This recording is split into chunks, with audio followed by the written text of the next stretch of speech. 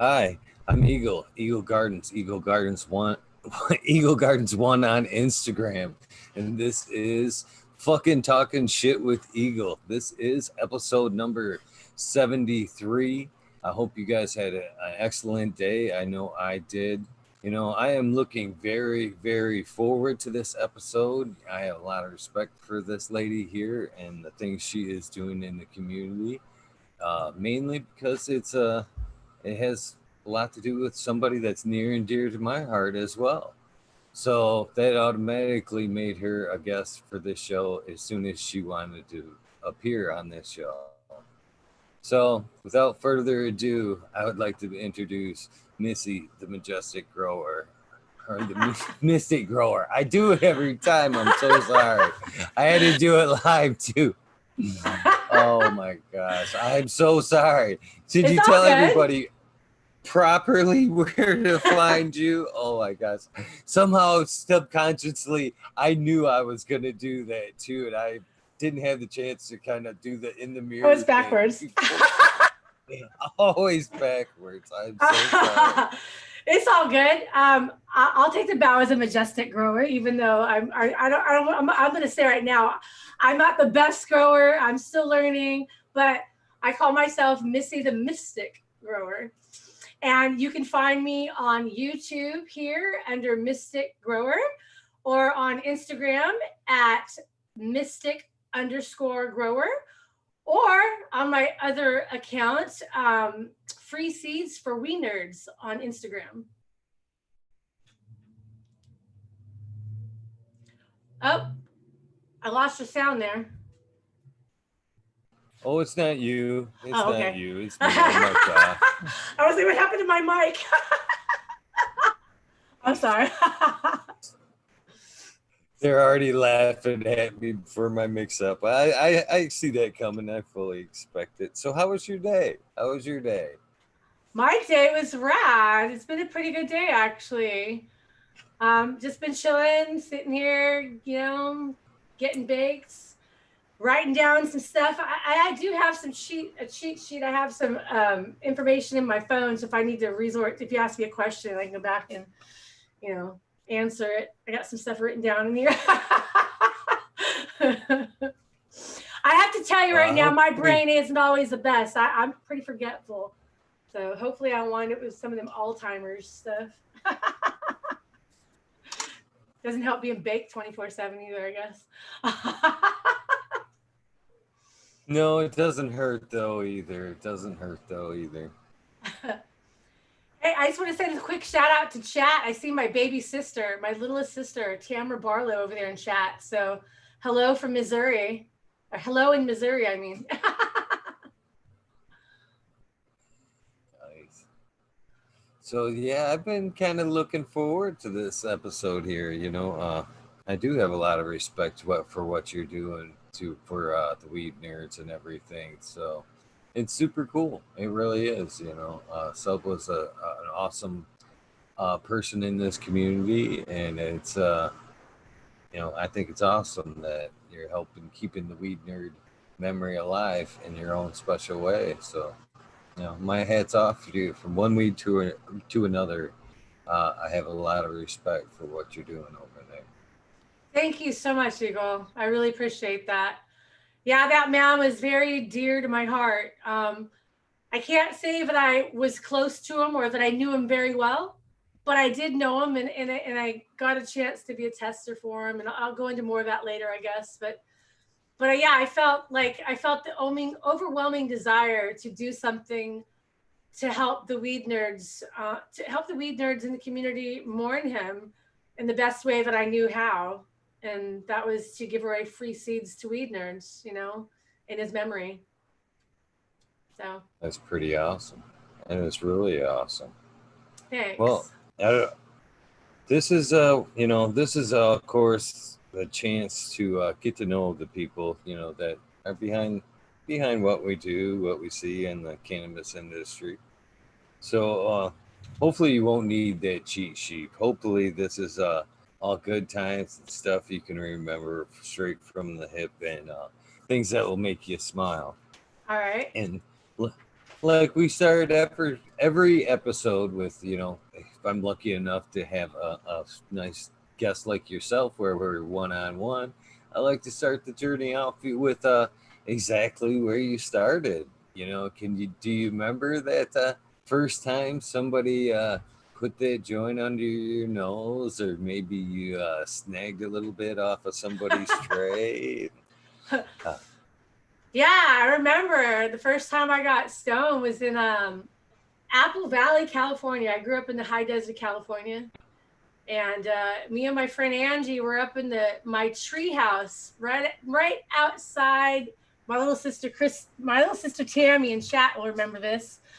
We had a little tree house that was right outside my bedroom door or my bedroom window. And in the tree house, me and my friend Angie were out there smoking. I think we'd stolen a joint from my mom or her mom because they were stoners. Stole a joint from them and got stoned in my treehouse first time. And I think I was 12 years old, 11, 12, somewhere in there. Oh, my sister Christy, my other sister's in chat. Hello, Christy.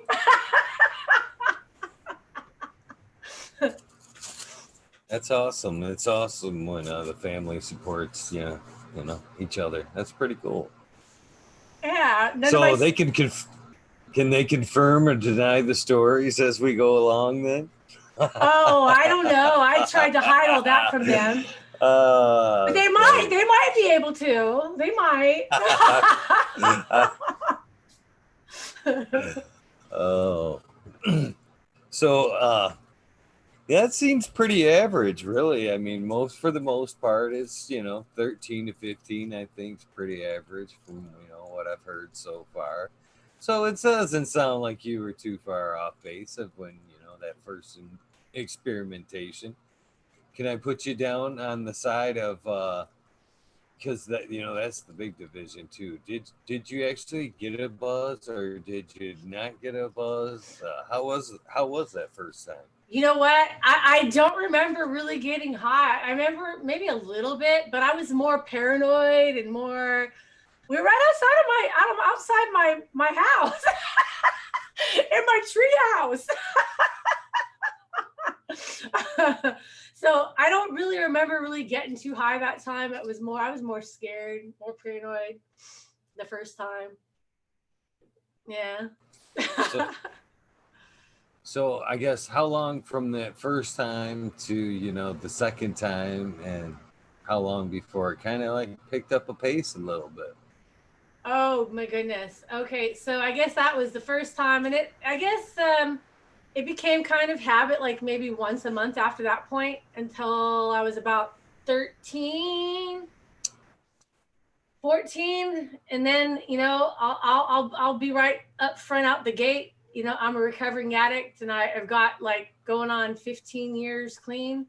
When I was about 14 years old, living in Victorville, California, I found methamphetamines, and I fell off into the deep end on that for a long while. And I did weed periodically, but yeah, that was kind of pushed to the wayside when I found the other bull crap. Until later on in my story.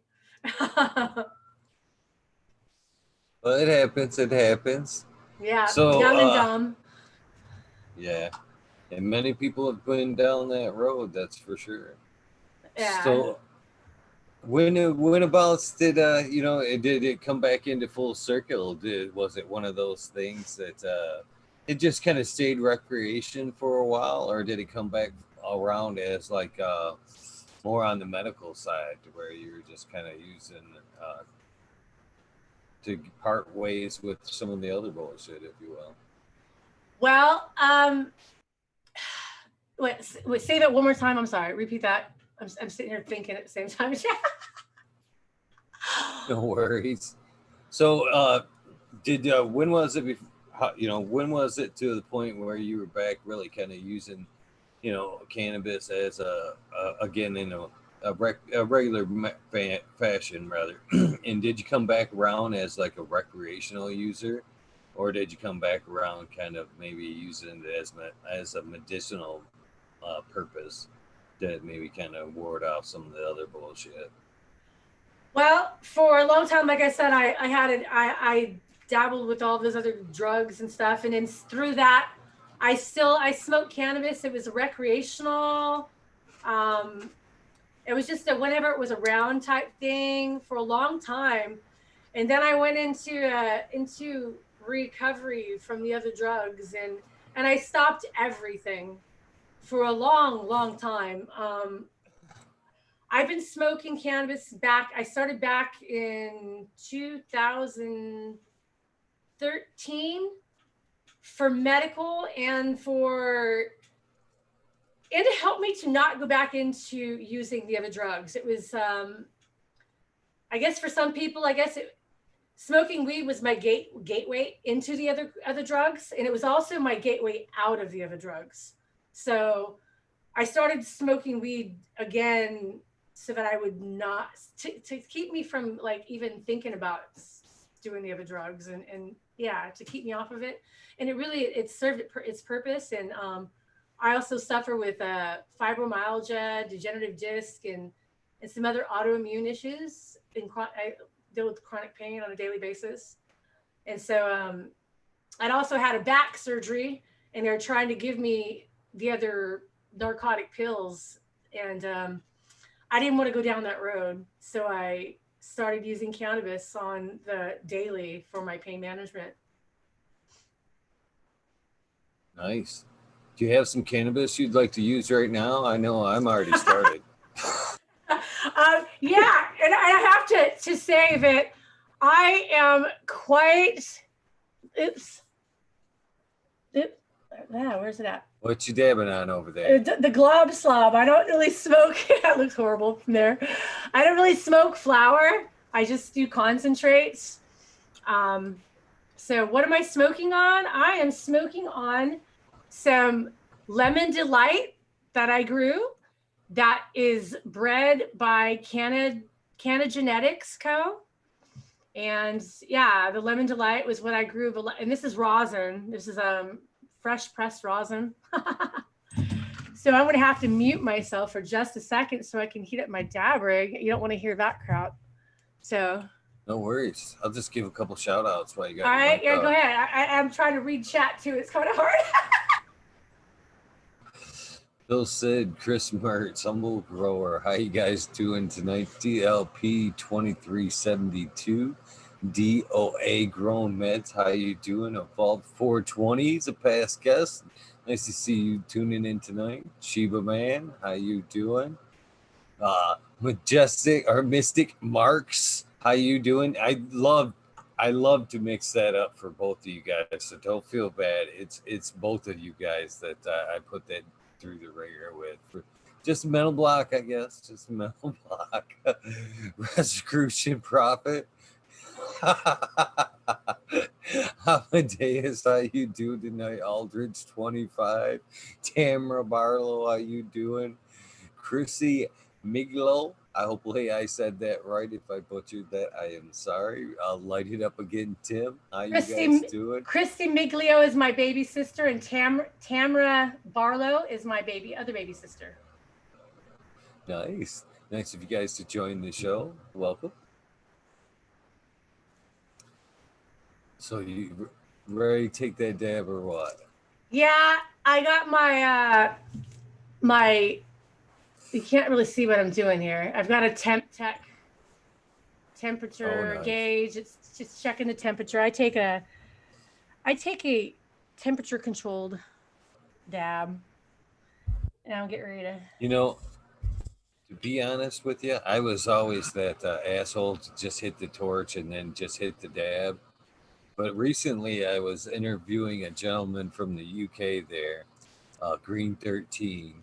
And I was talking to him, and it come dab time on the show, and he's got his, he had an Alexa, and he's sitting there just nonchalantly. He's, like 20 seconds, set it 20 dab timer, 20 seconds. And I'm like, what are you doing? And he's hitting it, he's heating up with the torch, and he's like, cool down, and, he 30 seconds.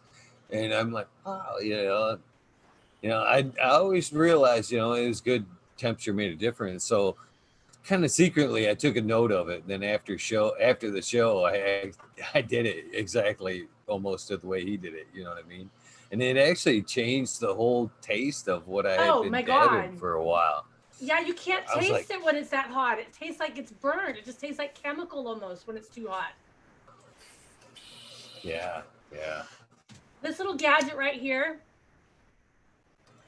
Temp Tech, it has a little LCD there. It'll tell me how hot it is. It has a little laser thing that comes out of there, and I put it right under the dab rig, you know, and it tells me exactly what the Oh, temperature is. Those run about $100, and let me tell you, it's really worth it. To me, it's worth it to I don't understand the whole timer thing because you can't get the exact. I don't understand the timing thing, but I understand reading a temperature. it's just like temperatures. You're exactly right. It matters on the torch you're using, how far or close, you know, all that. There's a lot of variables there. You're exactly right. But it works in a pinch, I guess. At least for me, anyway. Hell, for the guy that didn't utilize it at all, like 2 weeks ago, yeah, it's come. Oh my come a long God. way.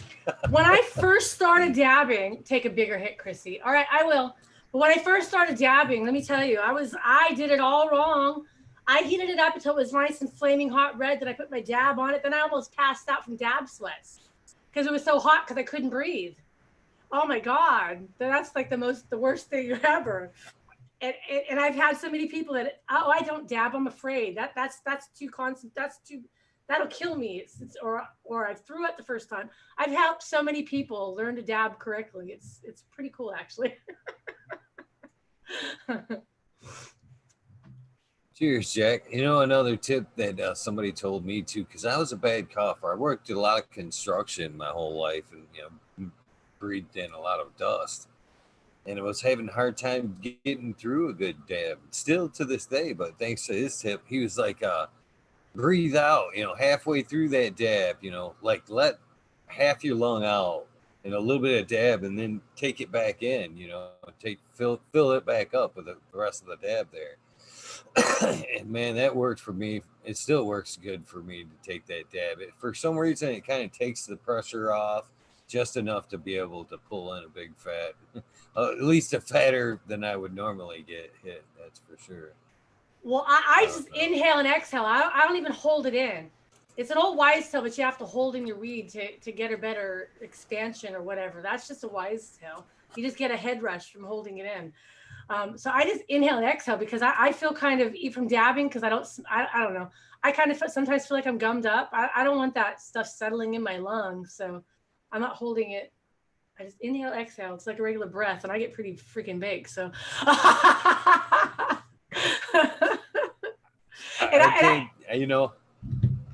Go ahead. I don't mean to cut you off. No, I was going to say, I just got to remind people to make sure they clean their dab with alcohol immediately after smoking too. Makes you get a good clean hit every time. I'm still that guy, even though I know what you're saying is exactly true. And we kind of talked about this a little bit the other night and kind of one of the rabbit holes. That's what I kind of call that after sesh sometimes when, some of the other guests jump in on a shorter episode. That's kind of the rabbit hole. We may talk about cannabis, we may talk about whatever, but sometimes we jump down that rabbit hole, and it gets a little crazy. But damn it, I just kind of lost where I was going with that, to be honest with you. It's all good. We'll circle back. I'm stoned now, so. It happens. It happens here. It happens. Oh man. Hey, I just want to say lunchbox. I just want to say lunchbox to chat. If anybody knows lunchbox or where that saying came from, here's mine. I do. I actually made this to go meet Subcool when I met him the first time. That's pretty cool. Actually, Dung Beetle will be on the show like next week.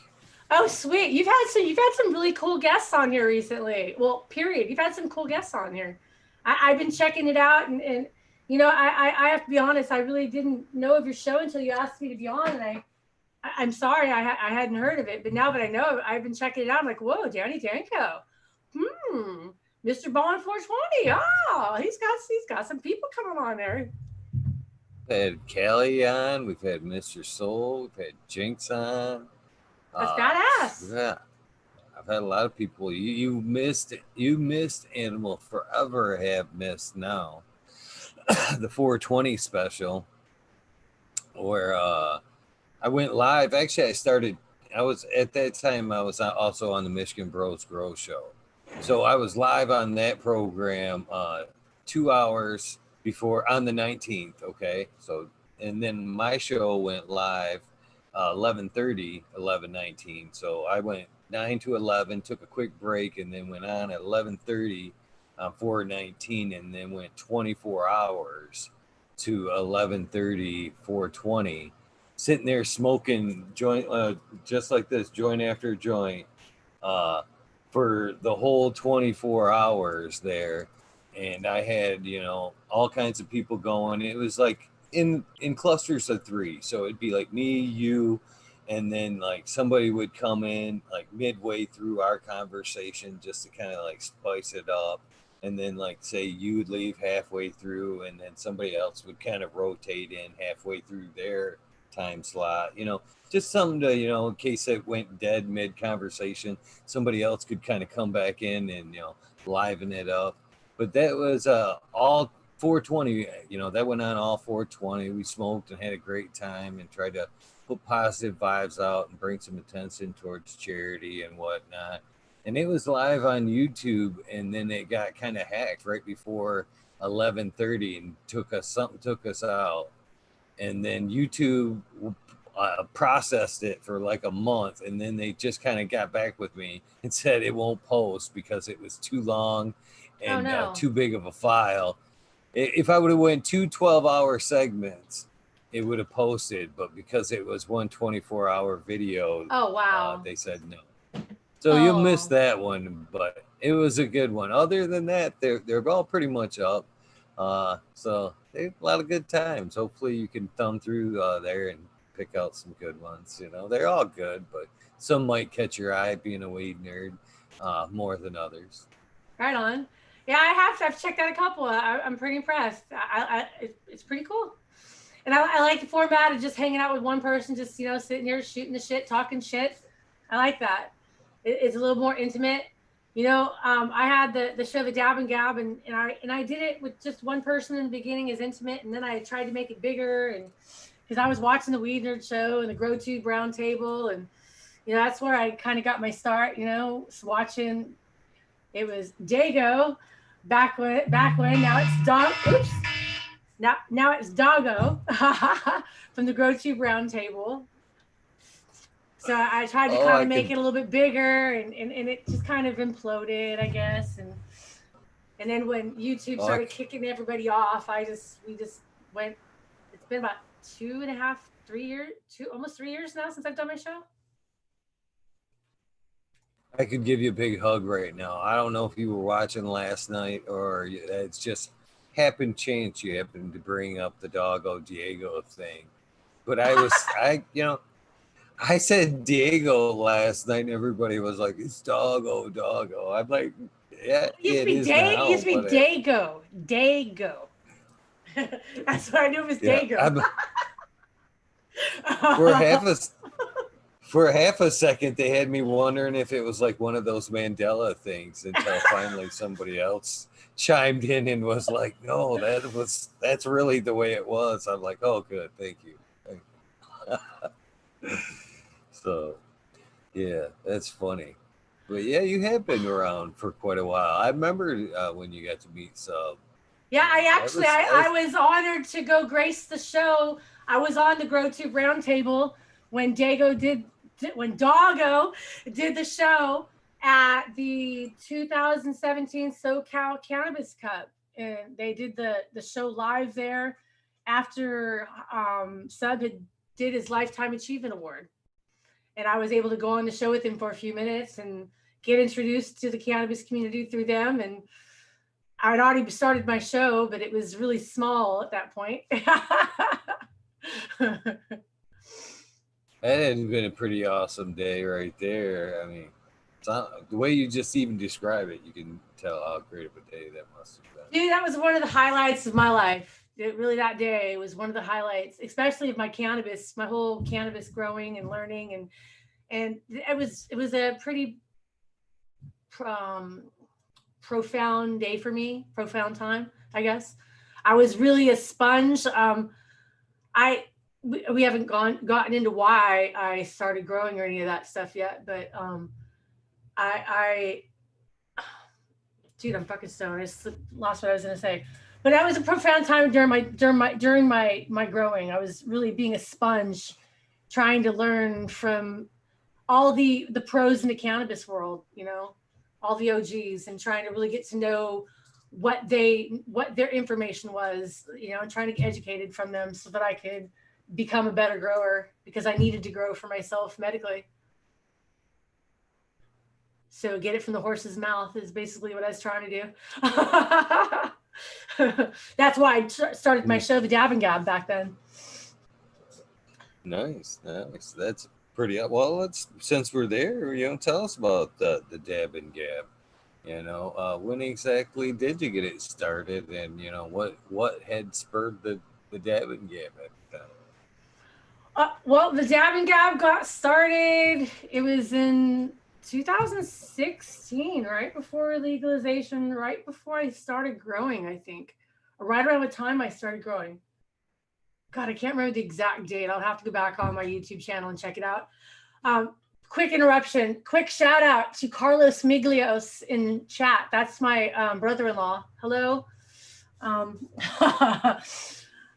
Okay, now back into the show. I started it because I had just started growing and I really didn't know a whole lot. I had been watching a lot of YouTube videos and mostly the GrowTube Roundtable and everybody that had to do with it. Grow Mouse, Green Jean Gardens, His and Hers, Indigo. We'd watch Invaders. We were watching all them and learning from them. And so I had a whole lot of questions, and I just got the bug up my ass to start my own show. Now, how better than to learn and to get people on my show so that I could ask them questions up close and personal. Like one of the first people I had on there was Subcool and Miss Chill and Jinx Proof and some other really rad people in the industry that I was blessed to be able to be graced to come on my show, and it was only because I had a show that I was graced with them to come on, so it was pretty cool. So that's why I started the show, so that I could learn all the information I needed up close and personal from people. Well, that's a pretty good reason. Them some pretty good, awesome first guests there. I mean, Sub and Miss Jill, that's pretty amazing. And him especially was very free with his time and generosity. I like to spotlight that side of him. He would probably be kicking me in the ass because he didn't like to necessarily show the offline Sub that had a huge heart. He was always, the tough guy on camera there, but he had a heart that was huge. He was willing to help most anybody, and I've been on very animate about saying he would have most definitely been the first guest on this show when it kicked off. No doubts. So, anyways, so you how long did you take the Dab and Gab before? What was how long did it go before you kind of let it slow down a little bit, and why'd you let it slow down, if you don't mind me asking? Well, quick shout out to one of my co-hosts that was on the show before it ended, Abolished Farms. He was one of the last people. Him and Canna Genetics was my other co-host, and I also had Ruby Doobie for a little while with a couple other people that were on there as co-hosts. I like I said, I had a panel of when I first started, it was me and my friend Kiana. We started it out in my garage, right in front of my grow tent. Like my background was how you have your setup there, my grow tent in the background. And then I tried to get a little more creative by having backdrops and But I started with Kiana, and then she was getting married and got really busy, and she couldn't do it anymore. And I went on to do it by myself for a couple of episodes and having people come on, you know, through the Google meetings is how we did it back then. I had Miss Rose come on a couple of times as a co-host, or as a someone. She was more like a co-host, I guess, for a minute. Dizzy was there for a little bit. Fresno Nerds was there for a little while. Barbie. God, I can't even remember who else. There's been a couple of women. It was just an all women thing in the beginning, and then I was like, okay, that kind of imploded a little bit on my part, you know, whatever. But it fell apart, and then it stopped for just a little minute, and then I met Canna, and then Canna came on. It was me and Canna Genetics, and then we had Abolished Farms come on, and then from there we had a couple other guys, Black Sales Farms. He was there. Panda was there. Oh God, I can't even remember the rest of it. Maybe Abolished can probably. I guess in my memory, I forget some shit. Yeah. Abolished can probably tell me who was there. But it kind of fell apart right when YouTube started kicking everybody off the platform. You know. It's kind of funny you mentioned Canna Queen there, because I had her on, and it was shortly after I had her on that it was they had started asking for more female growers on this program. And you were one of the names that they had actually threw out there for one of the female growers they wanted to see on. So, well, thanks. You may have hung up the dab and gab, but you were definitely not forgotten.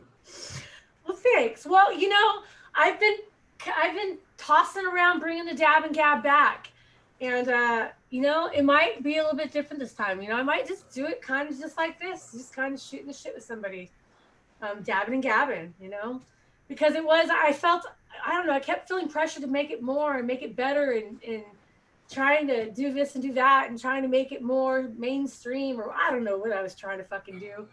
But I kept pressuring myself, and I guess that was kind of what kind of imploded the freaking show a couple of times, because I kept freaking fucking it up or whatever. I don't know. Oh no, I'm sure there isn't a creator out there that can't relate to that right there, because everything you just said is true. And you get the response.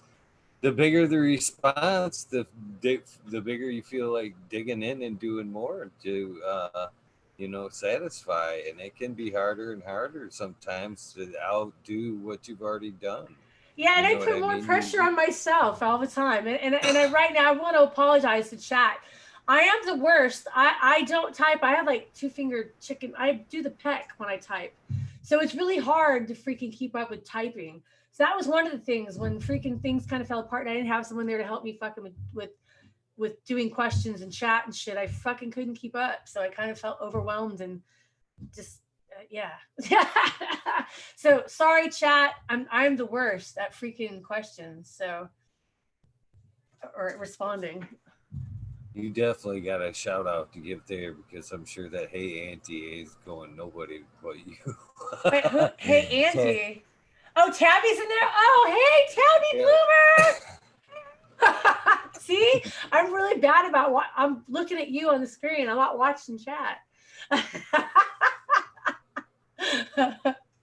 Oh, you got to keep up with chat. The good people are always got something cool to say. I know. There's some really badass people in there. Jack Greenstock, you know, my sister Christy, freaking Abolished Farms. I know DOA Girl Meds is in there, the American one. Freaking, who else is in there that I know? There's all kinds of people up in there that I know. So hello, everybody. Thank you guys for coming over and joining and supporting, and keep coming back because it's a badass show. Cool ass guests. Appreciate that. I do. I mean, host. Cool ass host. I said cool ass guest. Yeah, that too. No. I meant host. No, you're exactly right. It's the great people like yourself that makes it worth tuning in night after night. If it were just me, they'd have fucking dumbed that bitch down a long time ago. They'd be like, oh, this was good after a week. It's the great people like you that make this worth watching, for sure. I Without a gotta doubt. shout out one more person in chat. Cob You grower. shout out as many as you want. I'm sorry. Well, cob grower, that is my SO and the techie behind my grow. He is the tech that really helps my lighting and all the technology in my grow. So shout out to Nice. cob grower. What's up, Kazo Kush? Carlos Miglio. Nobody makes edibles like Mystic Grower. Thanks, Carlos. I hope you're fired, brother. I've had to hook up my family with some can of caps and some edibles and stuff. What's your most requested edible? My most requested edible is definitely my can of caps or brownies and Rice Krispie treats. Those are pretty easy, pretty quick, simple. Oh, my niece really likes cupcakes too.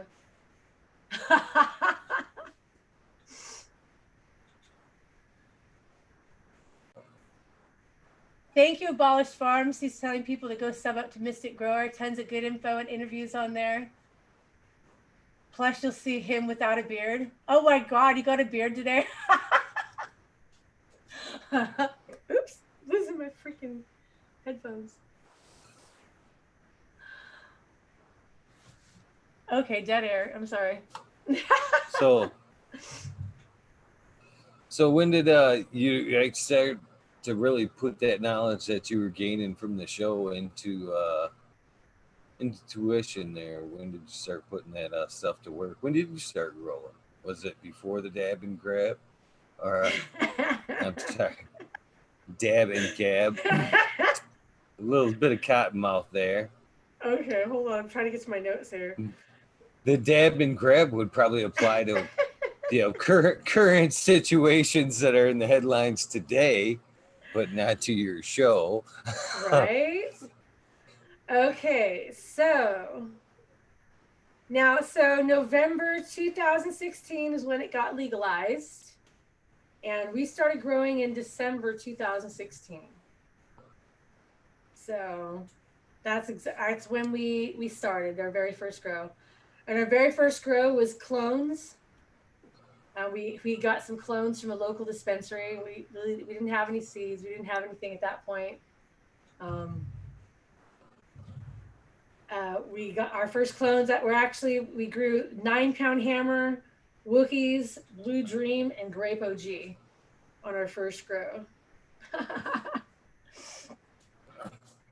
Some good ones. They were all right. We our first grow, we didn't know a lot. Our first grow, we learned a lot. Let me tell you, we took in clones our first grow, and we wound up getting powdery mildew, and it was just a nightmare. It was a learning curve all the way around. How to deal with mold, mildews, how to just everything. I learned never to take in clones. I learned how to grow from seed from then on out. From then on out, I'd only taken in 2 of the clones ever since. One I'd taken home from a High Times cannabis cup. Someone had left it in that High Times cannabis cup, the one I met sub at, the one in 2017. Someone left a Blackberry Fire number 6. It was a cup winning clone in the parking lot next to a big old metal thermos, like right next to my car. They just left it there. And I looked and I'm like, what the fuck is this? I take it home. I'm like, hey, it's a clone. We'll see what happens. And I still have it in my library. I still have it. It's Blackberry Fire from Purple Caper Seeds. It's an award. It's a pretty cool story all in itself. Yeah, that day, I'm telling you, that day was a fucking amazing day for me. I met Sub. I made him. I do a lot of beading and I make jewelry, and I made him I was called to make him a hematite and tiger's eye necklace, and I took it to him, and he actually wore it on stage to take his High Times Achievement Award. There's pictures of him wearing it and shit. So that was pretty cool. He wore it. He got burnt up in the fire though. He lost it. Yeah, that was pretty bummer there. Probably you're lucky enough to one of the lucky few to actually see him get out into a public situation like that. I mean, that was really the the last big event he did right there was when he was chucking the seeds off into the crowd. Oh my God, that was insane. That was insane. That was a really cool thing to watch, to be there watching him throw out those seeds like that. I stayed in the very back. I knew it was going to be a madhouse. I seen how many seeds he had. I'd already bought seeds from him. I bought my very first pack of seeds from him, and he gave me my very first free pack of seeds, Jazz Queen, that day. I still have them. I never opened them yet. I still have them. They're pre-fire. I still have some of the seeds I bought from him that day too, as well. And I was, yeah, I'm fucking stoned, dude. But yeah, that was an amazing day. I didn't go way up front to try to catch any of the seeds. I just stayed in the back and watched it. I might have had it on a live on my, I don't know if I recorded it, put it on YouTube, or if I had it on live on Instagram. I had a lot of recordings that day. Could be on my YouTube. Yeah, he was, that was a very proud day for him, for sure. Very proud day. It was. That was a proud day for the whole cannabis community. Him achieving that, that just made, I don't know, it just made it, I don't know, he did a lot for the cannabis community. He, to me, in my opinion, was one of the biggest pioneers, and him taking the bullet and going to jail so many times for it helped to freaking pave way for legalization. Him breeding and giving away the seeds, he just helped to overgrow the planet to where it was kind of forced legalization in some places. I feel. So he did a lot. He was a definite role model, and still is, in my opinion, to me, in my cannabis growth and experience. I don't know how you want to put it in my cannabis journey. I still go back and watch his old stuff to learn from him. I still go back and read text messages or questions that I've asked him or whatever. Yeah, I'll still continue to keep learning from him, even though he's not here. As long as his YouTube, his information is still out there. I have his books. Yeah, I agree. I'm weird like that. I actually have a phone right there that I should have gotten rid of already, but I haven't gotten rid of because it has a lot of fucking conversations with that guy on it. I'd rather just keep the phone than fucking try to just take the messages and shit off it. Even right now, if I could flip, I can actually. Here, I could show you my screensaver here. Let me share this screen right here. If you look into your, this is actually my screen. Can you believe I'm sharing that? Aw, right on. That's what I look at all day, every day when I'm doing my shit, and he meant a lot to me. He really did. He was a good friend. He reminded me of Hunter S. Thompson in a lot of fucking ways. The way he lived his life and whatnot, and made people kind of live life on his terms, which a lot of times was late at night or when he felt like flipping on that live button. And for me, I got a lot. Most of the time I got to talk to him was after the lives and shit, when bullshit was over, about 3 o'clock in the morning my time, about midnight, 1 o'clock his time. I'd get to fucking shoot the shit and whatnot with him, and it was always a pretty awesome phone call to get. You know what I mean? Especially the first time was pretty amazing. But I missed that day of him getting to be able to throw them seeds out, and I'm super glad that you were able to catch that, because what an amazing moment, man. It sounds like you said, that whole day was pretty fucking amazing. It was. That's a day that'll go down in my memory bank for the, that's a very cherished memory for me. Just that You are whole gonna freaking. pop those. You are gonna pop those seeds, though, right? Oh, yeah. I did my very first project, creating seeds, that prompted my whole I started out as Free Seeds in Memory of Subcool on my Instagram page. I changed the name to Free Seeds for Weed Nerds, just to keep the grief of other people tripping out on me for using his name or whatever. Just to keep all the drama down, I changed the name for Weed Nerds, because that's what it's for. It's for the Weed Nerds. People that they know what a new weed nerd is. They truly know what I'm talking about. But I started my very first project right after Sub had gotten busted, right before he passed. He'd gotten busted with the seeds, and he was not going to be able to create seeds anymore. And we had just purchased some seeds, and we'd gotten strawberry daiquiri and some doggone sour, which were his collabs that him and Badger and Kyle Cushman had did. And the strawberry daiquiri was the strawberry cough collab.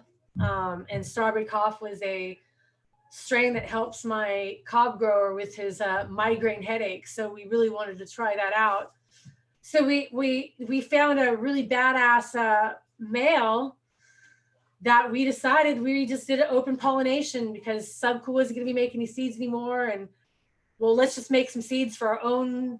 So we have our own seeds. And also, I wanted to learn what all it was about, how breeders did it, what the experience was, I want to understand what it is these breeders are going through to create and to do all this stuff. And I'm kind of a hands-on learner anyway. So anywho, we did it. And so we created those seeds, and we had so freaking many seeds. We grossly underestimated the amount of seeds that we could create in our 8x8 freaking area. Makes you understand why seeds are created, huh? Oh my goodness. Yeah, when you're doing it up, oh yeah. My one Jack Herrera female created at least, oh my God, 2,000-3,000 seeds, if not more. A lot.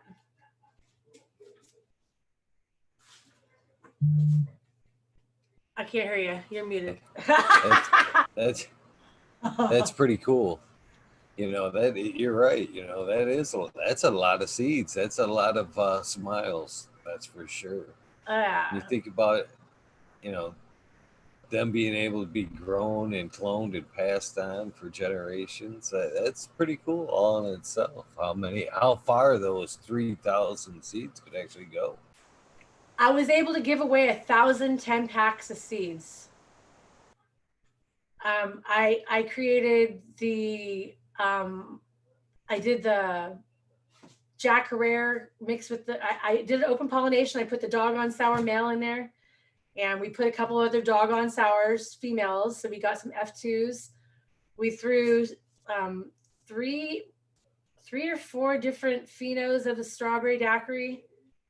And we threw a black zombie in there, then my Jack Herrera, and I don't know if I'm missing something. Cob Girl, what else am I missing?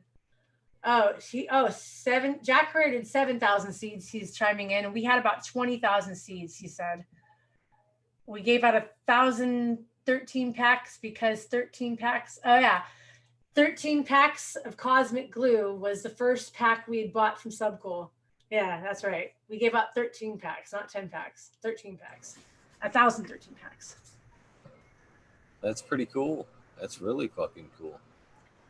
Yeah, I figured that was the best thing that, that's what Sub did the day that he took his Lifetime Achievement Award. That's what he felt like. That's what he always did. He always gave away free seeds. If you'd ask him, he'd give you a pack of seeds.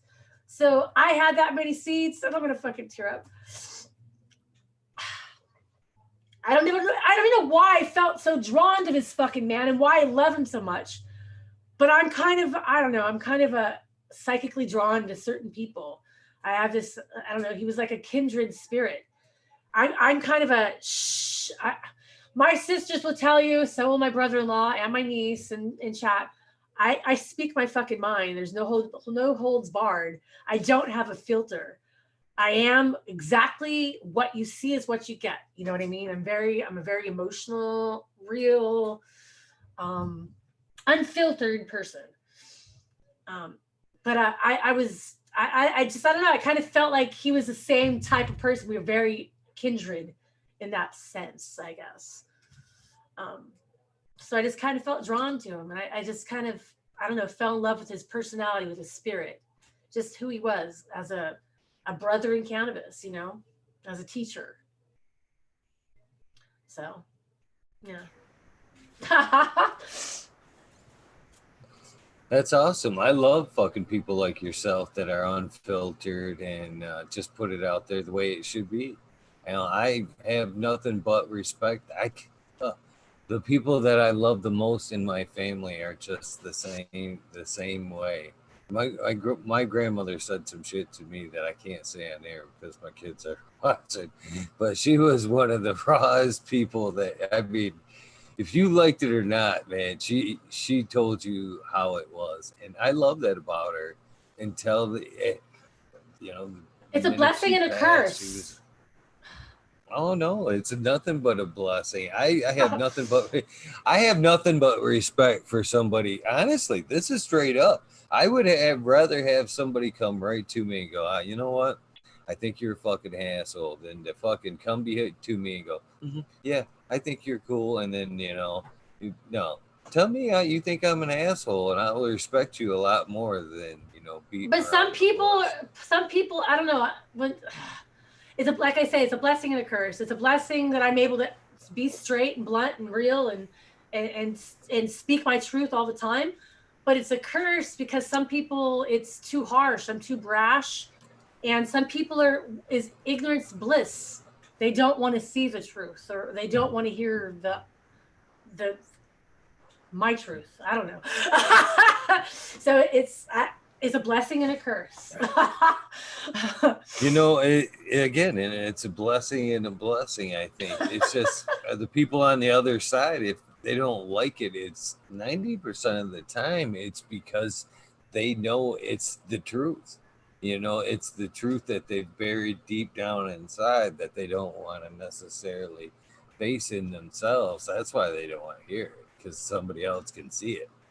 Well, and I also, I know I kind of, when I'm nervous or when I kind of come off smirky, like I'm smartassy or whatever. People, I kind of feel like that Pink song, Misunderstood. I misunderstood quite a bit when I say things, it comes out not how I mean it. Like I come out, I don't know.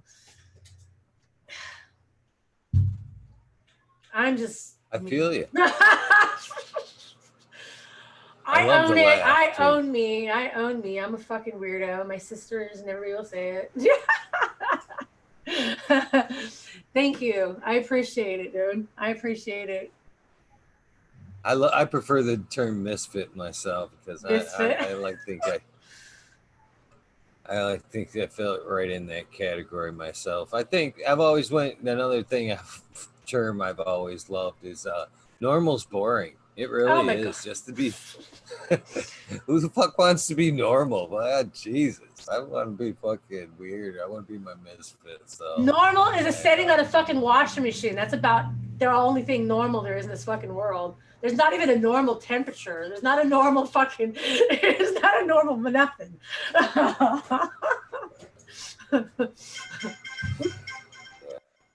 Sorry. No worries. No worries. I thought my ringer was off. That's one.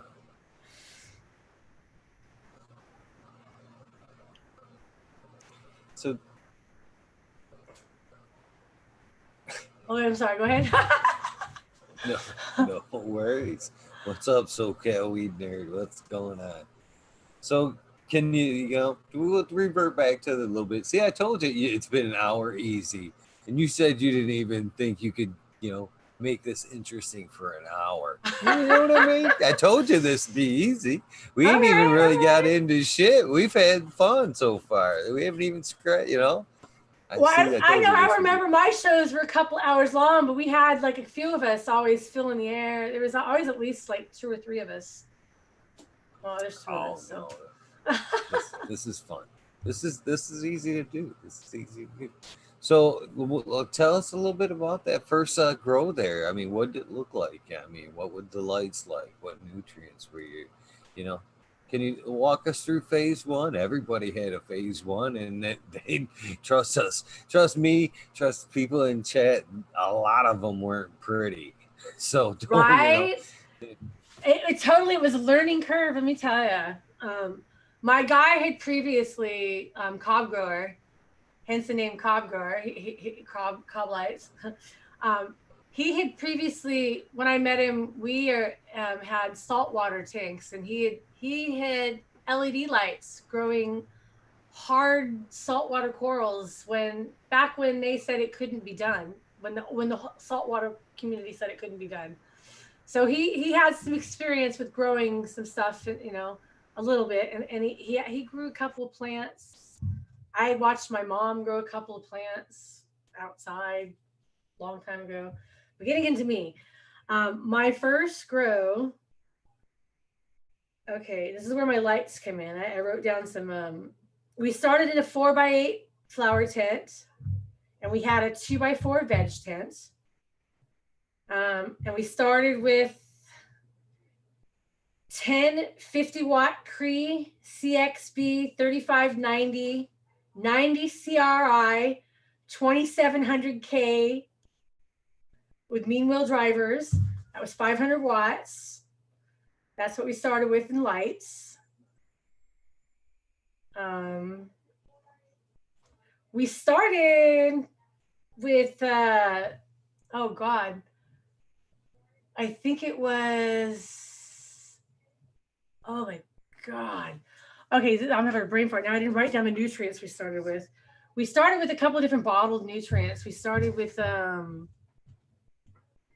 oh God, brain fart now. And I had a test run with my guy too. I was like, okay, ask me questions so I don't forget these things. We started with it's not that important. We started with earth juice, and some other it had like 7 or 8 different freaking bottles and such that we had to mix together, and we tried to go organic. So it was organic nutrients. And it was such a pain in the ass. It was, oh my God, you had to mix this with this and this during flower, and this and this and this during veg. And it was just such a nightmare. And I had my guy mixing it all because it was such a nightmare. So that's why I had to, like I said, I had to do the cheat sheet here. I had him mixing all that. He was my chemist and my...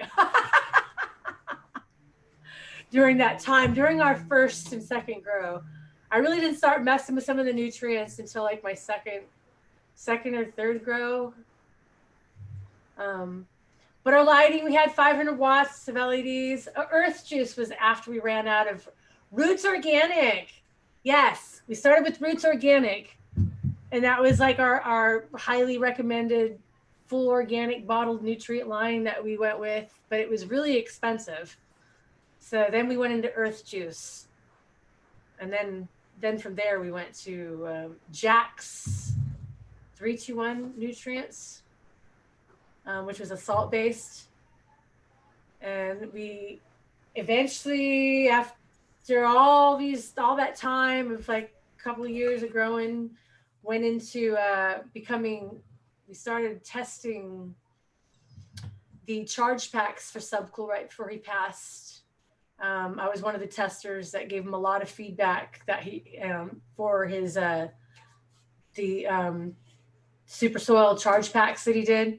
We had 3 of them that he did testing for, and we did that for him. And I was able to acquire a bunch of the tester charge pack nutrients. And I have a whole bunch of that still. I think I had about 50 pounds of it that we had bought initially. So we still have a lot of that original charge pack. Yeah, we still have a bunch of that. And so we didn't know if we could do, we're in such a small space. We didn't think we had the ability to do super soil, which we wanted to all along, watching GrowTube Roundtable and watching Subcool. And we really wanted to do super soil, but we didn't have the space to do the super soil recipe. You know, just too big of a recipe, the normal recipe that was out there. That was like for 50 yards or something, some huge, gigantic, big. We didn't have a space for it. With the charge pack, we were able to start using super soil. Nice. But the first grow. Sorry. I'm sorry. Go ahead. No, you go ahead. You're the guest here. You just cut me right the fuck off. That's another thing that I usually say that before that few minutes. It's like the last thing I say to you before we go on air. I swear to God, they're here to hear you. If I cut you off, just steamroll over me live. That's usually about the last thing I say before I hit that live button. But it's very true. So. They hear me night after night, and a lot of times way too long. So yeah, steamroll over me. Say what the fuck you got to say. I believe I told you that much before. Say what you want to say as long as you want to say it. I'm here to fucking listen and hear it. That's for sure. I'm having a great time so far. This is just as much fun as I thought it would be, and better. So let's keep going with it. And I know as far as that goes, if at any point, I believe the cob grower could be close. If he doesn't have to answer in text, he could, or he, slide in and whatever. I'm just throwing that out there. Because I believe I know he's close, and it's your show. It's your show. He's never been on camera. I'm telling you, he's never been on camera at any point in time. He's kind of shy that way. He's my behind the scenes cameraman normally. He set up my camera, and he set up Zoom, and he's my techie guy. I'm technically challenged. He sets up all the technology for me. I nourish and love the plants and do all 11 of those and stuff like that. And he does all the technology. And that's what I'm saying is that's what this show is about, is giving shout outs where shout outs are due. And if he wants to pop on, I know he's there, so give him a shout out, damn it. For sure. Well, babe, if you'd like to come in, you're welcome to come in. The floor is yours if you'd like. I want to thank him for he's throwing out all the information before I even got there. I was talking about the first one. I didn't talk about what we've added since then and what we're using now. He already threw it out there, what we're using. If you guys have questions about grow, ask him. No. That's kind of what I'm getting at. Although this is your story, your night, I'm sure that he's a great part of it in some aspects. So if it wasn't for him, I wouldn't be where I'm at. That's for damn sure. He helped provide the grow tents and all the equipment. He built our grow lights. He bought all the stuff and he built them. He's been a DIY. He built our rosin press. He built a lot of our stuff, so we wouldn't have a lot of what we have without him. And his knowledge, he is, when he wants to learn something, he submerges himself in that subject. And I got to learn almost everything along the way about growing by watching videos with him, and by learning, and by being his how do I say it? I'm his I learned from him. He's my teacher too. My instructor. Awesome. And my master at times too. Your mentor. Yes. My mentor.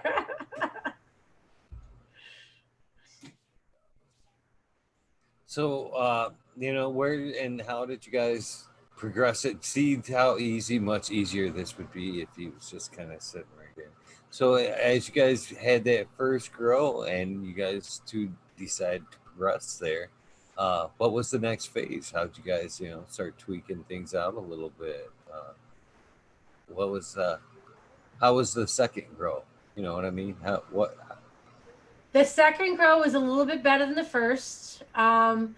We didn't have any powder mildew or any issues with bugs or anything the second time, excuse me. We progressed, we added some lights, let me see, I have it down here, he already said it, but we added 36 660 nanometer deep red lights, 75 watts of those. And we also added 12 730 nanometer far red, which was 25 watts. And we also added 8 100 watts Vero 2980 CRI 3500K with a mean wheel drivers, which added 800 more watts, which brought us to a total of 1400 watts. We've been at that phase of our lights since our second grow, I believe. We started learning a lot about lighting from Grow Mouse and Green Jeans. So I want to give them shout outs there. Especially Grow Mouse. We watched a lot. We got a lot of information. Our first light was like an X frame, one of his builds. So we copied that exactly. So we progressed into that, and then we added a humidifier. We added a dehumidifier. We added some more. We added some AC Infinity booster fans, more insulated ducting, AC Infinity carbon filters, ultrasonic humidifier on an Inkbird humidity controller. We added some more fans, more oscillating fans. And we also added recently, we've added 4 Pro CO2 buckets and a CO2 monitor. So we've added CO2 recently. That's been our last thing that we added to our grow. CO2. Well, that's a quite a bit of improvement from day one there for sure. Oh yeah, we've progressed. We've grown a lot. We've changed from, like I said, the bottled organic nutrients into salts, then into super soil with organic teas. One quick I want to give a quick shout out to a couple great gals in the cannabis community that you may want to think about if you ever do get the Dab and Gab started back up. One of them was a past guest on the show, Miss D's Nugs, who at one point actually kind of took over the show because of my badness there, or my bad internet or whatever. She had to pirate the show and take over at one point. She's a super cool gal in the community. And Miss Jill Carter there, both great female growers and personalities in the cannabis community. So if you ever do get that up and going there, there's a couple cool ones to reach out to right there for sure. Awesome. Well, hello, ladies. Yeah, in fact, as far as Miss D's Nugs goes, it's a quick little side branch, off there is like Embracing Organics got hit tonight with some problems, and I'm pretty sure it's the same problems I've been plagued with. In fact, I thought it was just my provider there for a while, but I've seen it happen to a couple other shows real bad tonight with Embracing Organics. I no longer think I think I was right on the first time that somebody was hacking, because they got Embracing Organics tonight. Oh no, that's so yeah, but they got me a few times during Miss D's Nugs. And again, if it happens tonight, Zoom will give you control. The show will go on, so don't panic. Okay. If I fade out, just take over. It's now the dab and gab. Because It's time just to dab and seriously. gab. So seriously, it as soon as you were done and hit end, it would post to my account. But so it kept going in and out. And one of my favorite moments out of 73 here is actually I come back and I come back into, I had to sign back into the Zoom meeting, and I come back in, and the first thing I see is her going, "This is my show now." And I had just smiled. I was like, "It absolutely is. Thank you so much for having me back," basically. But yeah, that's one of my favorite moments is that when I look back out of 73 is her, this is my show now. That is so fucking great. She just took it in stride and whatever. It was really cool. It was really cool. Keep this up for me over there on that side. Cobb grower's down here, but he's not going to come on camera. But he did just open up. Oh, back there is my grow, way back there. I probably can't see it. But. Oh no. So that's what's the bright. Well, how about this, Cobb grower? You don't necessarily have to come on camera, but you can sit there with an earshot, and at least you don't have to type that information. You could at least, give it to us live if you don't mind. I don't mind having you. If she don't mind having you, you're more than welcome to join in here. He can't hear you. I have it. I actually have a lovebird, and I have him covered, and I have the earphones on. As long as he doesn't hear somebody else talking to me, I figured it out. He's not chirping. So yeah, sorry. I have it where nobody can hear you but me. That's. He was upstairs, but now he's down here, and so he's not watching. That's funny. That's funny on the bird thing there. That's funny. Yeah, my bird. If you've watched the last show that I was on was what was it called? Operation Grow. And almost every show on Operation Grow, my bird was chirping the whole freaking time. It was annoying. That didn't speak cannabis terms, dab terms. That'd be funny. Dab time. Just randomly, that would be an awesome bird, Right? Just random. Instead of, Tanazi's got the bell and everything, you just got a talking parrot that just randomly calls out dab times, whatever. That'd be funny and cool as hell, wouldn't it? Yeah, I've had the bird for over a year now, a little over a year, and he still hasn't even learned to whistle. He doesn't. He's a lovebird. He really doesn't talk or anything. He hasn't even learned a specific whistle yet. He does when he wants to. Hey, dab time.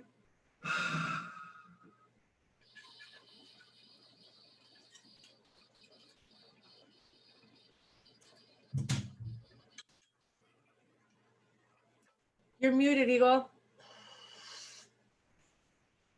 I get that a lot. I actually said I do still have a half a joint here. It was kicking my ass. I had to put it down there for a second.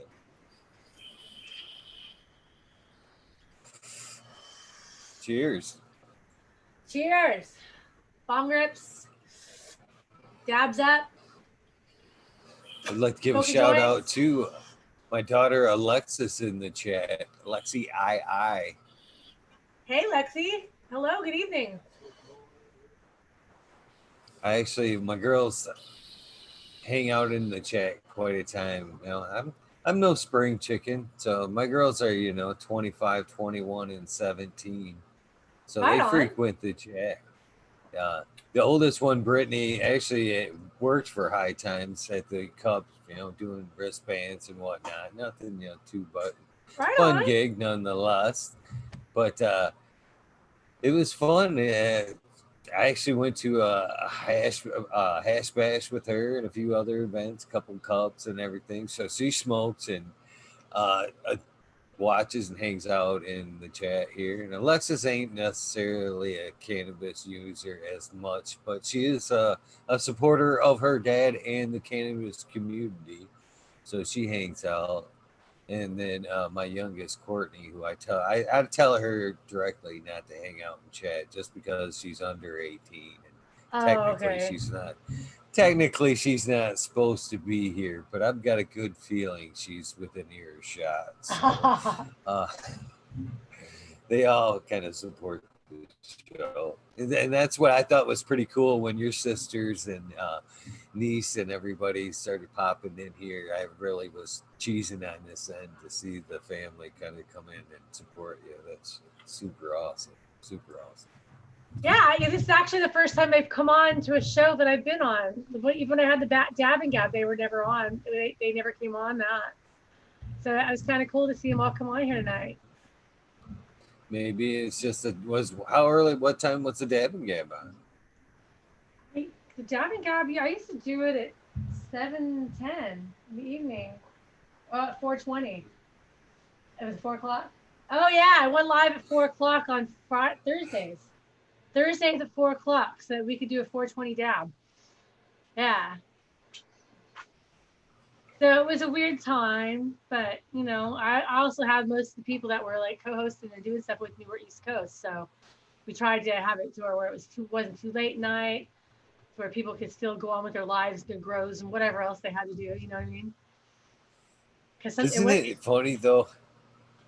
When you go live like that, you kind of forget, time zones and shit like that. I do it all the time. I'm all like, happy 420. And then you get them people in fucking California. You're like, what? It's 120 here. Fuck. But there are the people in Africa. They're like, what do you do? What's 420? Where? I had people popping up from all over the world watching my show. It was pretty freaking rad. Oh yeah, we have. I think we've got one from Australia in here right now.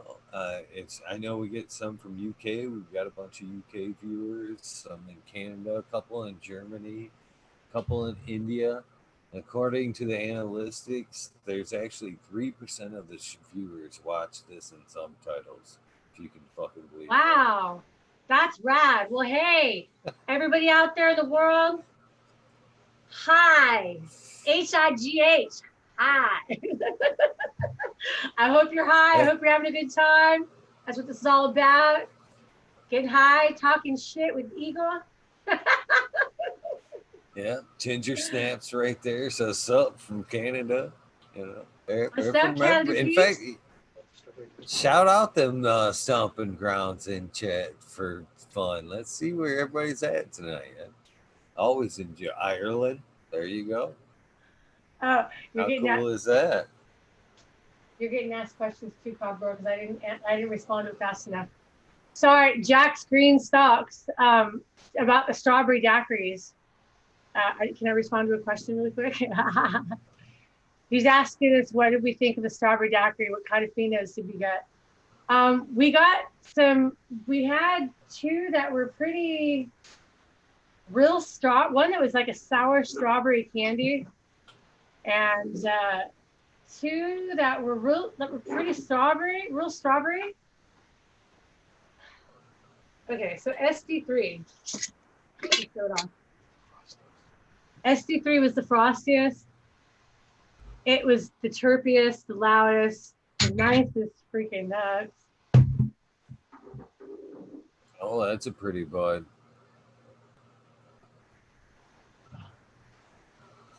Nice Christmas tree shape, nice red hairs. They're actually more orange than red, right? Yeah. There it goes. Yeah, that looks tasty. Oh yeah. I knew it was dense just by looking at it. So it's super dense, super frosty, super strawberry, very loud, real nice, huge nugs. And then we had the strawberry daiquiri number 5, and it's the strawberries, but it has smaller nugs, and the chirpings aren't as loud, and it's kind of losing its chirpings, off gassing faster. And then we had the strawberry daiquiri number 2. And that one was like the sour strawberry candy. It kind of had like medium nugs. Nothing too major about it. Kind of all right. They were all pretty more on the sativa side, I guess. But man, when I smoke number 5, it floors me though. It makes me freaking want to go to sleep. We didn't keep any of them because we did all the crosses. So, huh? Oh, we have one right now in flower. The strawberry daiquiri number 2. Yeah, that was my second favorite because it was like a sour strawberry candy. They grew really nice and even. The best one, like I said, was number 3 by far. It had really nice freaking colas, real huge buds, solid, super strawberry. So, if that answers your question, I hope. Man, I can't wait to Jack sending me one of his cuts that a pine. We're chasing that. We're I kind of pine is what I'm looking for. Yeah. So he's sending me one of the cuts he's worked over. I can't wait to get that. And another, I just want to give another shout out to Warlock. That's probably, hopefully, in chat or was in chat tonight. That's dropping me some pine tar kush that he said is just like off the chart pine. So, yeah, can't. Isn't it nice this day and age where we can just kind of like think of a flavor and just be like chasing it? Yeah, yeah. I just love it's. I never thought I'd see this day, to be honest with you, where we could sit here, be fucking smoking right out of air and shit, live TV, fucking swearing, talking times. There's been some episodes on this show where, I seen you kind of, put your head down a little bit when you talked about, the rough past or whatever. Everybody got rough past, whatever. But we've honestly talked some. We've been down some rabbit holes on this, old LSD stories, or I'm just. We've been off some topics, some fun topics on this show, and that's usually like in the after sections that I kind of talk to you about there. And we get to go in there, and some, it'll start on canvas, and we might talk about whatever there. And sometimes we may just, get to know each other on a deeper level, and sometimes, you get like 3 or 4 of us. The after session can be. I think at one point we had 6 on. But I try to keep it around 4. You know what I mean? More manageable, where nobody's like talking over somebody. But I think there's been a couple of times during that we kind of like forgot, if you will, that we were actually live and on camera and just. Oh no. Yeah. Talk some real candid shit there, and stories and whatnot. It's good times. So, feel free to be yourself on this channel. Never be ashamed of who you are, for sure. Thank you. So, what other strains have you ventured through? In your guys' garden since your growing journey there? Have you stayed more towards subcool TGA, the dank strains, or have you ventured out into other stuff? I mean, no harm, no foul if you grow in other people's stuff. I mean, it's a great plant. Nonetheless, nobody's gonna throw rocks if you're a weed nerd that's growing somebody else's gear. We all know there's fire everywhere. So, what other? Let's hear it, if you don't mind. Oh man, I've had so many strains in my garden. I've been blessed. I have been blessed with meeting a whole lot of people at different events, through having my show, the talk show, and by just, I don't know. I've been blessed by winning on Instagram, winning giveaways, winning seeds. So I've been blessed with a lot of people giving me a lot of different seeds from a lot of different people. Subcool gave me a lot of seeds in the past. I bought a lot of seeds. Jinx Proof and Miss Rose, they blessed me with a lot of seeds. And I gave a lot of their seeds away on my show as well. I've had a lot of Jinx Proof in my garden throughout the years. I don't have any of it right now. God. So right now, the only Subcool I have in the garden are I was a tester for Mendo Dope, for It's Mendo Dope. Oh, no. So I still have my pre-fire. I have 2 cuts. I have a berry pheno, which a berry pheno is very, very hard to find. I don't know how many people had a berry pheno from that. I have a berry pheno, and I also have an orange fuel. We called it oh God, but I have an orange fuel flavor from it. We called it the Incredible Dope. We called the one Mendo Berry and the other one Incredible Dope. One was orange and one was berry. So we still have those 2 in the garden. I have a whole arsenal of freaking Subcool genetics. Oh, and I have this, excuse me, and I have the strawberry daiquiri that's in the garden right now. And I have some of the seedling crosses out there right now that are in flower. But I have a lot of his genetics, but I haven't popped a lot of his seeds because I do want to get into F2ing some of them so that I have some for my own lifetime seeds. You know what I mean?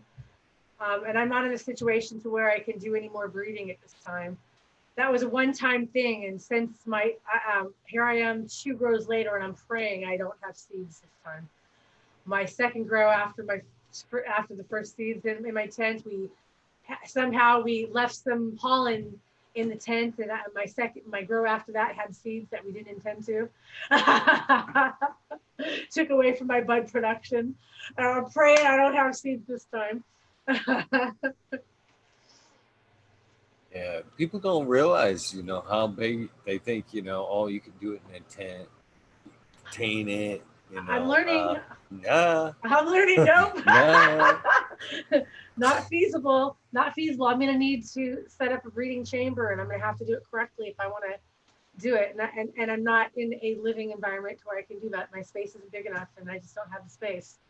I'm saving all my pennies so that I can eventually buy a house, and so I can set it up all properly to where I can do my own thing, a little bit better. Get better and better every time, trying. But,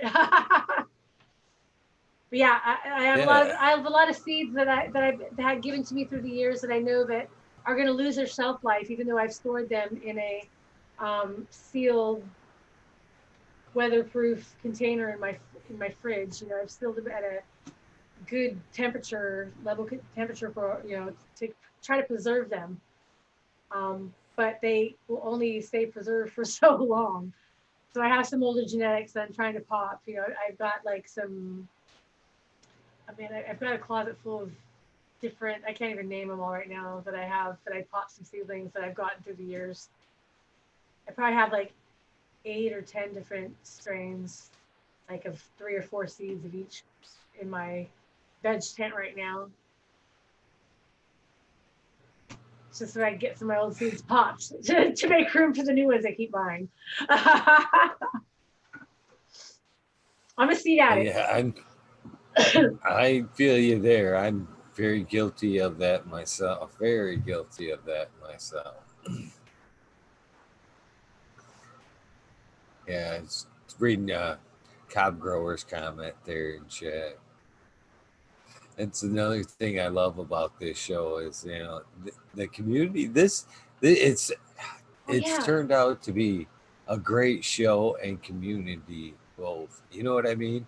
Even though they're watching and listening to us, a lot of times they're clicking away, doing their own things too, and it's kind of really fun to. It's an awesome thing to be a part of. Yeah, it is. It's really awesome to be here. That's a good question, Spaniard. Huh? Spaniard Kruger is asking, is there still a place that you can buy Subcool seeds? You can buy some of the 13 or 16 of the original TGAs that Miss Jill was gifted, and I believe is still producing in some form.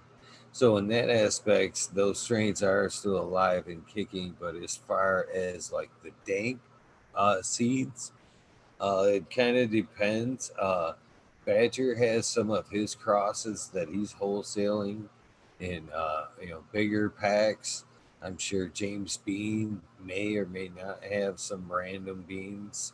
Some of the bigger suppliers may have random one or two seeds, but as far as full packs, I get DMs daily asking me to sell out of my personal vault, my stuff, and it's I appreciate the offer and everything, but that's not the plan. Is to sell off. I mean, they're more momentum to me than anything. The plan is, I like your plan there about F2 and keeping yourself some seeds and passing some out to some cool weed nerds. But my what I plan to do with them, and because I've talked to many people like yourself, a lot of really cool weed nerds, and a lot of people that I've known for fucking 10, 15 years that's been in this community. And, like they've got packs of certain things. SoCal Weed Nerd was another one. He's got the same Jazz Queen pack. And I was asking him, when are you going to pop them? I don't have any intentions on that. Yeah, I don't know. I don't know. I don't know. I don't know. That was the very first pack of seeds that was put in my hand by Subcool. So I don't know. So I'm going to tell you the same thing I told him. And I mean, what better of a way to honor that man to better pop them seeds and get them going. You can always keep that pack. That's forever. I mean, you were going to keep that anyway. So why let them beans go bad? I mean, that was the whole point. Overgrow, plant them fucking seeds. Why not get them going? I mean, if anything, and this is what I plan to do with them, Missy, is, I've actually got 57. Well, I gave some away on 420. So I think I'm down to like 54, 52 strains from a TGA through the dank. I mean, all the way up through Badger. I haven't counted how many I have.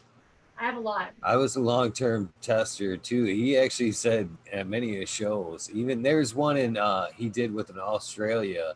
I forget the gentleman he did the interview with in Australia, but he gave me props in that interview for actually running more strains of his than he actually had ran. And so I hold on to them packs, and I plan to pop them and like pick out good phenos and then pass out those phenos to good friends, and hopefully they'll sit on them and maybe pass them out a little bit further. But I in no way. I wish I had friends that. I wish I had people that were by me nearby that I could hang out with that actually grew. Like I don't know anybody around me that grow really that actually would hold on to genetics so that I could pass on. That's one of the things I have a hard time opening packs of seeds because I always want to keep a mom. I always want to keep one. At one point I had like 25 moms, and then I had to weed it down to I have like 5 moms now, I think. I've actually even, I talk about that vault though. I have opened it up to, a few people, and I'm putting some strains out there. Jack, I believe I sent out a couple of random beans of some first round Chernobyl and some locomotion. I believe I could have been wrong on the locomotion. My only pack of Chernobyl that I had, I passed on to Kyle Cushman. He seen the photo that I posted on freaking Instagram, and he mentioned, "Hey, I wish I had that pack." I was like, "Well, what's your address? I'll mail it over to you." I sent it to him so he could have it for his own breeding projects or whatever he wants to do with them. So I was blessed, awesome. blessed to him. I actually had a hand in the recreation of the cuvee. Yeah. I sent my beans back for the recreation of cuvee. That's badass. Yeah, and one of the phenos from my seeds were one of the projects that went forward. So I always feel good about that. Hey. And Tito too. The seeds that he had of the Tito de Verano after fire were mine too. Yeah, I miss him greatly. I really do. He was a good friend and as well as, like you said, mentor. And it's weird because in the same aspect, I had respect to him for him, and but I never really knew why. Sometimes why I was so incredibly drawn to Right? him. Right? Yeah, I remember like some of the earlier episodes because I'll be guilty, to say that I didn't see episode one. I went back to episode one, if I went back, but it wasn't episode one. I remember one of the first ones that I seen was just like him ranting and bouncing around in front of the camera and listening to rock and roll. And it was, and here's the other funny thing about this right here is I was actually running his gear before I had actually seen him, put eyes on him. You know what I'm saying? So I'm thumbing through YouTube, and I want to say this is around 2007, 2008, just watching grow videos and whatnot.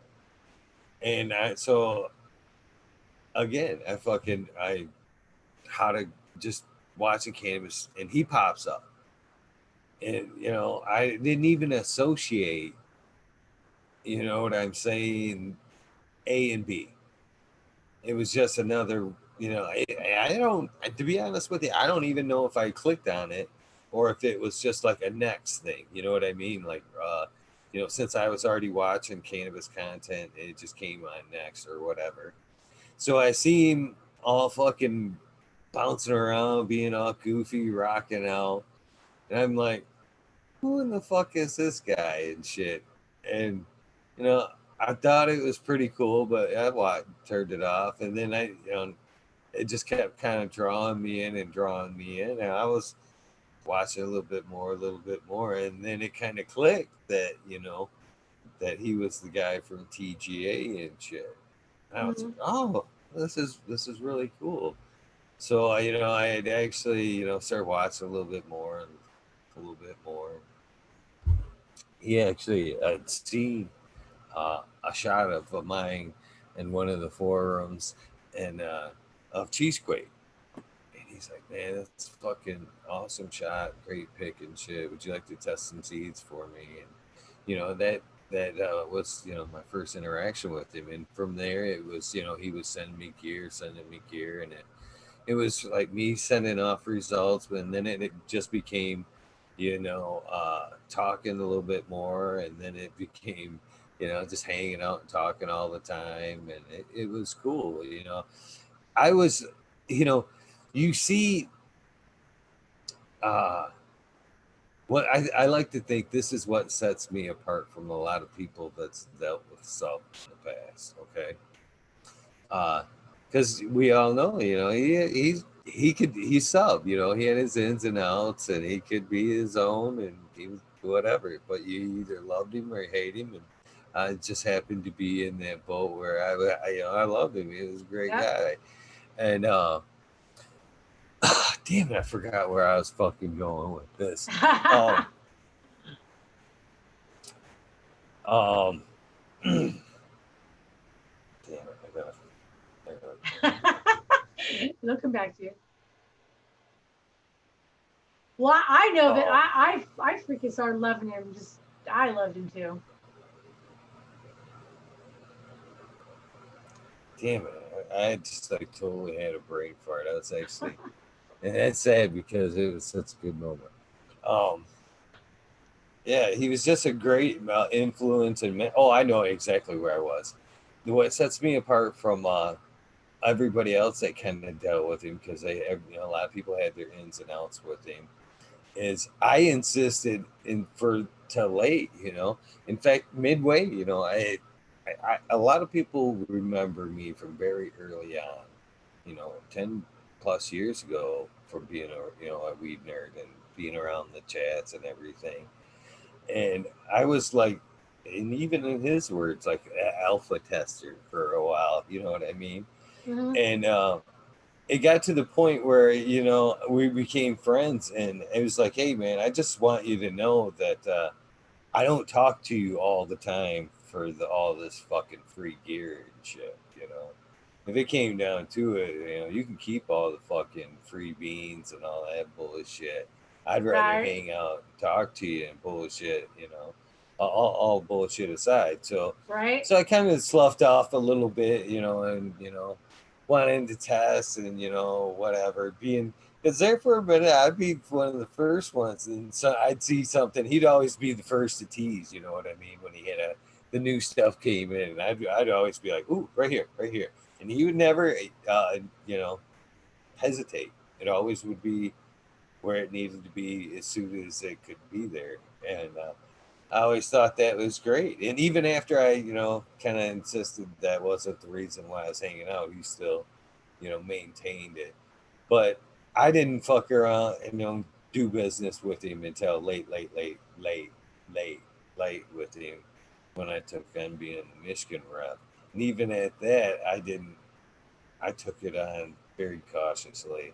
And again, I told him, you know, friendship first. But you got to, I honestly told him that. I said, you know, I'm willing to take this on, but, you know, you have a history, brother. You have a history. So you got to, we have to make an agreement right here, right now that, you know, friendship is going to come before the business does, because again, I've seen some bridges be burned with you and whatever, but you know, we tried to maintain that, and when we were able to maintain that, you know, there was times where, you know, he did help me out, you know, unwittingly he helped me out, you know what I mean. uh I will, I will not, you know, kid anybody when I say that there was a lot of times where he pushed me, he pushed me, you know what I'm saying, uh in a good way, in a very good way. You know, there'd be times where as much as I wanted to be the best representative here in Michigan I could be, uh there would be times where as much as I wanted to replenish my stock, I'd be in a pinch or something, you know what Uh, I mean. yeah. And never faced him, never faced him. What do you need? Make me out of fucking list. And so there was many a times that he helped me out, not only to keep the full lineup going and the weed nerds and the stock that they needed, and he never fucking bitched about when he had to do it and if he had to wait.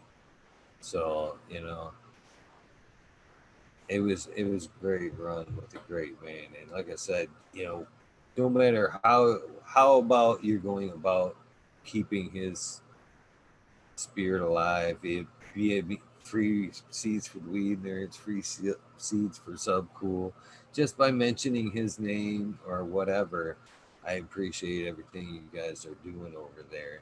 And I noticed it early on, and I was very stoked to see it, you know. Thank you. Well, And I well, don't know if you ever get a chance, I don't know if you've looked through, but there is a dedication to sub in my lineup.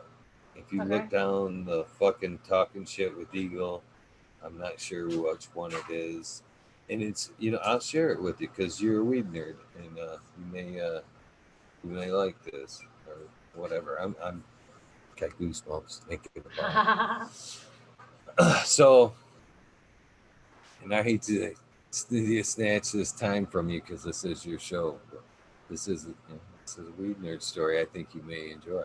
Oh, So I definitely. had Spartan Grown on the show, who is another cannabis community fellow and grower.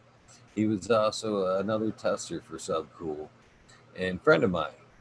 And he come on the show one night, and he was telling me about one night in his garden working with the blue cough strain that Sub had passed him, and he had this like weird feeling come over him, and he said he felt like, oh my god, I got chills.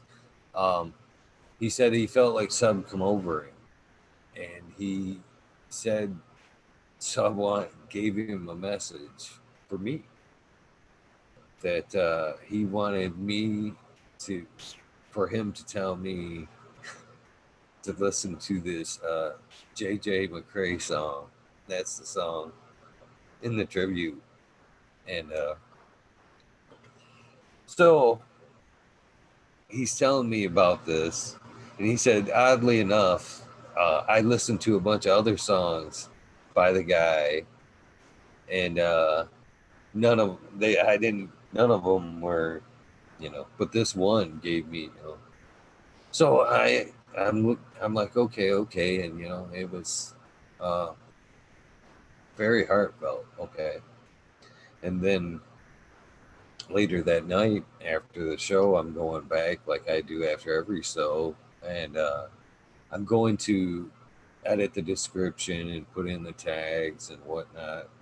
And the video, I fast forwards somehow and stops right at that moment where Spartan is telling me to sub wanted me to hear that song. So obviously, I uh, I stopped right there and listened to the song, and still every time I listen to it, it still really chokes me up. But bro, has brought me a lot of closure. It really has. But it's up there, and because we never really got to say goodbye. There was never no funeral or no dedication. Right. Yeah, I know. I'd be kind of upset with that. I drove out to Arizona and I went to the Hole in the Rock where Sub used to post on his Instagram where he used to go to find his peace. I went out there and I went and I smoked a joint um, a couple months ago. It's on my Instagram page. Just to go. It was about almost 2 months ago that I went, just so that I can go and smoke there. To have a little memory with him. Um, I had been in contact with Sub like a couple of months before he died. Like I guess in October, I kept getting this nagging feeling that I had to go out and visit him. That he was in need of people, that he needed some help. That was when he was really having struggles, And I kept getting called to go out to help him, and I still beat my ass. I kick myself right now because I didn't follow my intuition. I didn't follow my instinct. I didn't follow my gut. I didn't go out, and I didn't go out to help. And he really did need the help at that point. He was kind of on his Oh yeah, own and struggling, and he really needed that help. bus And that bus crushed him. The possibility of never being the weed nerd was a blow yeah, that most people don't even fathom. I don't. I hope nobody even ever feels a blow like that. But well, I mean, yeah, come on. He had it tattooed right across his fucking knuckles. You know, that's how ingrained it was, and to maybe not ever be that crushed him. It really did. He tried to put on that stone face and that poker face or whatever and do it night by night, but it was the thought of it was becoming real when he lost the house there and had to move on. That all that was it was terrible. It was a terrible I time, was and I was terrified asked to for go out him. there. Yeah, I was terrified for him when I knew that he had to live in that motorhome and yeah, that RV. And he even said on Yeah, his live or one of his videos that he couldn't breathe in the back room and they needed to yeah, fix the ventilation. And I was so worried about it. Yeah. tough time, tough time. I didn't want it was real, and this is to be a super true aspect. I didn't never want him to release his real name. I told him not to ever do it, especially with all the drama that became with being sub cool, the weed nerd.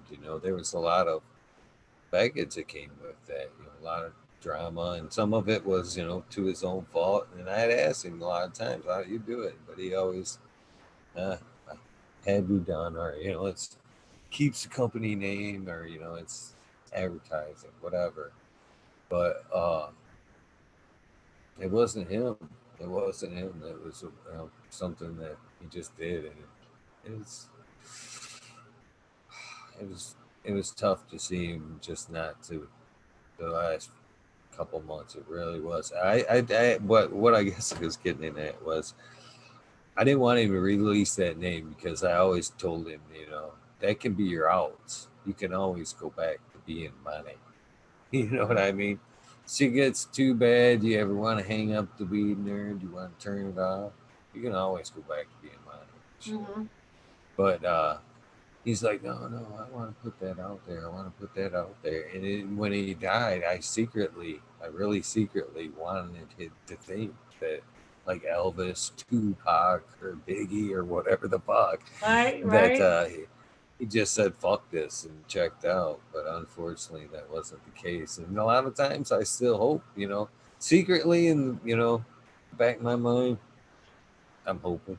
I always I hear him in know the it's not background. true. I always hear him in the background somewhere. It's time to get high with weed nerd. I always hear that little voice. I went out like the next day, if not the day after that, and got my weed nerd tattoo that's on my leg here. Fucking, you can see Nice. it here. It's right here on this here leg. Dude, I'm jonesing for some tattoos.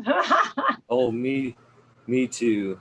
Oh, right on. And funny story about that image right there is we talked about I was good friends with him all through the fire and the beginning of the dank and everything, and discussed that image with him. I remember very clearly the day that T Dog, he got that artwork from T Dog, and I love T Dog. He's been on the show a few times, and he's designing up the hopefully. Talked to him about it last night. Hopefully, designing up a logo for the fucking talking shit with Eagle. Right on. Not for me, but for the show. Right on. And but I wasn't necessarily big on the image. I didn't. I just felt like the clock looked like a tombstone, and and it had sub cool on it. I'm like, your time's not up, dude. This is a rebirth, dude. This is a new beginning for you.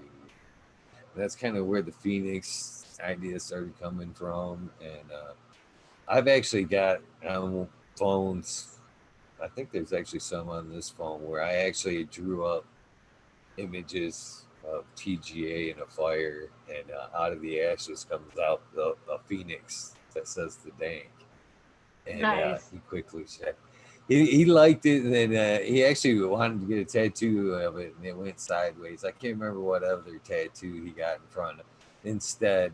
But me and him, that's another thing we shared. Every time I got a tattoo, he got a tattoo. I got a tattoo, he got a tattoo.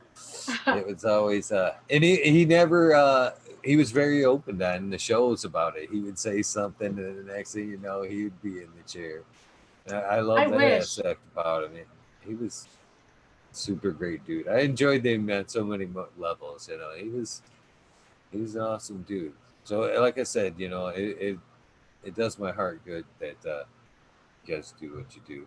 Yeah, I've been doing weekly giveaways. I started with those 1,000 packs of seeds, and then I've had people reach out to me that have created their own seeds or their own crosses or their own F2s or whatever, and I've had several different people reach out and donate seeds. I've got more coming in for I've got donations all the way up till September, and I've got some seeds over. I've been doing them every Sunday at 4:20. I do the giveaway, so I have a bunch of leftovers from last month's. Every February 1st, I've dubbed Subuary. So every February, I'm going to do a big giveaway. So hopefully I'll get more people donating for that giveaway. So that I could do, like the 1,000 seeds like I did, like maybe hopefully try to do it every year. Just to keep his memory alive, Yeah. Thank you, Andy, man. It's obviously Weed Nerd. He's popped in and asked for a couple of cool stories a few times, and I hope that subsides. He's asked a few times on how I know, or how I knew. So sometimes it depends on the mood, because it's not like I've never been a weed nerd, or I've been a long time weed nerd. I've been, my shit's out there. It's well documented. He's talked about me many times on the air, bullshit. Well, So sorry. sometimes it's hard to. Oh no, this is your show. You should have cut me off. I told you to cut me off. God damn it. Well, I honestly, I haven't known him. I only knew him. I started like chatting with him. I knew of him back when I was in high school. I knew who he was, like from High Times back when I was like 14 years old. I knew of him way back then, but I really didn't know who he was, or really he didn't have any impact in my life until probably 2016, when I started really watching his videos and watching the GrowTube Roundtable and watching and learning and asking questions. I got to know him in chat, from his shows, from just doing what we're doing right here for the people in chat. I was sitting there chatting to him and he'd respond. And like, I don't know how many times, I wish I had like a montage of how many times I heard that man, when he see me in chat, he'd say, "Mr. Grower, how you doing today, doll?" Like, he'd always shout me out. So I had kind of a deep kind of love, connection, like admiration for him because of that. Because he was always so kind and always so, he wasn't always so kind to everybody, but he was always super, yeah. But he was always but he would kind. Apologize though. Yeah, there was time when. Go ahead. I've seen him grow from the moment that I'd started watching him, from where he was like really, to where he'd turn around and start apologizing to people. Like, wow, that dude changed. Like I had gotten introduced really to him from 2016, and just started really getting to know him and watched his change and growth since the fire, So. Cob growers mentioning the bag of dicks joke. Yeah, that was always a good one, man. The what? He was never afraid. The bag of dicks. Oh! Oh yeah, because when I went to the cut, when I first wanted to go meet him, and I was like, "Are you going to be selling seeds?" Like, I didn't know. I had not been to a cup yet. I didn't know what to expect, and so I like said, "Hey, what are you gonna? Are you gonna be selling your seeds?" He's not. I'm gonna be selling a bag of dicks or something like that. If that's what the bag of dicks joke. If you ever hear about the bag of dicks joke with some Gillespie. Oh yeah. Yeah,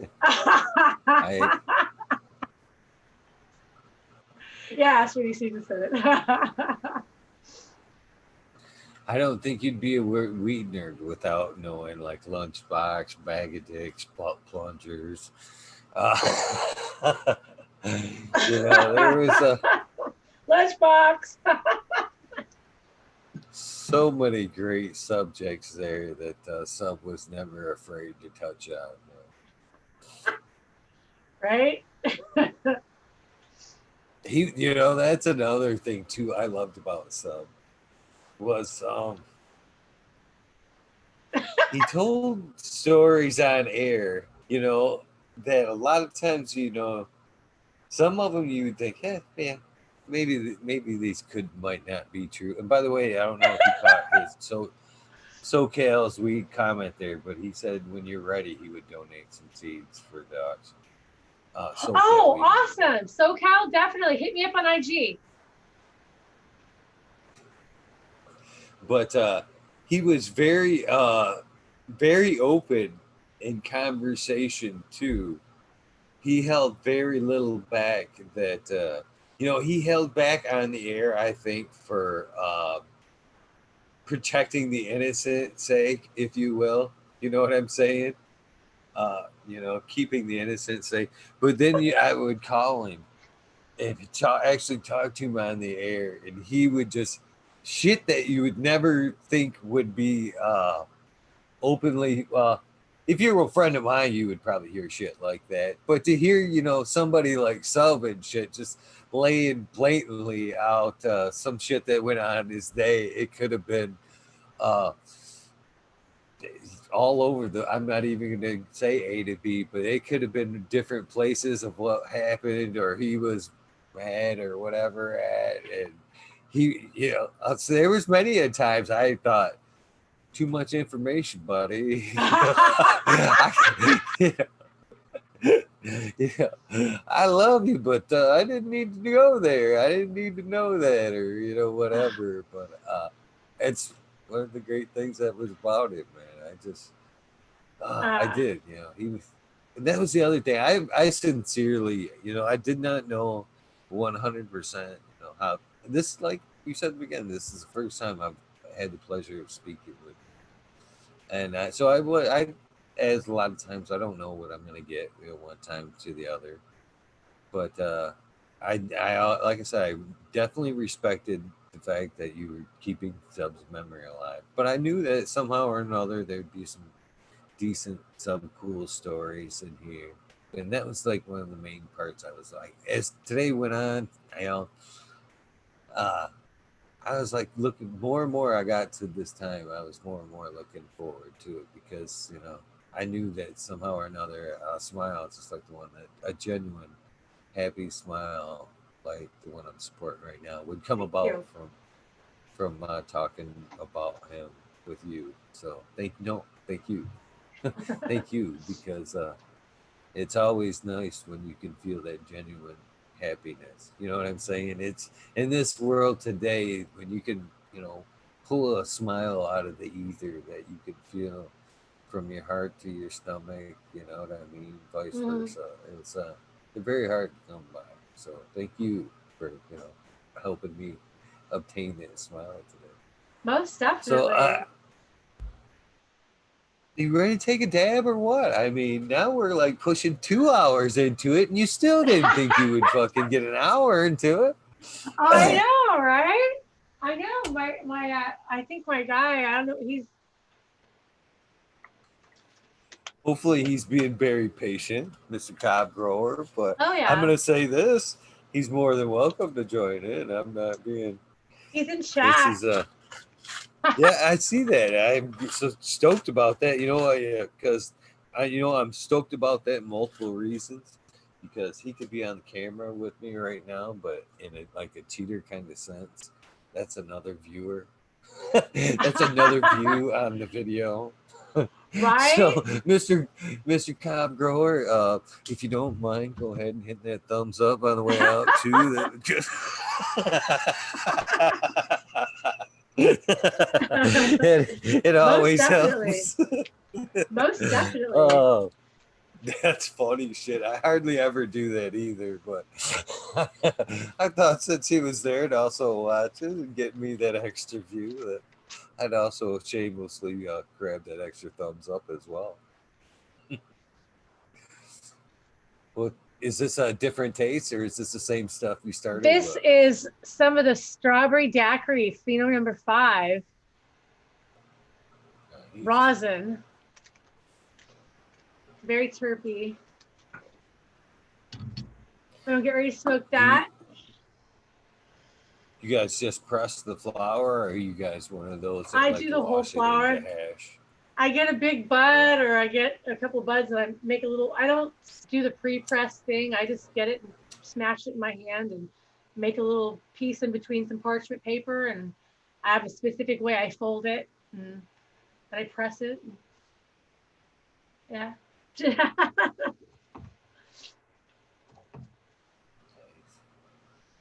I should smoke more concentrates than I do.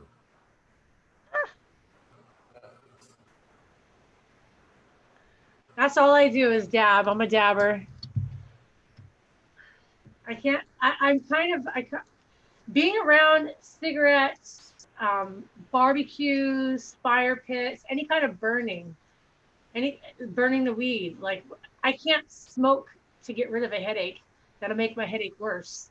Like I get headaches from being around smoke, and I just like I get sinus. I guess I'm kind of allergic to the carbons. I guess is how I put it. I guess um, I don't get that same kind of. I don't get the a headache or any kind of allergy issues from dabbing. So that's why I do the concentrates.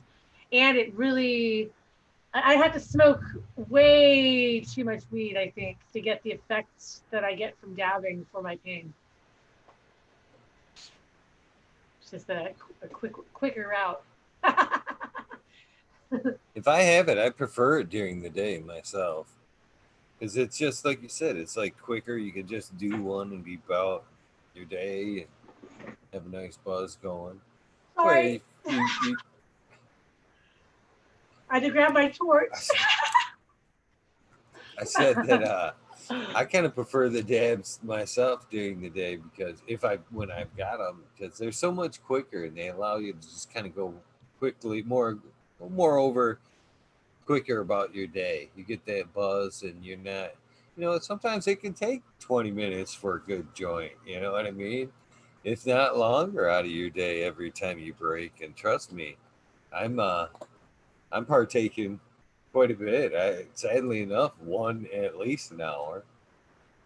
Most of the time, I'm in, the two joints club. Smoke two joints before you smoke two joints. At Cob Grow threw it down exactly what I do is I press about 3 grams per press, and I usually press about 4 presses at a time, and it lasts me about 3 days, and I get about a gram per press of rosin. That's about what my a gram return out of 3 grams is about my return usually. That's not bad. That's not bad at all. And so about 3 grams lasts me about 3 days. So about a gram a day, sometimes. That's not too bad. There's some guys that do, the one grab dabs, and every time I see that, I'm like, oh, jeez, it just seems like a waste. He's My talking lungs about couldn't take no one. he's talking about my down stem. I collect all my reclaim, and I use all my reclaim, and I winterize it, and I use it for my can of caps and all my edibles and stuff like that. I use all the plants. Well, maybe not all the leaf. But in the beginning, I was going to try to juice all the leaves, and I never did all that. But I keep all my trim. I use all my trim for edibles. Um, I make a lot of can of caps, a lot of butter. I try to eat to treat because I know that's really the best way. That's why we take pills when we take pills for pain. Like really the best way to hit our pain internally. Yeah, I agree. I agree. A lot of people do use the reclaim for edibles. I think that they make some of the best edibles. To be honest with you, is edibles made with reclaim. It actually, yeah, I when you heat it up, you're actually creating a lot more of the CBNs and like activating the CBD. You're activating the THC. It's all activated. Here's a lot of my reclaim. I don't know how many grams that is. That's probably what about 30 Oh, grams? About 30 grams of reclaim. I'll probably collect it till I get about 100 grams, and I'll turn it into can of caps. that's a lot of dabs. That's a lot of dabs. Well, the medicine, the reclaim is it's really good activated medicine. Oh yeah, it is. It is. Huh? It's good for sleeping. It's good for nighttime. Like if you can dab the reclaim, and that's really good for when you want to go to bed at night. It was good for sleeping for everybody but Subcool. You ever noticed? You remember that cat could do like the big old just big old globs and fucking swallow that shit right down and then still broadcast for like 5 hours and yeah. shit. Yeah. That dude had quite the tolerance. I remember him on the mountain there eating them 1,000 milligram peppermint patties. Oh yeah. And he was. I still wish I could get my hands on one of them fucking things. Hi, Mr. Greenpot. Thank you. I was gonna shout him out. Thank you very much. Yeah, I remember very much when Dung Beetle went out there and he hit him up with one of those fucking 1,000 milligram patties and shit. And fucking, he was out on the couch and shit. He was Dude, all kind of edibles like, hit me hard. I get, man, edibles, it's hard for me to do edibles because they really hit me hard. They hit me harder than dabs. I don't know my dosing, I guess, yet, and I make my own stuff.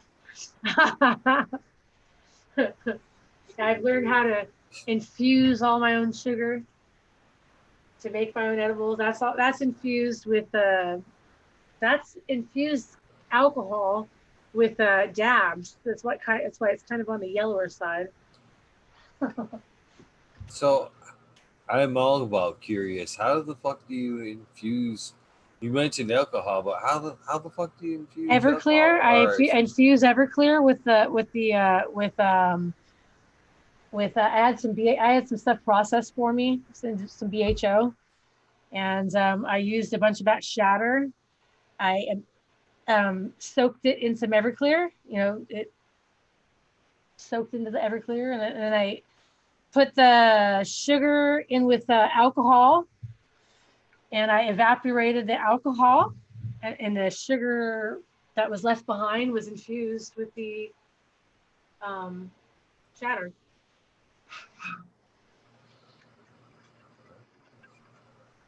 yeah, I might have to try that one time. I cooked it on a very low heat in the oven with the oven door open so that you don't want to keep it closed. You don't want to boom or anything like that. But just so that the alcohol could evaporate out and not cook and melt the sugar and not, just so that it cooked the alcohol out. I did that for like 2 hours. If you could you like set it is could you set it in the sun in like a baking sheet, maybe put a glass over it? Yeah, I guess you As could put maybe it and let it.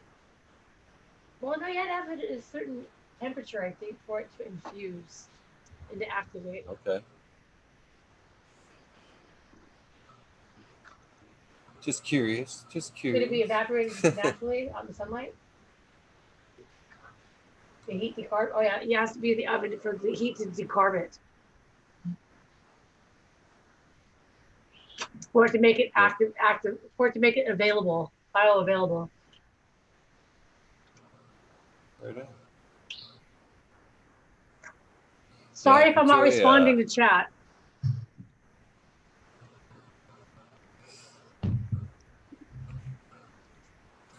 Horrible about it. what are some of the other edible methods you like, if you don't mind sharing? I mean, we love to learn here.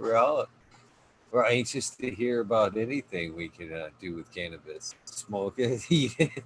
You know, as far as any kind of process goes, we're always open to that too. Well, I have it's called The Source. It's a machine that I use to reclaim and recapture alcohol when I do the winterizing of the alcohol. Which winterizing is when you put it in the alcohol and you put it in the freezer and you let it separate the fats from the lipids, and you separate that through a frozen Buckner funnel to get all those fats and lipids out, so you have the true just the cannabinoids and the terpenes and all the stuff that you need without all the other gunk. That's when you're doing a whole plant, right? Now we do the winterizations even when we do it on rosin too. Yeah. So we use this Source machine for that. And then I also have a little gadget called the Magic Butter Machine. Nifty old thing. If you don't have one in chat, you might want to just go on and get one or put it on your Christmas wish list. With the Magic Butter Machine, you put your weed in and you put your alcohol or your butter or whatever else you're going to use, put it all in. The machine heats it up and blends it all together for you. And when it's done, you sift it through a filter. It's kind of like a small bubble bag, basically. You sift it out, and you sift the butter or the liquid out, the oil out, and Well, I use coconut oil mostly, and I use the coconut oil and I use it to make canna caps for the most part. Or sometimes I'll use oil and I'll add barbecue sauce to make my own sauces, and I'll add some of the sugar to that to make sauces. Um, I'm glad you hinted on that because I was Butter. wondering. I was hearing somebody talk to me the other day about they were making a barbecue sauce, and I kind of wondered how in the hell are they infusing, THC into the barbecue sauce? So you infuse most of the time it's usually the coconut oil, some type of carrier. Um, yeah, coconut oil.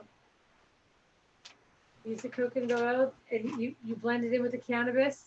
You infuse the oil, and with that oil, you can add that to pretty much almost anything, to salad dressing, to barbecue sauce, to um, to canna caps, because the coconut oil will eventually solidify. Um, Depends on the different oils you use. You can use hemp oil. You can use olive oil. You can use different types of oils to infuse it with. Um, or you can use butter or margarine if you'd like. But it has to have some type of fat to infuse it with. I love the edibles. I'm guilty of knocking my. We were talking about again this last night with the edibles. You know, Smiley's Gardens, who's very frequent on the show. Uh, so, I can't do edibles. They knock me the fuck out. I'm like, you got to stick with it. You got to stick with it. That first day is gonna knock you the fuck out. Day 2, you'll feel well rested, but maybe still a little bit tired. 3, you're feeling fucking bulletproof. Nothing fucking hurts. You know what I mean? Your knees aren't bothering you no more, shoulders. You're ready to actually get out and get some shit done on day 3. You Mm. just had, that first day is definitely gonna knock you out. That's for sure. Oh yeah. Oh man. With my magic butter machine, I made some freaking infused jellies. Mmm. That Infused would be jam. awesome. Oh, yummy stuff. Yummy stuff. But yeah, That sounds the thing I make the dangerous. most is I just infuse the coconut oil so that I can make canna caps. That's what everybody likes too. Them are things that are nice and handy. The candy cats. Oh yeah, those I take for pain. My mom takes them for pain. My guy takes them to go to sleep. They're about a quarter gram a piece of wax. Yeah, Oh, nice. made with the reclaim. Very very dark.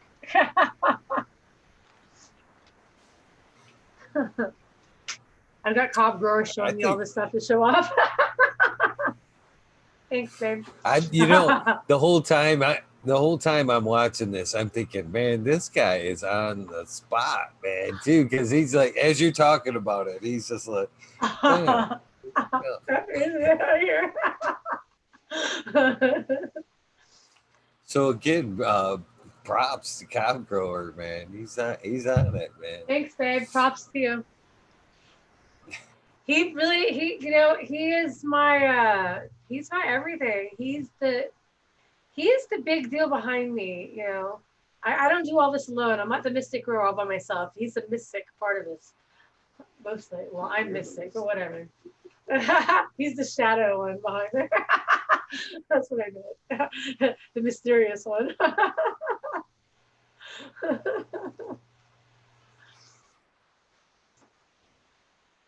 Dude, I can't believe it. It's like 11 o'clock. We've been going at it for a little while. Dude, chat, I'm really sorry. I'm really bad about like typing. Like I said this a little while ago, like I do the 2-finger, 3-finger peck. I'm not really good at typing, so I'm sorry. And I'm really bad at like not paying direct attention to the host. I'm looking at him, like I'm looking eye to eye instead of looking at chat. So I'm sorry. Oh no, I've loved this. Has been great. I've loved every fucking minute of this. Me too. Thank you. I've We've been. enjoyed myself.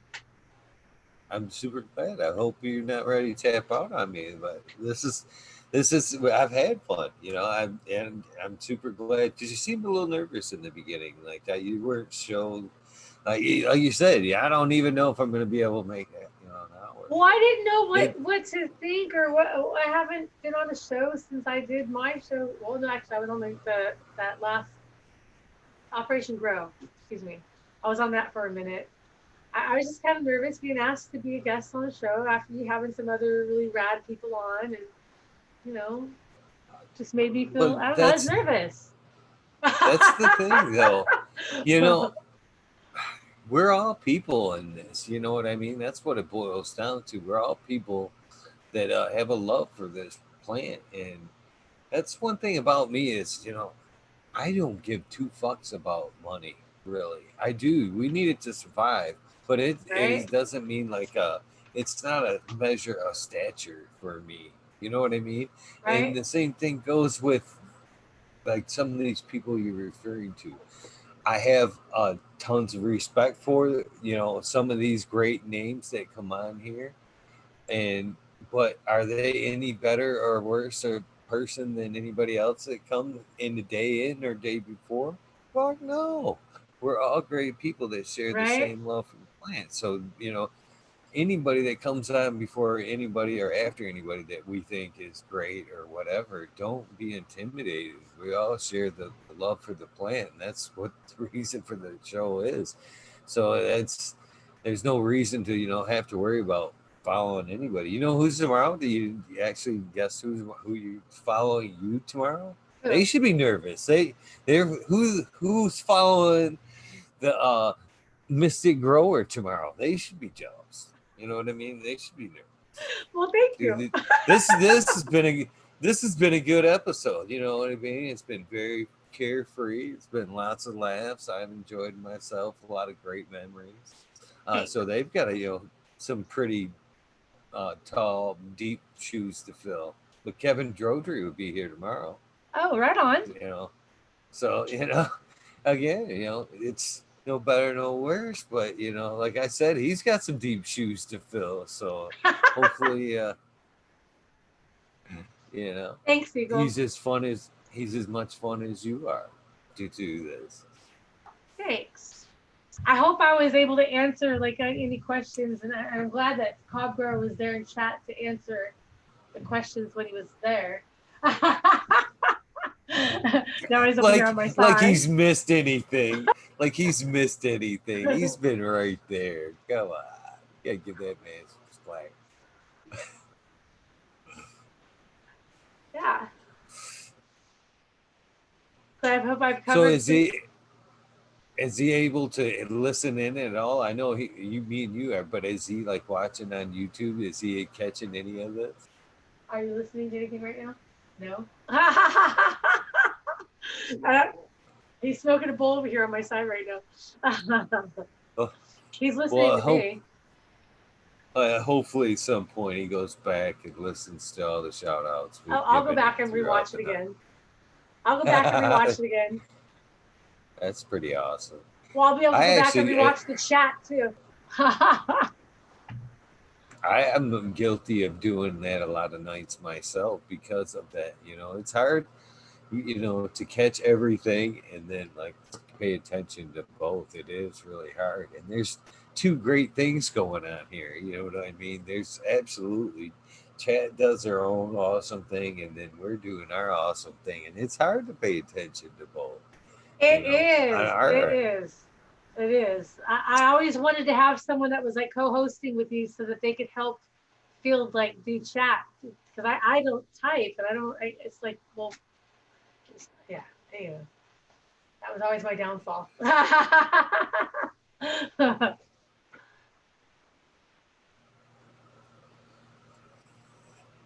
Yeah, 55 still cruising along right now watching us. That's pretty fucking awesome. Hanging out at what, 2 a.m. here? Uh-huh. Oh. Yeah, so we got 55 people still hanging out with us. Thank you guys for hanging out with us. Thank you guys for joining and trying to get to know me tonight.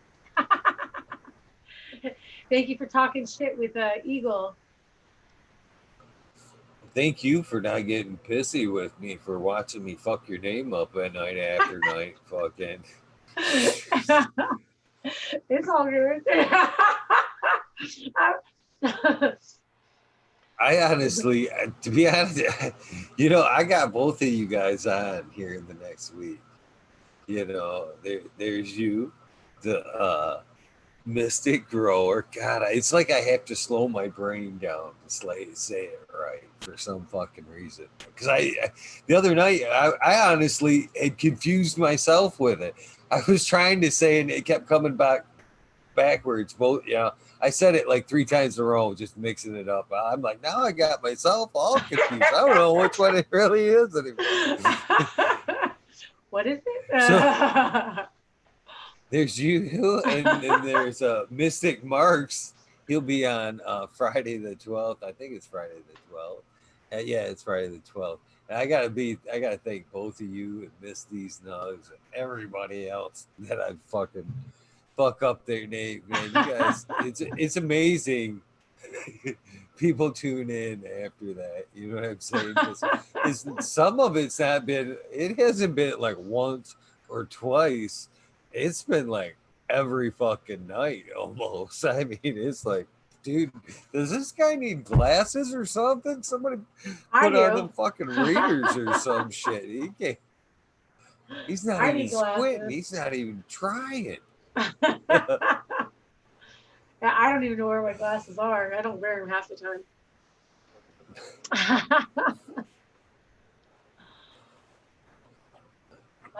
So, what?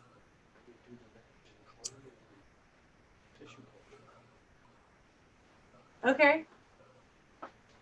So, you have any more questions for me?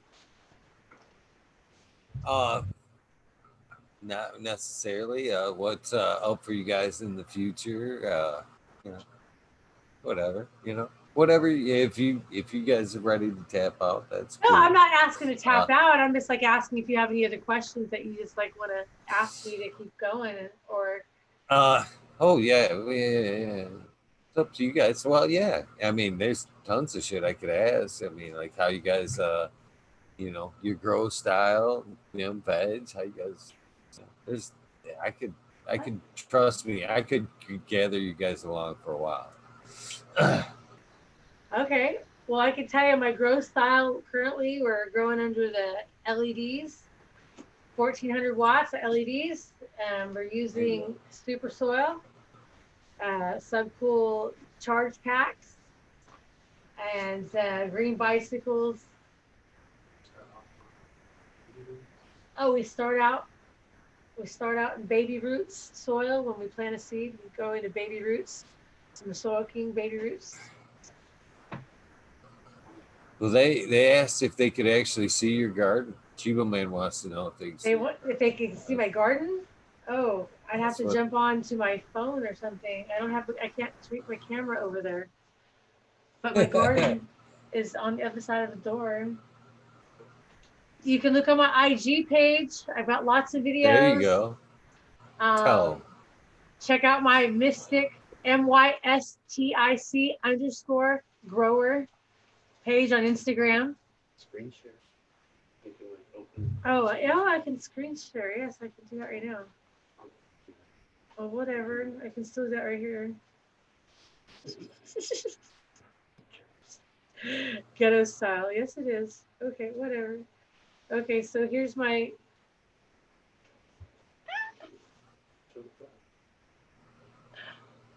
There I am.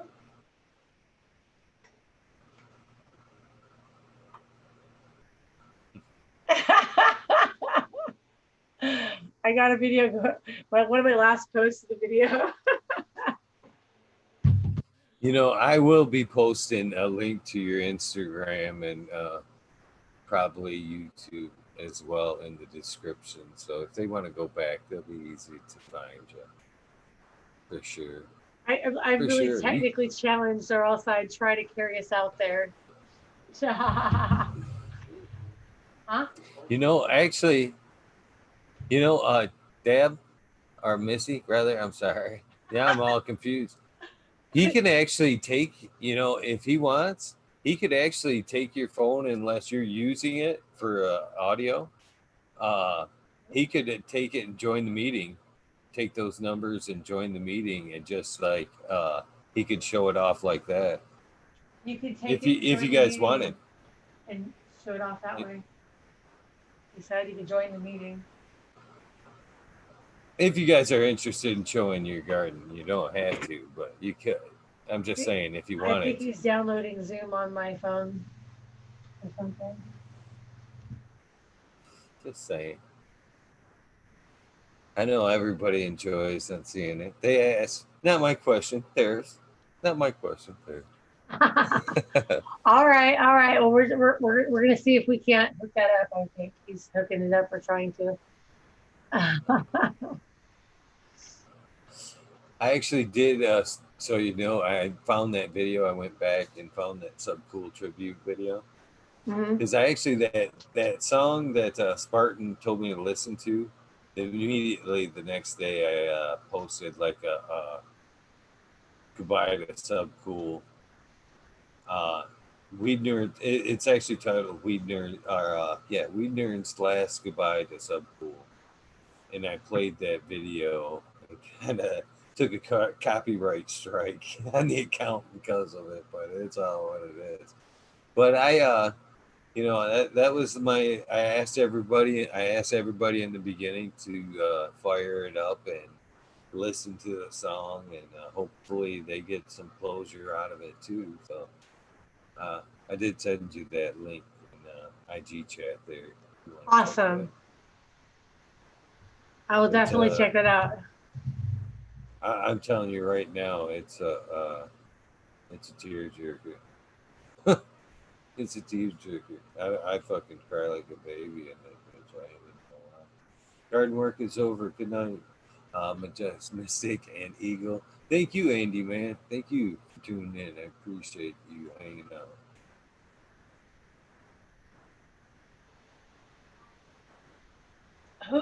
Just Jack is Jack Greenstock asking me, do they use green bicycles happy endings too? Yes, we do.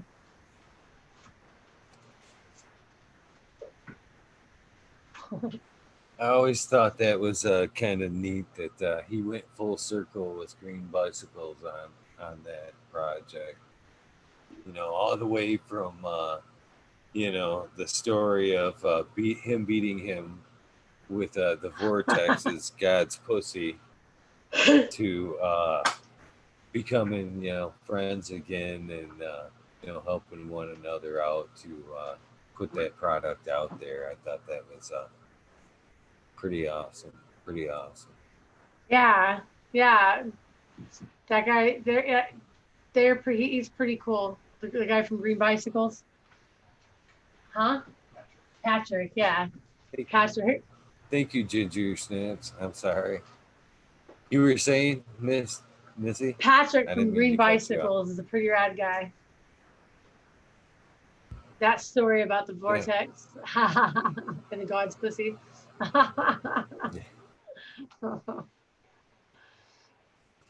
He always talked about that story with such passion too, man. It was always such a great story. All right. That was always the fun thing about him too. As I think everybody enjoyed his. He was always such a great source of some good stories right there, and he always told them with such a great. He had a great storytelling ability, and that's one of the great things people enjoyed. He had so many facets that was enjoyable about stuff, and many that will be missed. Right? Dude, I know I fucking missed seeing the freaking little ding go off my phone that Subcool went live. Subcool's live. Oh man, it sucks. What dedication by all the weed nerds to over the years to and I'm guilty. I'm guilty as just as much as everybody else to dropping everything. You know what I mean? When that fucker went off too, almost wanting to be first one in chat to get that fucking shout out or whatever. You know what I mean? And it didn't matter what fucking time of day it was either. It could be 10 o'clock in the morning, or it could be 1 o'clock in the afternoon, or whatever. It was always, whatever you could do to sit down and fucking hang out with him for a minute. And it was always, here's another fucking fun story right here I've got for you. Is I always bitched when he, after him and Miss Jill would get break up, and one of these, gals he was dating or talking to at the time would catch his eye or whatever, because that was always the time he would fade. You know what I mean? Uh-huh. When there wasn't a gal in the picture, he was fucking spoiling us, the streaming, you know what I mean? Fucking right, 24 hours a day. And then here comes this young 27-year-old or whatever, whoever it was at the time. Or it could have been, it wasn't, in some instances, it wasn't even that kind of a deal. It was just like, say, medical Amy, or, somebody else that was staying there at the time, but, occupying the time. He had something else to do versus, hanging out live on camera. And I'd always be like, I'd be like, man, so many texts. I'd be like, yeah, I'm super glad everything's going great, but we all fucking miss you and shit. You're never on the air anymore when you're happy and shit. But it's all good. We don't hear from you. We miss you and shit. So it was always it was nice when he could spend as much time. I was jealous that when he always had one of them gals, it was always a bummer. That always lessened everybody's time from. It always left you, what the fuck to do. There was times, vice versa too, Missy. I'm not even gonna lie. Where there is times where times are exactly where I'm talking about, where nobody was in the picture there, where it was just him, and out there in Arizona, or out there in the mountaintop, even before the fire, when he was just hanging out there doing the third shift thing while Miss Jill was out there in Oregon and shit. He was going live. It would happen so frequently, and you didn't want to fucking not hang out. You'd get behind on your work. I get behind on my gardening and shit, because I'd be here fucking hanging out. And so there would be times where when he did back off for a couple of days, I would be like, oh man, whew, I can finally get some work done. But then, a couple of days of that, you'd be like, well, where's the fucker at, man? Right? I'm all caught up. All caught up with nothing to do and shit. Yeah. Yeah, I miss hearing that. Mystic Grower, how you doing today, honey? Or doll, or however you said it. Yeah, that was the other thing too. Just by that right there, he had the power to just spin days around. You know what I mean? Mm-hmm. There was many times I know that and I know for a fact I wasn't the only one, like you said, that had a subpar day and get that shout out or whatever. Same thing. Eagle Gardens, how you doing, man? Them fucking weed nerd, whatever. Right? Fucking, you'd be like, it just give you that feeling too, like Made you feel more connected to him. I got a friend. I got a friend in the weed industry, in the seed business and shit. You know what I mean? It was always super cool, and always made me feel good. Probably why I still do the shout outs. I do the shout outs. I don't know if you've ever made it to the end of one of these shows, but I try to take, some nights the chats go back so far, and YouTube will only let me go so far back. But I always, every night, take the time to shout everybody out as far as I can go back, because they're a huge part of what goes on here. In my opinion, they're one of the best things that go on here. That's the reason for a live show, to have the chat. Or else we just do it pre-recorded. I can't. There's been times, it's been an up and down road with this. There's been times with the internet bullshit. I lost my dad at episode 50. Smiley's Garden stepped in and was willing to step in and keep the show rolling for me because he Awesome. knew I didn't want to see it go down. And these guys, said we'll be around. You don't have to show up. We'll come back as soon as it goes. But I couldn't. I couldn't turn it off. It was too much, man. It meant too much. I get a lot of good things about the show, but they have no idea, what it does for me. You know what I mean? You say when you started the dab and gab that secretly you did it to learn how to grow. Well, I know how to grow. I didn't secretly start this to learn how to grow, but it, to build up, hanging out with yourself and all these great people in chat night after night wasn't my intentions to doing this, but it didn't take long for that to be like one of the secret intentions right there. It's hanging out with everybody Well, that has right. Well, it's the camaraderie, the community. It's the whole. I started kind of because I didn't have too many friends either, like that lived by or that grew or that was doing what I was doing either. So it was kind of cool to have people to talk to was doing what I was doing. You know, that was. the funny thing about it is a lot of these people I honestly can't wait to meet, and they're not going to even know how to act when they realize I'm going to be a fucking hugger. You know what I mean? When I finally get that in, fucking, they go up for that handshake or that elbow. I'm gonna be like, get out of here, motherfucker! Come here. Nice to fucking finally meet you and shit. And Dude, I hugged some people. That's fucking awesome. And he probably fucking didn't even flinch. He probably fucking just give it here. Well, he hugged me out. Yeah. We took a picture together. His arm was around me. Yeah. Great. And it's that. Isn't that nice just to be able to, recount that? You know what I mean? And he never thought it was like that. You know what I mean? He never saw it as.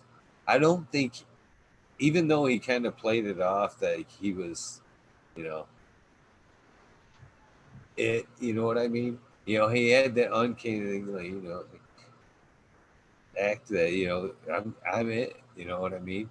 But when you turned it off and you talked to him, he would be like, I ain't nobody. You know what I mean? He honestly acted like he was fucking nobody and shit.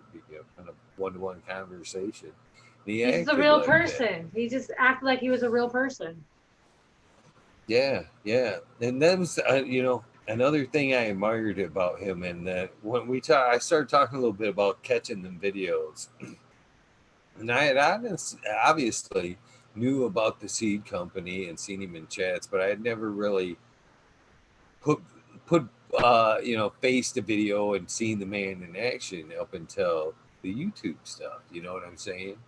And that was another aspect that he quickly gained respect for me, or not for me, I got for him rather, was what he did there. It was he walked it and talked it. You know what I'm saying? He was one of the few out there. There were seed companies, and and you could find his in High Times and everywhere else. Some nice pictures of buds and shit. But he was the only one back there that I don't do it like he does. But he'd walk you right through the room, and he had good reason to. But he basically, this is what I'm selling, and you can fucking do this. You know what I mean? He was standing there shaking 6-foot fucking plants and shit. And, as a grower, how could you not be like, yeah, that's what the fuck I want to do right there? And seeing him with his strain sitting there shaking the plant made it realistic. You know what I mean? That, and he gave you that can do and tried to show you how the fuck you could do it. You know what I mean? And I just thought that was really cool. Most people were just trying to tell you flavors and show you pictures. Well, he was showing his strains and fucking showing you how to grow that shit. And I thought that was super cool, super fucking cool. Another cool aspect of it, right? Sorry, I've got Cobb Grower crawling around me. He's being a techie guy over here. He's trying to hook it. He couldn't hook my phone up to do the whole go out on the video. My phone's dead. So he's hooking up a long USB cord, and he's gonna take my camera to the grow and show off the grow. So we can continue talking. I'll be sitting here talking as he's still going out with the grow. Nice, nice. So hold on a second. I'm gonna black out the screen really quick. Okay. Oh, there you go. You guys didn't have to go through all that trouble, by the way. He said you didn't have to go through all that trouble, by the way. Too late. Thank you, though. For sure. They asked. Appreciate it. Most definitely. Well, I like to show off our fruits of our labor. You know, we've come a long ways in the time that we've been growing, and I am pretty proud of what we do. So he's hooking up the camera. He'll let me know when to turn the camera on. Yeah, I've actually I'm giving away quite a few beans on the show myself. I think in the last few days I counted out. The other day I counted out 44 packs, and I think I've got like 9 left sitting over here. I do a bunch of random giveaways over here. Right on. Fun. Well, I'll have to donate a couple of packs. I still have some food packs left from some of the memorial packs. I'll have to send some over to you. All right. Oh, no worries. We're on the same team. You keep doing what you're doing. You know what I'm saying? You can reach more people. You know, us working together in 2 separate directions can affect more people. You know what I'm saying? If I take away your stock, that's that much less people you can help over there. You know what I'm saying? You get what I'm saying there? Yes, ma'am. Yes, sir, I do. So there's my grow. Right now in the far back corner, the tall one, the really tall one back there is some of the doggone jacks. So it was the crosses that we made with the doggone sour cross with our Jack Rare. That looks nice. Yeah, the one in the center is a doggone sour, I believe, in the right there in the cage, and the far left one is another doggone Jack, and then we have some strawberry, some what do they call that? We call them doggone daiquiris. There was doggone sour times the strawberry daiquiris in the center there, and then I think right there, the one that's closest to the door that he's showing right there is the doggone zombie, I believe. And that one is, oh my goodness. That's the doggone zombie, I think. Oh, wait, I don't know which one's which. That was a strawberry daiquiri, I think, right? Nice looking. Nice looking, bud. Thank you. And those are some of our moms. That right there is the strawberry daiquiri mom, I believe. I don't know. I don't know which ones are which in there. That's a blackberry fire. That clone that I was telling you about that I found at that event is that mom, that one right there in the very back that has the yo-yos on the bottom. That one right there. That's the blackberry fire. Yep. That I still have her in my arsenal. She is a very resilient plant. She takes a beating and keeps on ticking. She's very resilient, very mold and pest resilient. She freaking can be malnourished and still produce hella frosty, like, buds. Well, it looks fucking amazing. Oh, she's fabulous. Thank you. So is that the future for you guys? Is like you mentioned like making F2s for yourself, but is breeding something that you guys are looking forward to? Is that like your next effort, really? Your next concentration in the canvas is breeding, messing around with a little bit of seed producing, not necessarily breeding, but just you know making beats. Well, Either for yourself or new strains. if I do, it's going to be probably just to give away for to weed nerds. Um, I didn't get into, well, the first time was only, like I said, was because we thought we weren't going to be able to get subcool genetics anymore because he got raided, and we happened to have this really killer male, and we're like, all right, let's try it. So we did it, and the next grow, we were like, okay, we did the next grow for flower, and we still got seeds. So we're like, we're definitely not in a situation to where we can actually create any more seeds where we're at with our space. We would like to, yes, eventually get into a place where we can create seeds, maybe do our own mixes, create our own genetics. I don't know that I want to say that I want to become something big time or anything like that. You know what I mean? I'm not. Someone said that I was going to eventually, because I did what I did about giving the free seeds away, that I was eventually going to just become a big seed breeder or whatever. That was not my intention. But I would like to keep some of those genetics going for my own grows. I know from learning from starting with a clone to growing from seed. Now I like to do pheno hunts, and you need plenty of seeds to do pheno hunts. When you're looking for a specific pheno. Right. Well, I'm on the fence that even if you wanted to, who gives a shit if you end up a big breeder or whatever? He encouraged people crossing and working with his strains. So, if that's where you end up, that's where you end up. Who gives two shits? Ginger snaps. I got over the fucking Canada thing. You win one of my contests and fucking, I'll send that shit to Canada. Man, see, I got over that. On my contest, when I did the 1,000 seeds, I sent a lot away to a lot of different countries and a lot of different places.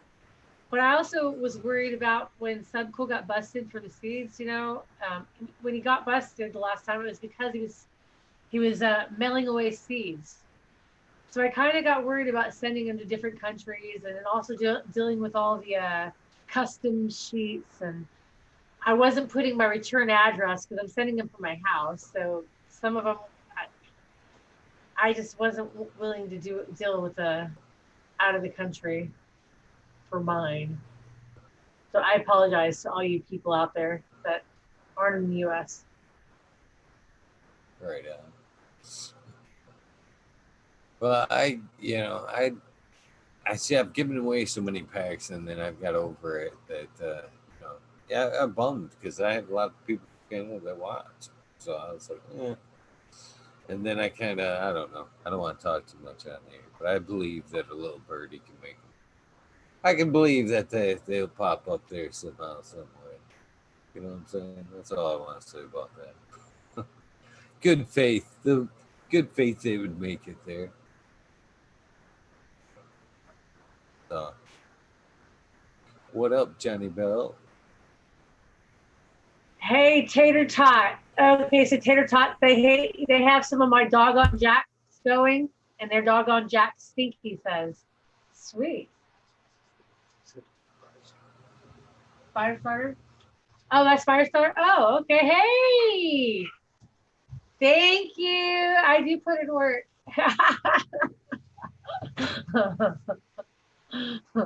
Yeah, a lot of them strains just look completely fire. Thank you. I mean, can you tell me which strains these are? Can you tell me which strains? I know that that's a Jack's. So that's a doggone sour. So, just so we're clear here. Yes, sir. Um, I do. I just like yourself love collecting genetics. Uh, I'm not shooting down beans. You know what I'm saying? Uh-huh. if there was something you actually wanted to put in my hand that you were like, yeah, here you go, we want to have this, I would probably be open to that. But as All far as right. like, as far as like pass them out, pass them along to, repass out, you know what I mean? I just feel it. Either way, I don't care. I guess really. I just, my thought in that was being, you have a great audience there, and I have a great audience too. Uh-huh. We're working into. We can reach twice as many people. Basically, what I'm saying is, I don't want to take away from your stock to give away to my people, when you could just keep giving away to your people. You know what I'm saying? I guess I don't know. For My sure. mind's fucked up somehow. The way it thinks. It's all I good. think live on air, kind of goofy sometimes, but I love beans. I see All fire right. when I see fire, and I'm looking at a few things that are quite interesting there. I'm not gonna lie. Well, those doggone you know, jacks, I'm hoping to do a pheno hunt of those sometime soon, because the Jack Herrera that I had was super. See how tall that one is in the back? The mom was super tall like that. I have the very first time I grew her, I did her in super soil in the testers. I did the tester pack. There was 3 A, B, and C testers for the charge packs that Subcool did, and I had 6 of the Jack Rares of the moms that I used for the doggone Jacks. And oh my God, those got to be over 6 feet tall in my freaking, like, what, 7-foot tent? 7 foot. I hardly had no room for clearance. She is so stretchy. I'm hoping to find a medium to average like stretch with the same terpene profile and bud structure that female had. And I think Cobb Grower is going to show us a picture or something, a diagram of who's what. Or he's going to show me a diagram. He's writing it down. that's awesome. He's on it. He's on it. Yeah.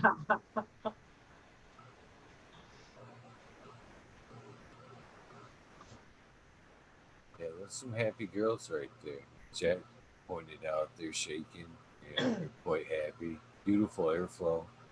Oh yeah, we got it. We got a couple. We got the hurricane fan in there. We got a couple of small little oscillating fans. We got the um, AC Infinity carbon filters and fans. Got a lot of airflow going on in there. Try to keep them nice and flowy. There's the rest of our ducting up there, our AC Infinity fans and boosters.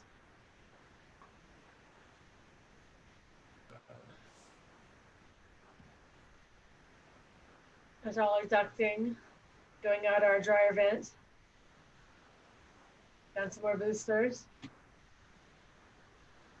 I've actually heated my Our house RO with system. my lights. That Dynatrap. Nice. Dynatrap. Let me tell you, that Dynatrap was recommended to me by Subcool himself. I had done an outdoor grow, and I had a small, tiny outdoor grow, and it was destroyed because of caterpillars and moths and botrytis. And he told me that I should have had a Dynatrap. And I've had a couple of, not bad or anything, but for the gnats and all the other thrips and things like that, any flying bugs or whatever, that Dynatrap really works for all that good stuff. Kind of draws them into that. It's like a bug zapper without the zapping. It just kind of pulls them into the light, and it has a little fan that pulls them down in there, and they get trapped and they die. And if you know anything about insect frass, you can grind those bodies up in like a coffee grinder and make your own insect frass. We haven't been doing that. We just buy the insect frass. But he handed me a diagram here. We have Let's hear it.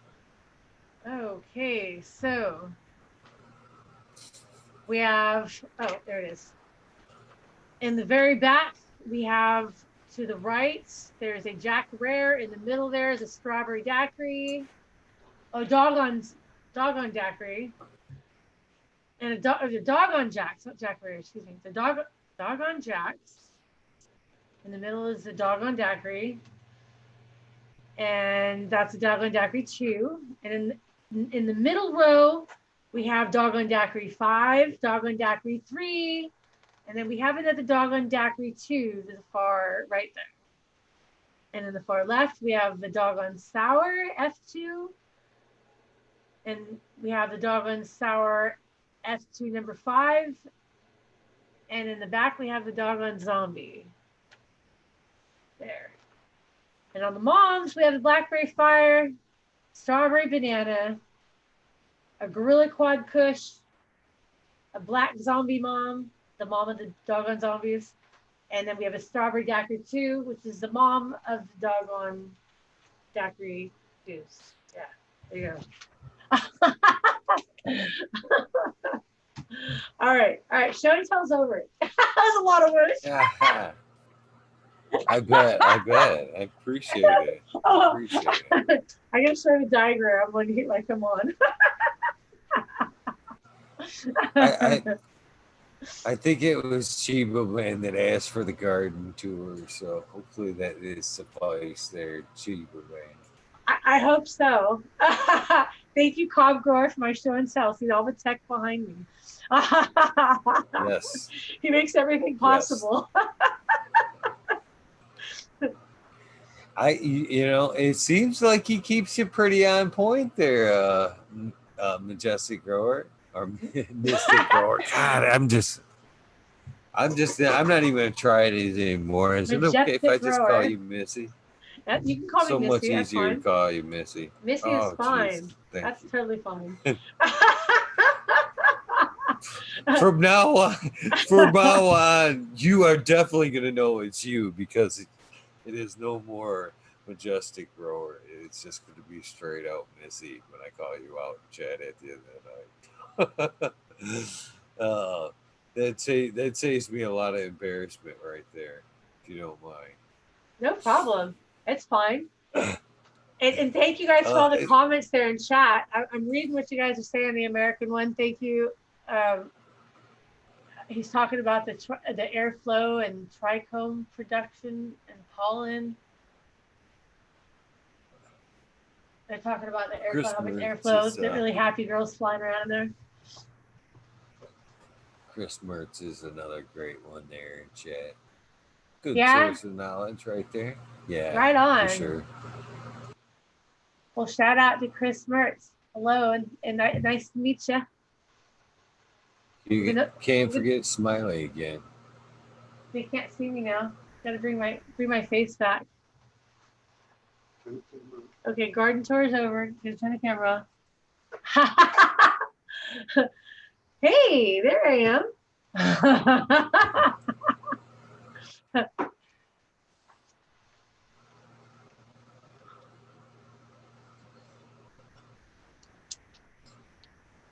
Teamwork makes the dream work. Beautiful garden. That's right. Thank you very much. Yeah, most definitely a nice garden there. Well, I have to tell you, it's a team effort. It's a team effort. He really does help keep everything dialed in, technology and everything. I don't doubt that. After watching the show and watching him be very on hand for you, I can see that he's a huge help. Oh, yes. That's good. Everything's good. We're dialed in. We're good enough. All right.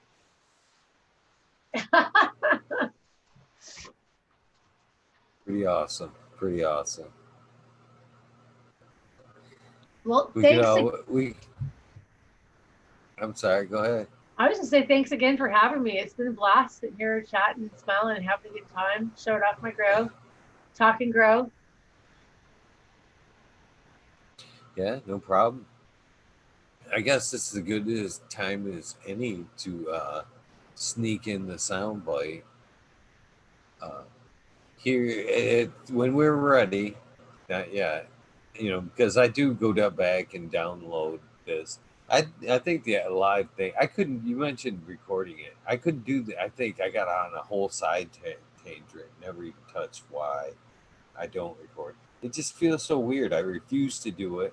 I just refuse to do it. I don't like it. I'm not one of them guys that I like to plan for things. I'm one of them that shoots straight from the cuff. You know what I mean?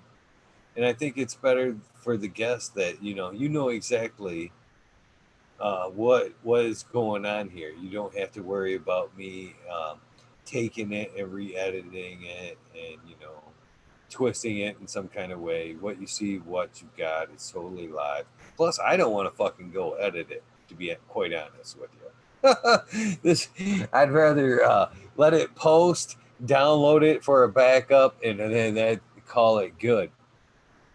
But there is one part that I'm gonna go back through here, and I can't fucking believe it, Missy, that 100's coming up already. I was Wow. gonna do this by the end of this month. I'll be at episode. In fact, I think it's the 30th of this. My book's not right here. At the 30th of this month, I believe is episode 100. And I thought, thinking to myself, when the fuck am I? Everybody should be doing something for 100. What the fuck am I gonna do for episode 100? But I know I'm hoping to do this much anyway.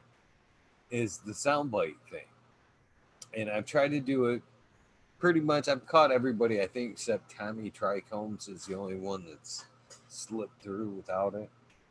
But I'm trying to do this soundbite thing to where I was going to splice them all together. It was supposed to happen around 50, but 50 came way quick.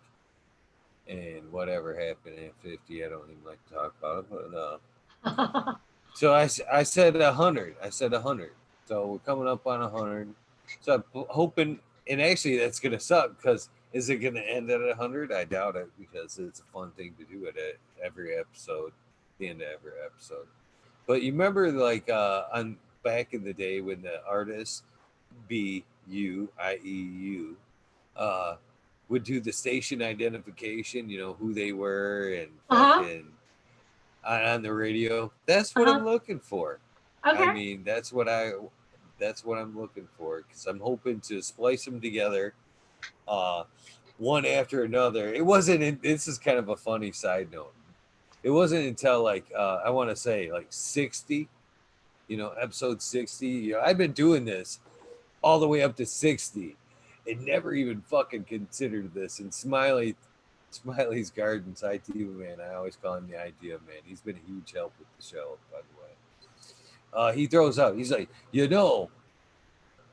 could just hit record right before they do this instead of going back and the end of all. Because now I got to go back, single out all these. He's like, you could just record that little tidbit. And I kind of looked at him like, with that thank you and fuck you look all at the same time. You know what I mean? Right? So right before you do this, you will see that I am gonna record the snidbit, Okay. so I don't have to go back. But yes, anytime you're ready, and don't feel free because many have not gotten it on the first tape. Even So what do you Danny want me to say? Danko, I believe, took like 4. You can either give yourself a shout out and the cob grower if you want. Again, he's been a huge help. But before I won't record this because it doesn't matter if I do this. But it's something you can embellish and dress it up as much or as least as you want. Okay, but this is something along the lines of this kind of like, hi, this is fucking Eagle Gardens or Eagle, and I'm on fucking talking shit with Eagle.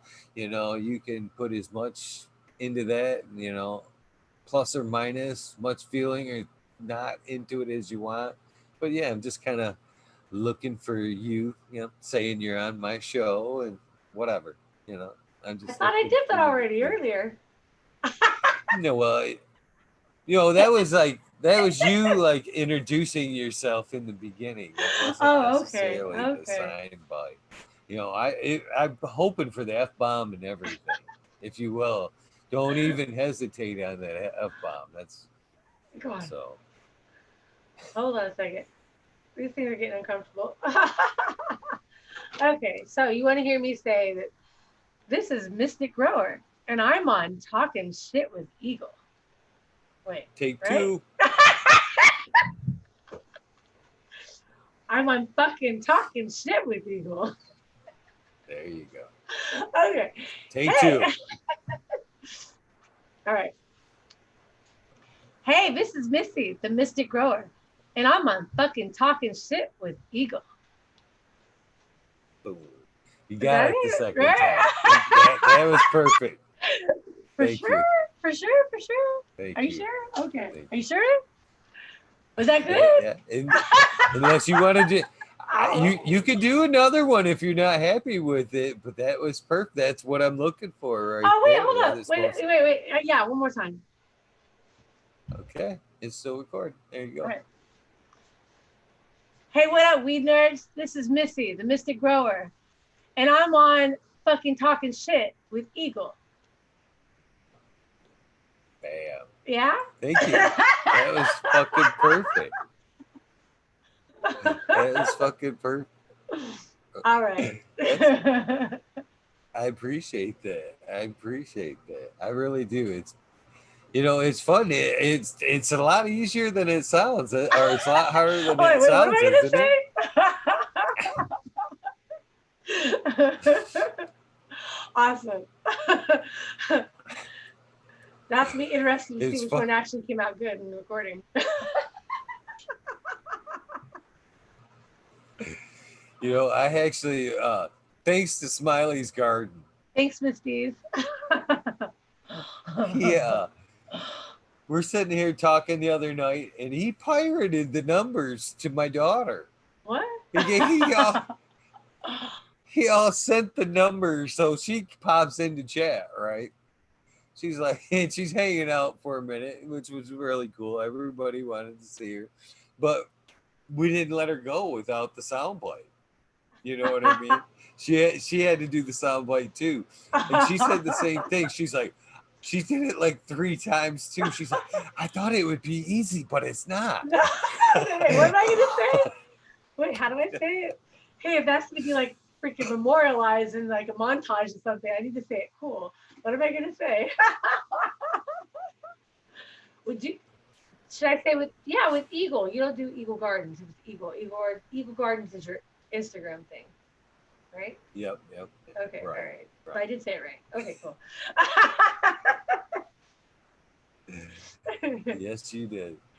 Sweet. Thank you so much for that. You're Thank you for welcome. everything. This whole thing. Thank you, Cobb Grower, for supporting you and having Thank things you, you ready guys. when you needed it. And you guys You're have been welcome. great. This whole episode was, like I said, I knew it was going to be fun tonight, but it has above and beyond went past my expectations on how fun this was going to be. And thank you. I love that laugh you have going there. Thanks. It's very infectious. It's hard not to keep the smile going when you've got that going. So Well, thank you. it has made this episode like more fun on my end. That sporadic laugh keeps those cheeks up. You can't not smile when you've got a laugh like that on the other side. So I appreciate it. Thanks. I appreciate it too. I try to always keep a smile on my face, even though when I don't feel like it, I just keep a smile there. I'm always gonna smile. Well, it sounds like all in all that you've got a good thing going there. That between the cob grower being there helping you out, your cannabis, and all in all, it sounds like you've had maybe some rough ups and downs through life, but it sounds like you're in a very uh, nice place now. A very great point in your life that Oh yes, cannabis heals. Cannabis heals. Chemical. I'm stuttering. Chemicals kill. Oh wait, hold on. I got a sticker I can show off.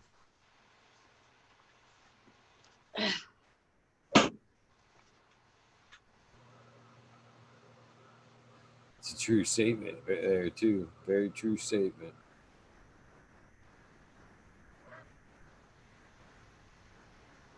Keep it wrong. That's a Mendo Dope song. Mended Up sticker. Shout out to the Mendo Dope boys. Oh, and I also want to shout out a couple of people. I want to shout out Sharpie. She was the lady that was there hanging out with Subcool in his last days, one of his old school, old time friends. And I mentioned I went out to the Hole in the Rock. I went out to Arizona. I went out to go meet her and just to go and hug her and give her some love and condolences. So I just want to shout out to her. I hadn't shouted her out yet. She is most certainly one of the last people to get to spend some time with us. So that was a very true statement. Mm-hmm. I'm most jealous of that, to be honest with you. You know, I was bummed. You know, I've got a few phones, and like I said, I don't want to get rid of any of them because I fucking such great communications with that guy. But I'm glad that he found somebody out there to be getting through that tough time. That was a tough time, and Sharpie was out there helping him out when through that tough time. And I keep kicking, and I'm forever going to be kicking myself, and that's one of the reasons why I want to keep giving back to the Weed Nerds. I felt the drive to go out to help him, and he really needed more help, and I didn't. And well, I can actually show you text. I mean, you carry that burden of you sounds like if you could have, you should have. He outright asked me to come out there in December. He outright asked me to come out there in December, and I told him I couldn't. At that point, it was 2 weeks before Christmas. I knew he needed some help. He wanted to talk about going out to Oklahoma and resetting up there. He had some leads that he wanted, possibilities of resetting up there and continuing the dank because he was terribly worried about the dank, and there was a possibility of like a breeding project going there. And he wanted me to come out there and talk about it. And I told him I couldn't, and then but I would try to in January. And then time ran late, and I kept telling him that I was going to try to get out there, and we all know basically how January ended, and I've kicked myself so many times. As you say, you kick yourself. I had an invitation to go out there, but I couldn't necessarily afford it at the time. And even moreover, Queen V hit me up after and wanted me to do something for him here in Michigan. And it was just one of them things, just like everybody else. You never see a tragedy coming. no. And you always want to do the best when you can, but at some points, especially on a week's notice, when she asked me to do it, it was like fucking impossible. I wanted to do it, and that link I sent you was, you know, my way. Something had to be done. Something had to be done, and I figured out the Weed Nerds had to have a way to say goodbye. So that was my way. I hope you do go back and watch it because I will. I kept being inspired to do a dab and gab memorial or something, but I didn't feel it was my place. I don't know. I kept feeling weird about doing my seed giveaway too because I had some haters telling me it wasn't my place to do it or whatever, but I don't know. There was, fuck that. There's always going to be haters when it comes to the Subcool bullshit. The poor guy's dead, has passed on, and there's still going to be, people saying negative shit. That's another thing as far as that whole thing goes. I've been around this fucking community. I've been a weed nerd for as long as the weed nerd thing was a fucking weed nerd thing. Uh-huh. And I know a lot. I know a lot. And I've seen people come, I've seen people go, I've seen the people that when times got tough talk shit, jump ship and jump sides and talk shit. And then fucking when he passed, a lot of, that pissed me off because it was a lot of them people that were the first ones to put out that, rest in peace and shit. And I'd sat there and was, I couldn't believe, it was nice that he was being honored, but I was in the same time, I was like, how dare you? You were the first one to jump. You know what I mean? So don't let them haters, say shit. You knew how much you cared for the man, regardless of what was said or did. You had a relationship with the man. You knew how you felt about him, and what you want to do to honor him is fucking up to you. You know what I mean? So I support you. If you want to fucking do the weed nerd thing and fucking do it.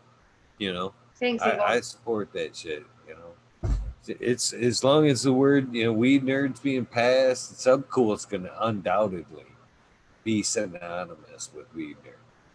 We're all weed nerds by heart, but he is the fucking weed nerd. Oh yeah, he is so the as weed long nerd. As it's I'm so not as long trying to as be it's him in no being way, shape, or said, form. the seeds are being, even as far as I don't, I'm right there with anybody. I don't give two fucks if the strains are fucking bred with or not, or whatever. As long as he's honored on that pack some way. This is the Danks fucking strain, we BX it or whatever. He's getting credit with it. Hey, he's being remembered. You know what I mean? Mm-hmm. When they fucking, if it's a BX or a cross or whatever, as long as they put his name on there, fucking totally cool. Because whoever gets that pack is gonna fucking see his name and contribute his work to that pack. You know what I mean? You guys may have, you or whoever may have bred it or whatever, but as long as they're giving that hat, that nod, and whatever, that's great. They're helping keeping the legend alive, and you know, whatever. It needs to be done. He deserves that respect. So I appreciate it. Hats off. I respect for what you guys are doing. Thank you.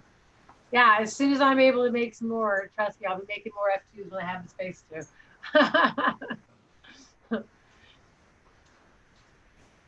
I do. I think it's awesome. I really do. That's what he was all about. He loved giving away free seeds. And it was at some point when he was out there in Arizona, I always laugh too, because as a distributor, I felt the pain. You know what I mean? I felt the pain as somebody that was out there, selling the gear. And that was another thing too. I gave away as much shit as I could give away. I still give away shit.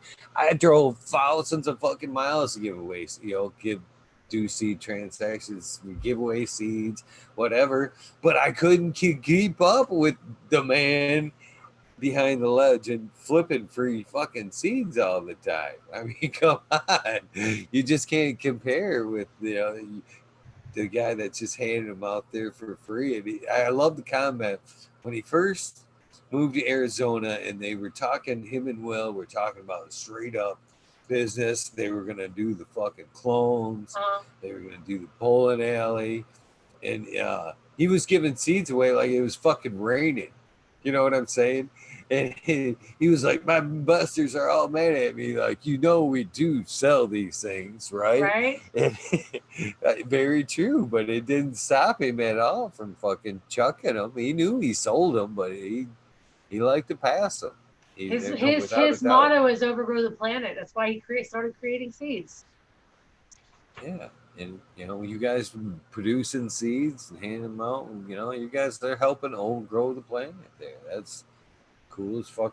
Yeah, great. I think anybody that grows the plant in general is cool with me. I don't care if it's a fucking auto photo type, whatever. I'm gonna smoke your joint. This COVID doesn't even hasn't even affected me like that either. I miss that. I appreciate the fact if you want to sit there, if that's what it takes, and have a session that we'll sit there and you smoke your joint and I'll smoke my joint. That's cool. If that's what it takes to happen, yeah. But am I gonna fucking run from a joint that's being passed from me? No, I miss that. That's a bond right there. It's like an offering in friendship. You know what I mean? It's like breaking bread with somebody.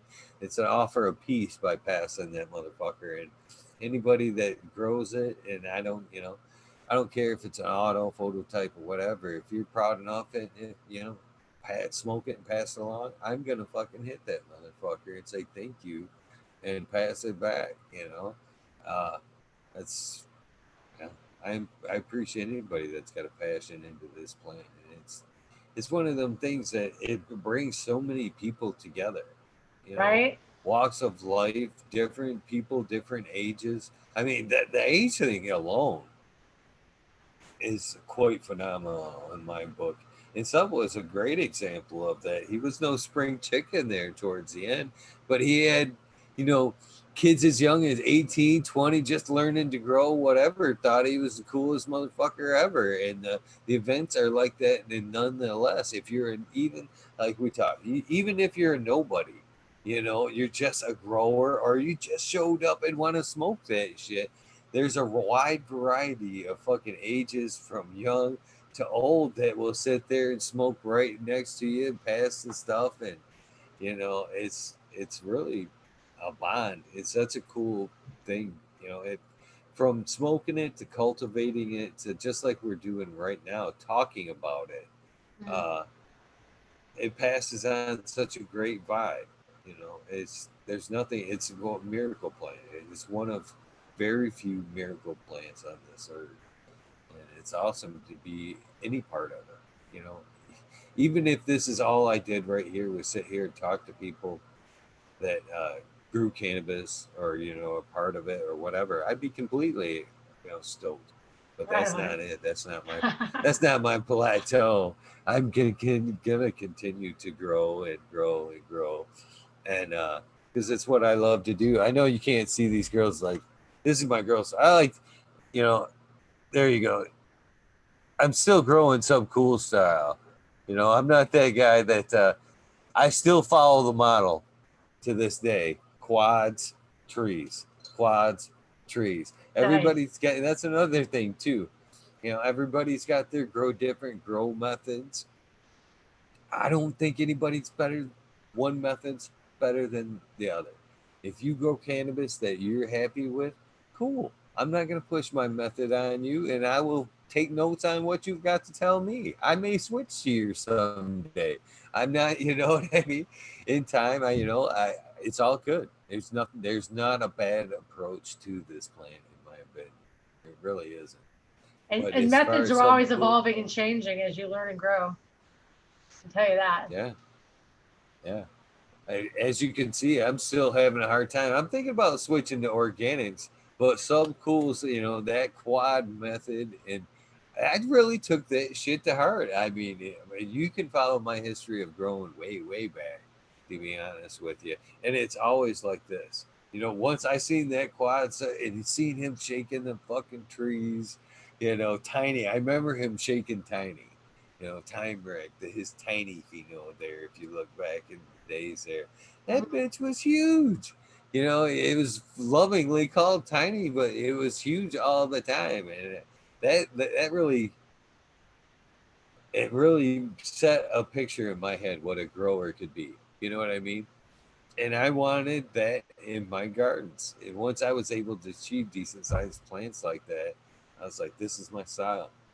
This is, once I was able to mimic what he was doing there in a decent way, I was like, this is my system. This is my system. Even though nowadays I'm thinking about switching to like an organic system, which is something completely new to me.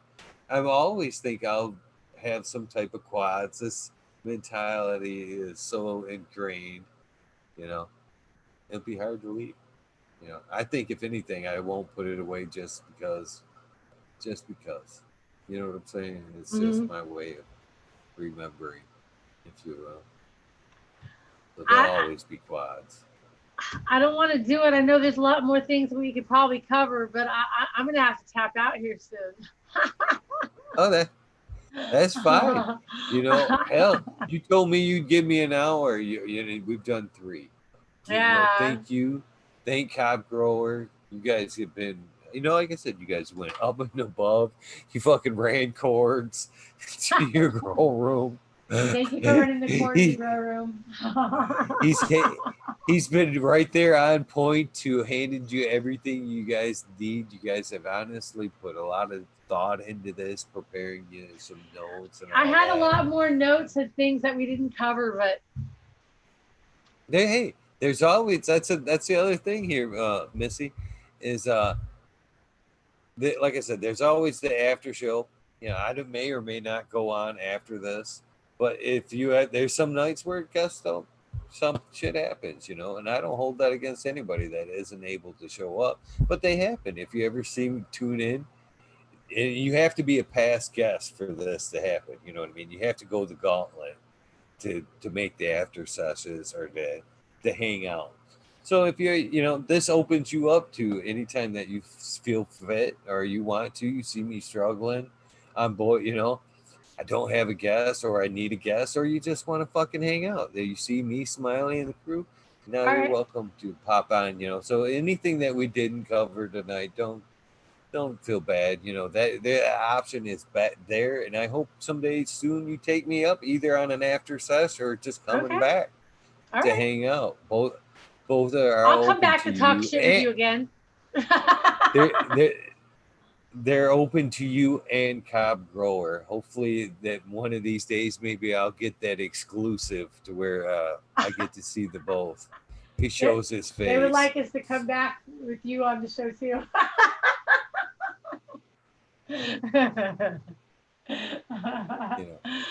That would be excellent. I'll have to get him I a do grow appreciate. style grow mouse style mask or something.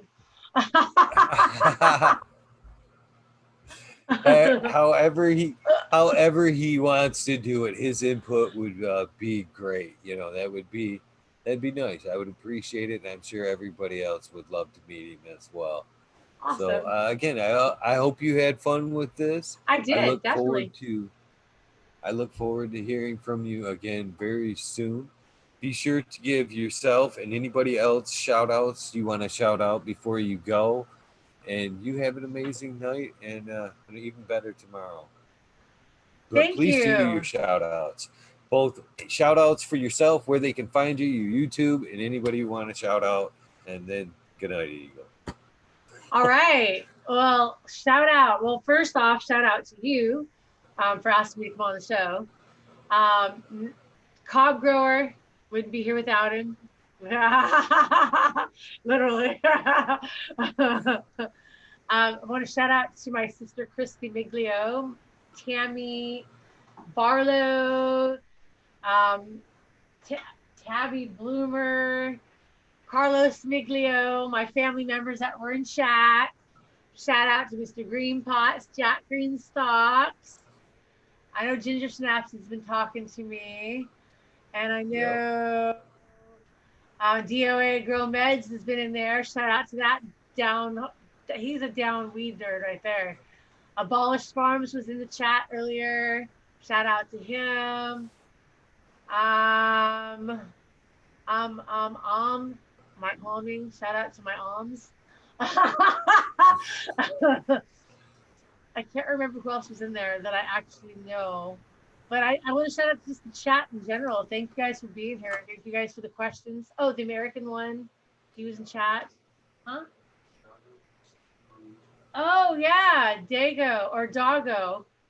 Crazy. It was Crazy Dago. Now it's Doggo. From the GrowTube Roundtable. I want to shout him out and the rest of the GrowTube Roundtable from back in the day. Grow Mouse, Green Jeans, His and Her Grow, MB Closet, Meg Grower 1, Vader, the rest of the GrowTube Roundtable. That's where we got our start growing. We learned a lot from them. So shout out to them.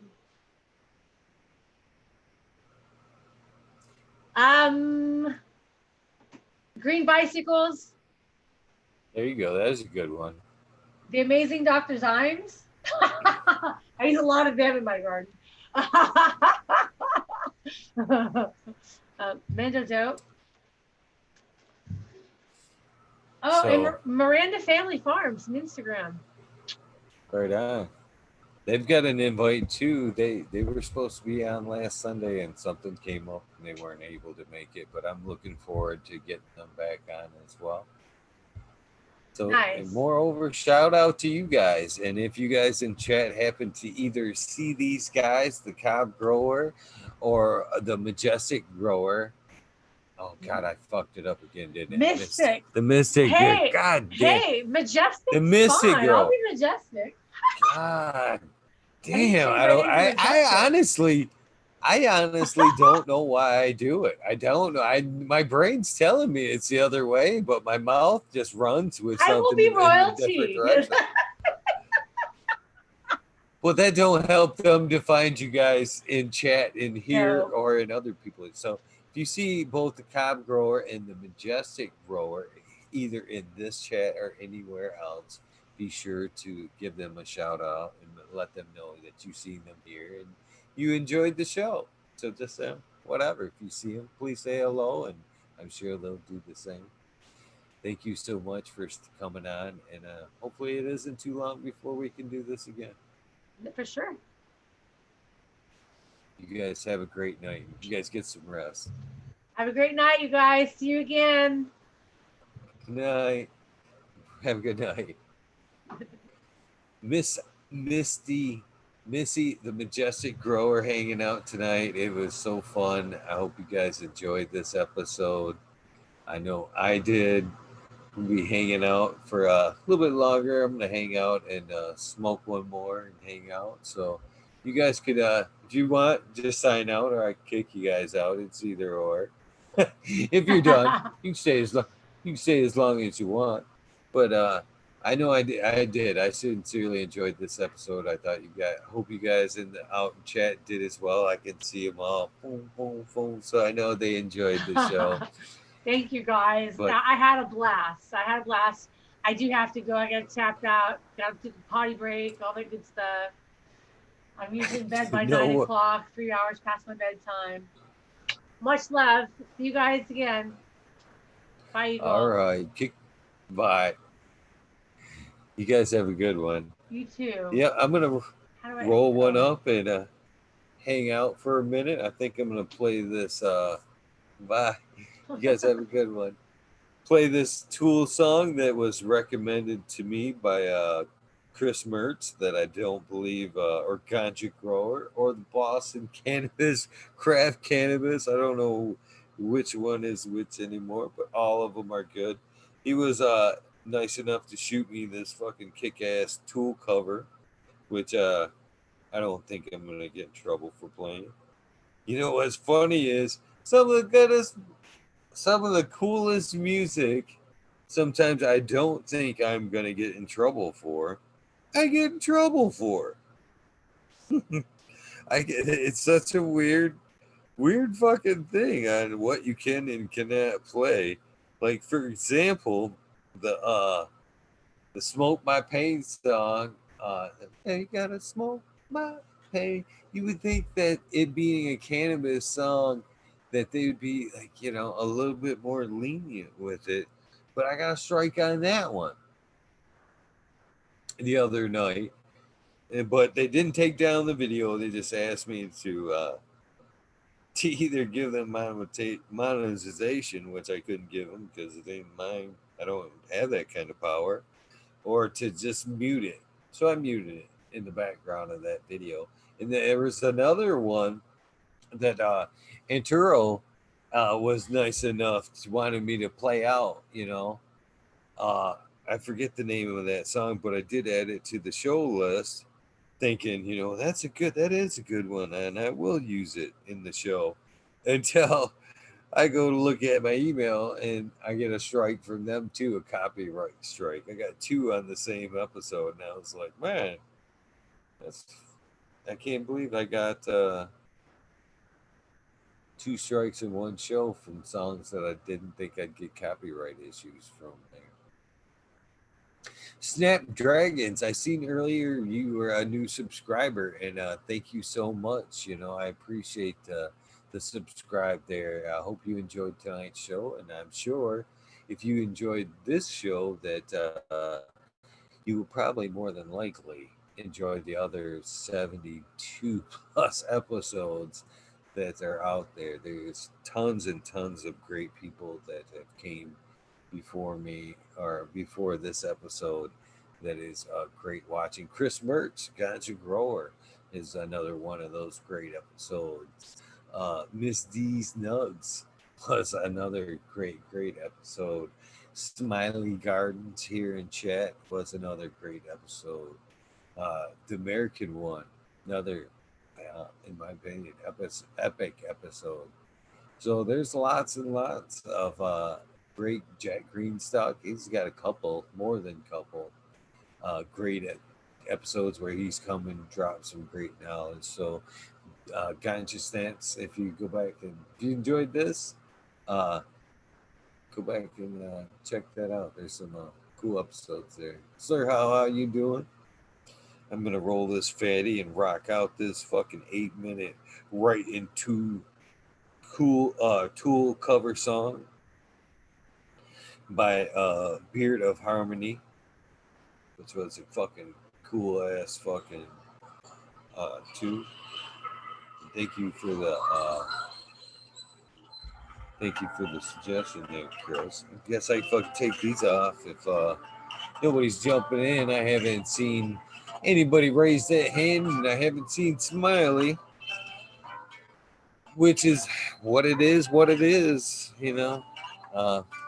most likely I'm just gonna probably hang out for a minute anyway and get some work done.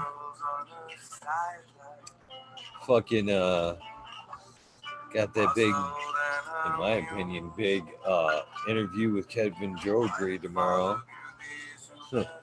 I want to bone up on a little bit of past episodes, can brush up with a little bit of conversation with so I've got some good talking points with him. There's Chris, and so that's going to be a great. I mean, how awesome is that? Kevin Drodry is going to be hanging out with us tomorrow. I don't even think I'm ready. I don't even think I'm worthy. Fucking pretty cool.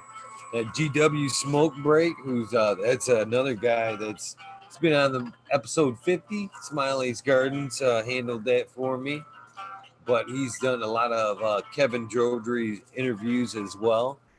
He'll be on the show, I believe it is the 20th of this month. GW Smoke Break.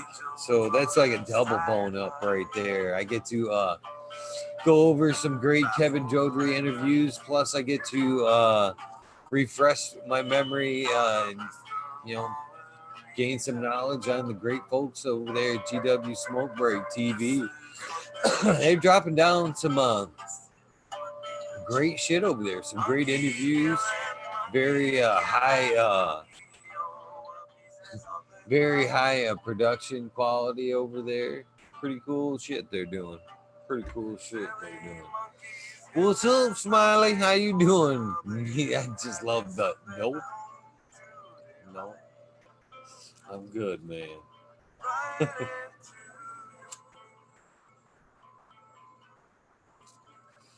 all good because I got some work to do myself.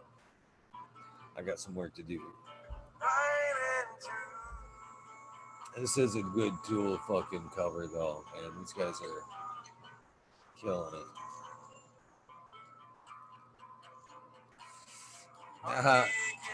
So I was asked to be on Embracing Organics. Thoughts? I was I'm gonna be fucking. Can we be fucking honest here? You want to be fucking honest here? Look at that. There's a show how deep my weed nerd is right there. I had obviously the memorial sub cool song or tattoo on my leg But this was when I first got my tester status. I went and got my THC molecule here in the TGA colors, the royal purple and the bright green there. And so I got that one, and then I don't know if a lot of people know this. I've got the CBD tat there that sub had as well with his blessing. He knew I fucking was getting it. He said, "No, I don't give a fuck." Another one I wanted to share was the molecule, the atom that he had. As soon as I seen that, I was like, "Oh, that is so badass." It's just the perfect fit for that area with the THC and the CBD, and then the atom right there with whatever you want to crashing in there. Yeah, they did have problems tonight, and I felt super bad, man. After you guys know how many fucking problems I've had with that shit, it was super bad to watch another content provider fucking have to go through that shit. But this is the thing here, and I'm let's see what you're saying first and foremost. I can be one, and I think Eagle should be a panelist. Well, this is the thing here. This is some douche is trolling. I had to lock my meeting tonight, Chris, because I seen things going a little 50-50 earlier. So I had to lock up the meeting earlier. But I said he would 420. So this is where, all right, let me get Smiley in here because I want to fucking I'm looking for some input here. Actually, I'm not even gonna talk about it. I said I wasn't gonna talk about it, and I'm not gonna talk.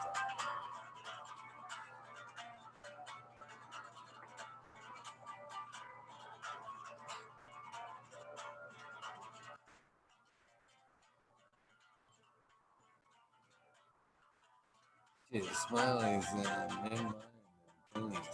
420. What am I missing here?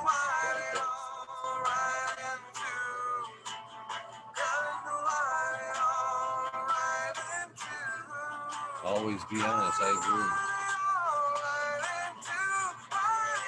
I got the OG stairs. I'd like to. I think. Yeah. I think Diego would probably reach out at one point or another. Cracking me up 420. Let me pass these numbers real quick to Smiley. He wants to jump in, like I'm gonna tell Smiley no. But if you don't, that's cool too. I could always tell him this is not a job, this is fun. Fun time. Step back here, gotta steal the numbers from one place, and oh, that's right, I sent email. All right. We get you the numbers here, Smiley. I thought I had cut and paste, but I sent an email there.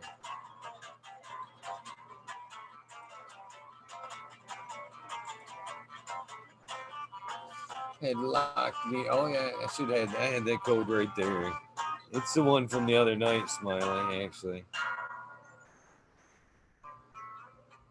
Getting lazy like that.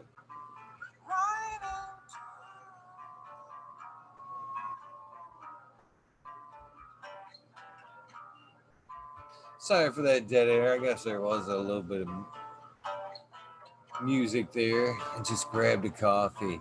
I'm glad you're hanging out, Ganja Snaps. I fucking love new people hanging out. Show your grow 420. Yeah. You could probably jump on. You gain 420. But know this. I'm going to fucking lay this out there. You could jump in 420, but that kind of sets you back a little bit on it's your episode.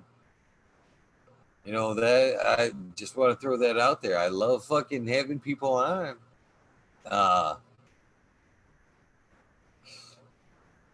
It's a fun time, absolutely. I just wonder what combo you and Diego and Vader would be like. I think that I've actually had a lot of conversations. Vader, I've actually met several times in person and had a few chats with him. He's an excellent guy.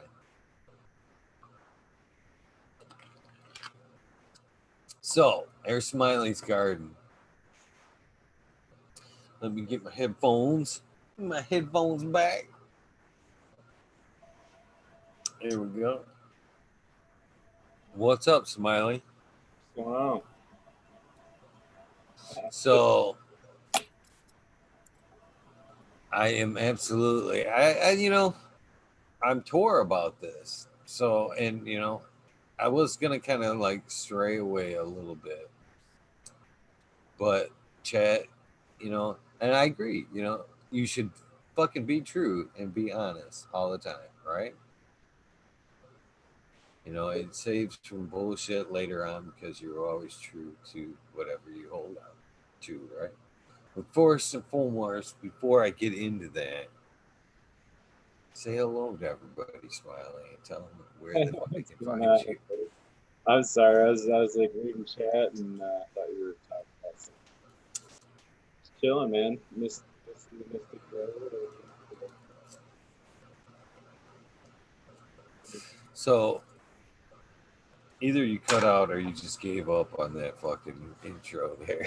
There wasn't no intro. I was just saying, yeah, I was hanging out most of the show. And that's probably the first 40 minutes. So, Rabbit Hole 2.0, send it. All right. So, I did. You guys seen it the other night or other day? I believe it was when during the Bond episode, Dirt Rain Dan come into chat there and asked me to hit him up because he wanted me to come onto his show. Everybody kind of seen that, and I addressed it publicly on the show that night, and so I did, and the shirt's killing me. Fucking, that's another thing too. A lot of shit. I'm gonna step off and put a fucking tank top on, both fucking because it's hot in here, and both I'm swimming in this fucking shirt. I love Sub to death. But fucking for some reason, that guy must have thought that even after meeting me, I was much bigger than I was. Because for some reason, I always tell him large, large, large, large. But he would always send me like extra large shit. You know what I mean? So I'm fucking like absolutely swimming in this shirt. And it's driving me cuckoo birds. So I'm just going to step off and change my shirt. Yeah, you're fine, man. You're fine. Yeah, we can go down some rabbit holes. I don't care, man. We can talk about whatever, chat. I'm down. I figured. I was thinking we were gonna get shut down the other day going into all the currency shit. Right. No, actually, that episode didn't get flagged, but I got a warning that like the night before on I'm for some reason struggling with the artist's name, but that song I like to play a lot where they're like, it's a cannabis band too. They're all like, smoke my pain. It's like a rap song. I play that a lot. And then another cover song I played, which I thought I was okay. I got flags on both of those the other night for it was during a Weed Smoking for You episode. After he tapped out, I went on by myself and played some music. I got a couple flags that night for them songs. Yeah, okay, so back to the embracing organics thing, because rather than try to this is a real life dilemma here, Smiley, and I'd feel better getting some input on this rather than Okay. making my decision on my own. So, you seen that the other day that he threw out the invitation to come on, and we were joking about it. I think that night, yeah, we did. We joked about it because it was me and you hanging out later that night, last night, as a matter of fact. And we were kind of like, yeah, you going on embracing organics. Ha, ha, ha, you don't even fucking grow organically, right? So, and that had struck a chord with me because I had already replied back because the approach, he was like, hey, I just kind of wanted to return the favor. I had fun on your show and just, thought I wanted to get you on our show. Yeah, cool. I'm interested. Okay. And that was my reply back. And then later on that night we're talking, and we're like, oh, it never even really hit me, because we were like, well, what show? You don't really grow in organic, so.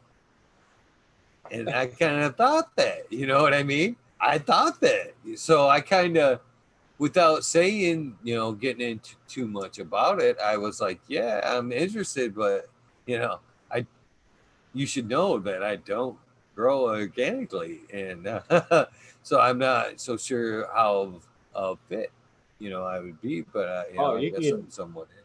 just get on there and start telling them how great salts are to grow, and fucking start telling them all the magic of it. They'll love that. So, Make the show. yeah. So yeah. I thought about it, and then my reply back was this. Hold on. Should I use this phone? I think it's good.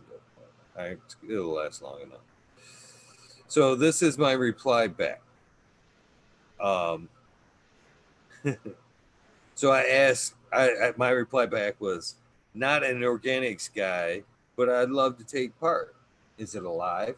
Because I was thinking to myself, because I do have sometimes some different shows over there. Maybe it was a different episode. Maybe they didn't. Maybe they didn't want me for embracing organics, right? So I thought, is it for the live? And he says, yeah, it's gonna be talking shit with the Eagles show, but backwards. Lol. Get you for a one-on-one, on spotlight growers. And then I seen tonight's episode, and he was not bullshitting. This new segment was talking shit with Eagle in reverse. And did you catch tonight's episode of Embracing Organics? No, I was working. That's why I was like late to this episode. I don't get good reception afterwards. And then I heard everybody in chats talking about them getting shut down. Yeah, oddly enough, they did get shut down. But it was eerily similar to if you were to take this template and take my box out and replace it with the Organic Screw box. Same model. And I thought to myself, man, I don't know how I feel about this. I really don't. Especially the kind of, and then put me to ask me to be like the first one on it. I was like, ugh, I don't even know. I'd rather be on in the organic show. I don't know how I like the same format being shoved down my throat down another show there, and it being a show all in itself, a very eerily model. And I was like, So whatever. I honestly already doing it too, so whatever. Yeah, well, Fumi won't come on my show either. He fucker dances around it, but won't come on my show. No, but so I honestly had already had my answer. I had already had my answer set. I had dates set. We could do it this day or this day, and then I kind of seen the show, and then I went unsend, unsend. Yeah, I'll get back with you. I totally, after that, I kind of took the Fumi hook to it. Yeah. I'll get back with you. I'm kind of busy over here. See you when I see you. Enjoy the show. Great show, by the way. I actually told him I'm watching the show right now. And then I'll get back with you after that. So I don't know. I don't know how I like I said, I'd rather be, if it was embracing organics, I think I would have been down. But now that it's basically the reverse of the fucking talking shit with Eagle show, uh, I'm not so keen to it really. Fucking I wouldn't they give a see fuck about this, it, Eagle. they I say wouldn't. this night after night. My method, what I've got to say, everything's here night after night. I'd rather go on to their show and learn organics like I tune into every week. You know what I mean? That's Yeah. kind of my thought on it. But again, I'm open for, this is honest shit. I'm open for criticism or input or whatever. I was completely honored when it was embracing organics that I was being asked to be on. But now that it's a grower spotlight and it's just exactly this format run backwards on me, uh, I'm not. It really took the fire out of it for me. It really took the fire out of it for me, to be very candid and open. You know what I'm saying? Yeah, And no, and I you know, understand you feeling that way, but I would say fuck it. I mean, honestly, dude, if anything, the fact that people are gonna try to copy what you're doing is just saying that you're doing something good and it's catching steam, man. I wouldn't sweat it a bit. I honestly I wouldn't. I mean, Smiley, the format of this program. You know the format of this program. yeah, but If here's you the point, watched, Hugo. if you watch tonight's episode, you would be like, you'll know what I'm talking about within 5 fucking minutes. You'll know what I'm talking about within 5 fucking minutes. Right, but And here's I what was, it all boils down to, Eagle, is it don't fucking matter what anybody else is doing. Your show isn't gonna change and you're gonna keep doing it. And it don't fucking matter if anybody and copies, hopscotches, it, reverses, or flips it around. It don't fucking matter. It don't affect it it at don't, all.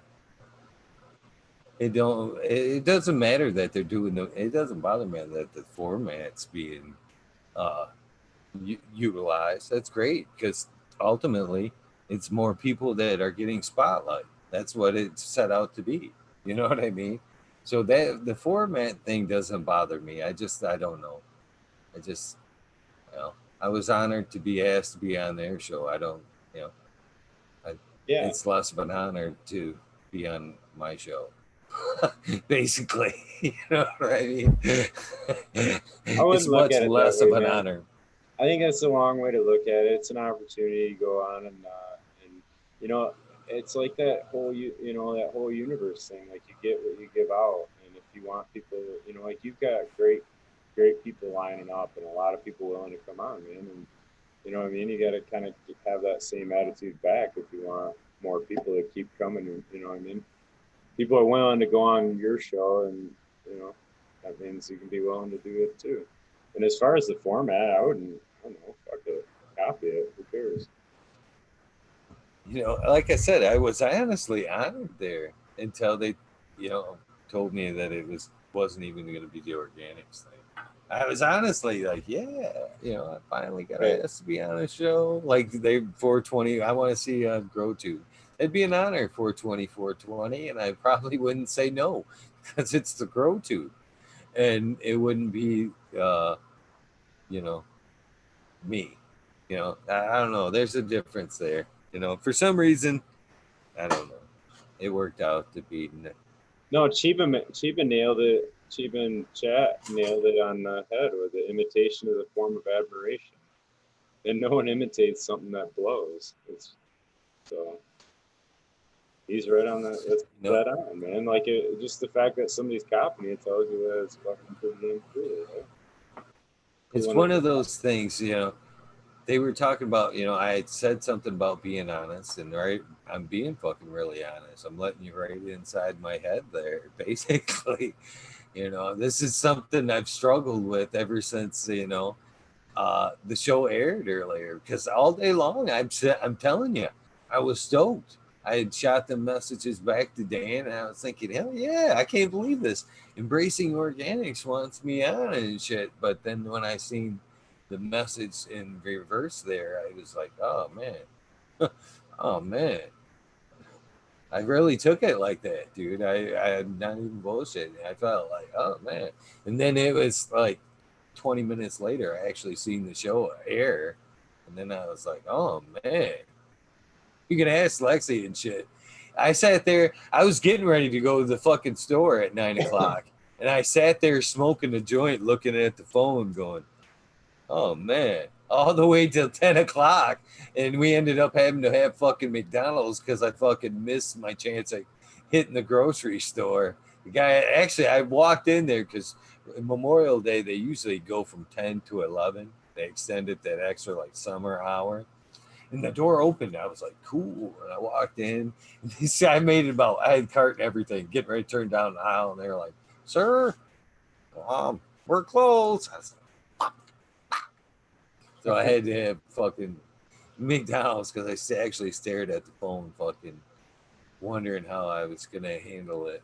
I actually said at the table while I was eating, I was like, I don't know how to handle this. I was like, man, I'm not even, I told myself and Lexi, and I was like, I'm not even going to talk about it on the air. I'm just, it's bugging me and it's eating at me, and I'm not going to talk about it.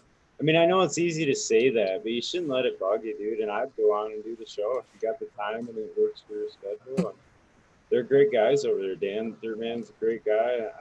I don't think. Oh yeah, he was on the show. He's been on the show. He did his own episode. Tanazi, absolutely great guy. Been on the show. You know, Keith from Black Sail, great guy. Been on the show. You know, so I just see no reason to think of it in a, you know what I mean, in that kind of a connotation. Just, it's a good thing and it's a cool opportunity, and go do it if you can. I don't know.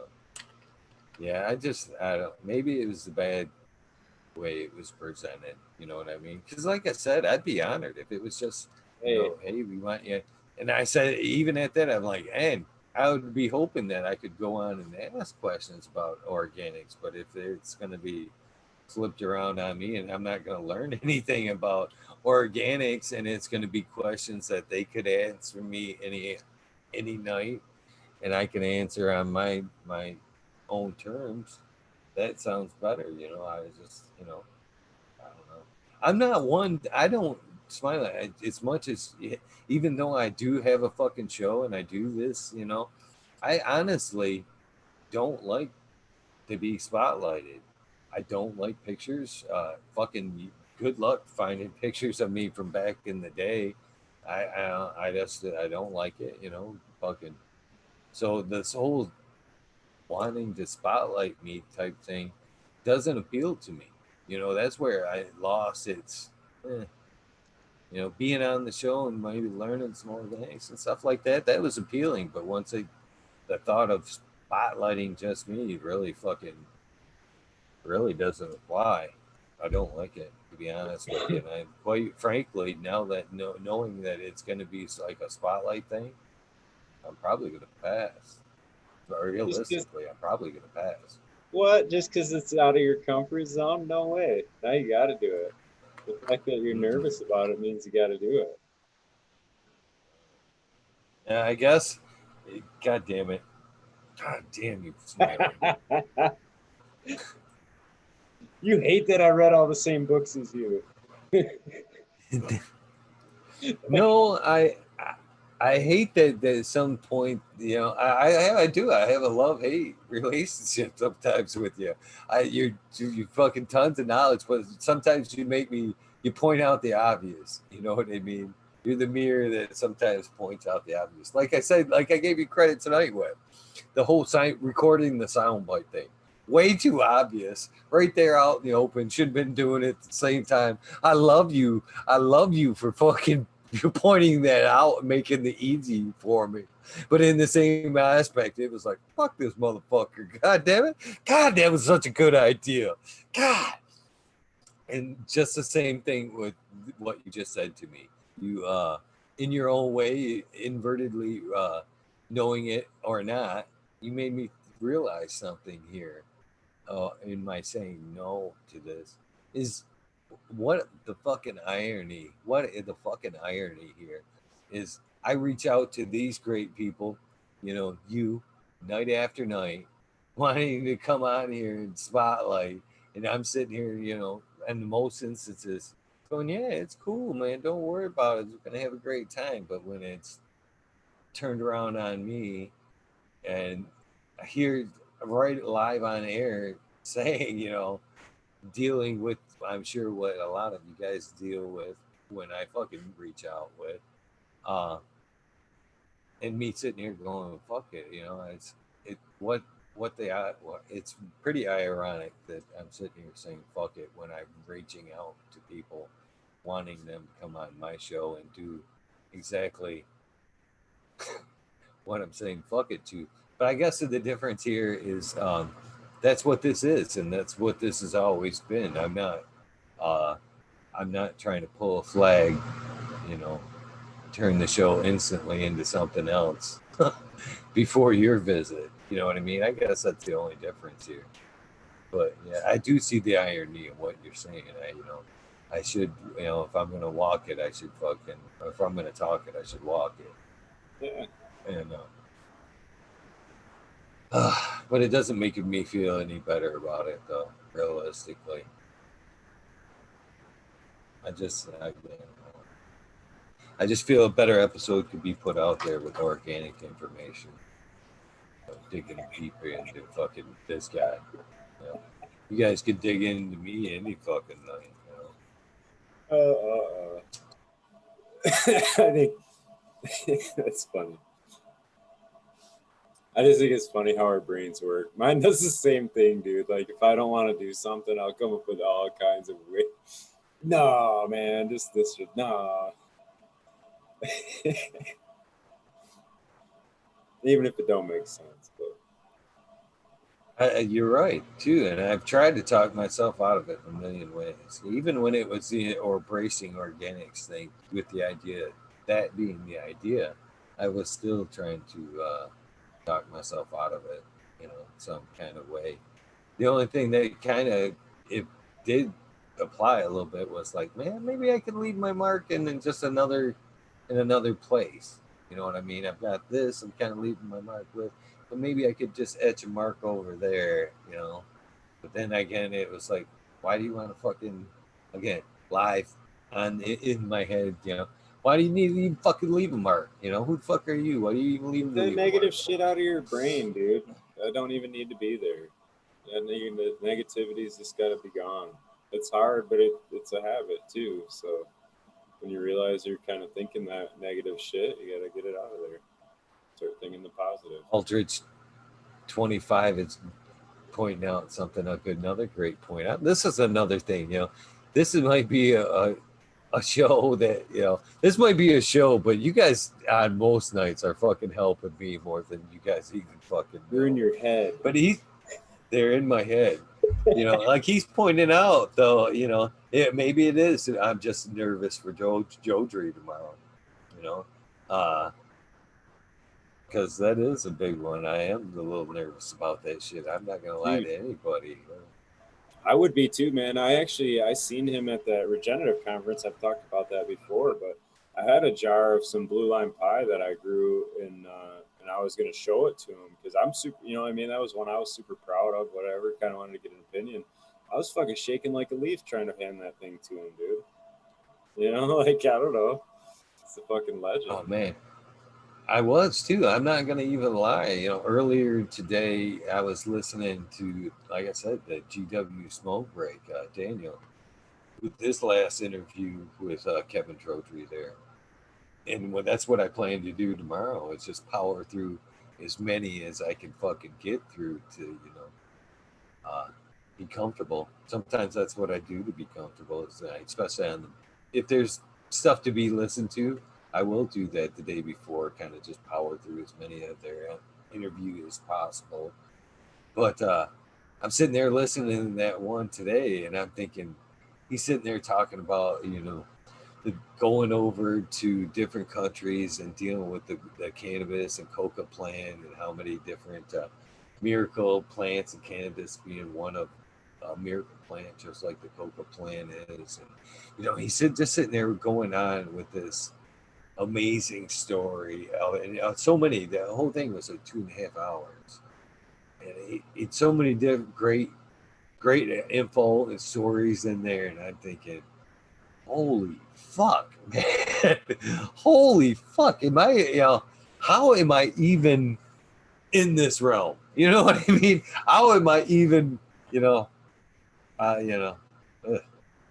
So, and that kind of touched, Majestic kind of touched on that. Majestic, I'm still doing it. Still doing it. Still doing it. Mystic Grower kind of touched on there. I never even kind of really thought about this until these shows started doing it, and that being as you're all good with doing these shows, and then you nail one that you think that is setting a standard there, and or something that you're dying to achieve, like this Jodri interview is something in my book that like we're talking about, is something that's I'm gonna put this one in my vest pocket. You know what I mean? I'm gonna be like, So I interviewed Jodri. Do you want to brainstorm questions with him for him? I see chat. Sure. Aldridge said so. Then what? 5 questions. So the problem might be thereafter is like the episode's over, and then you go, holy fuck, I've got to find a way to match that or keep something similar going, and then that it's there. You know what I mean? That extra wanting to do more is very apparent. Yes, I definitely. But I would say try to ask him different questions, because so Kevin's on all the time, not all the time, but he does a lot of interviews. I've kind of watched a lot of them. So like asking him about his past, like he grew up in the East Coast. He was a diver with the police or whatever, and then that's when he figured out about that. I don't know. They pulled up a boat with like 250 tons of weed on it or whatever, and he was like, "Huh, look at that shit."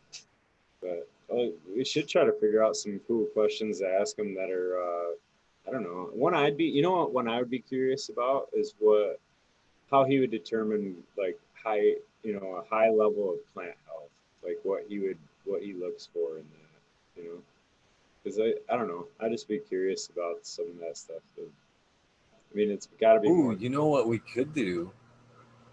I just thought of this. This is fun, and this is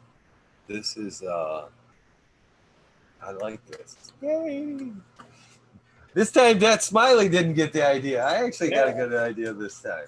Yeah, I like this. First of all, I want to say, because I see a couple of you guys out there. Bill said, I believe I do have an address for you, but I can't find that motherfucker. Please hit me up some way with an address for this motherfucker.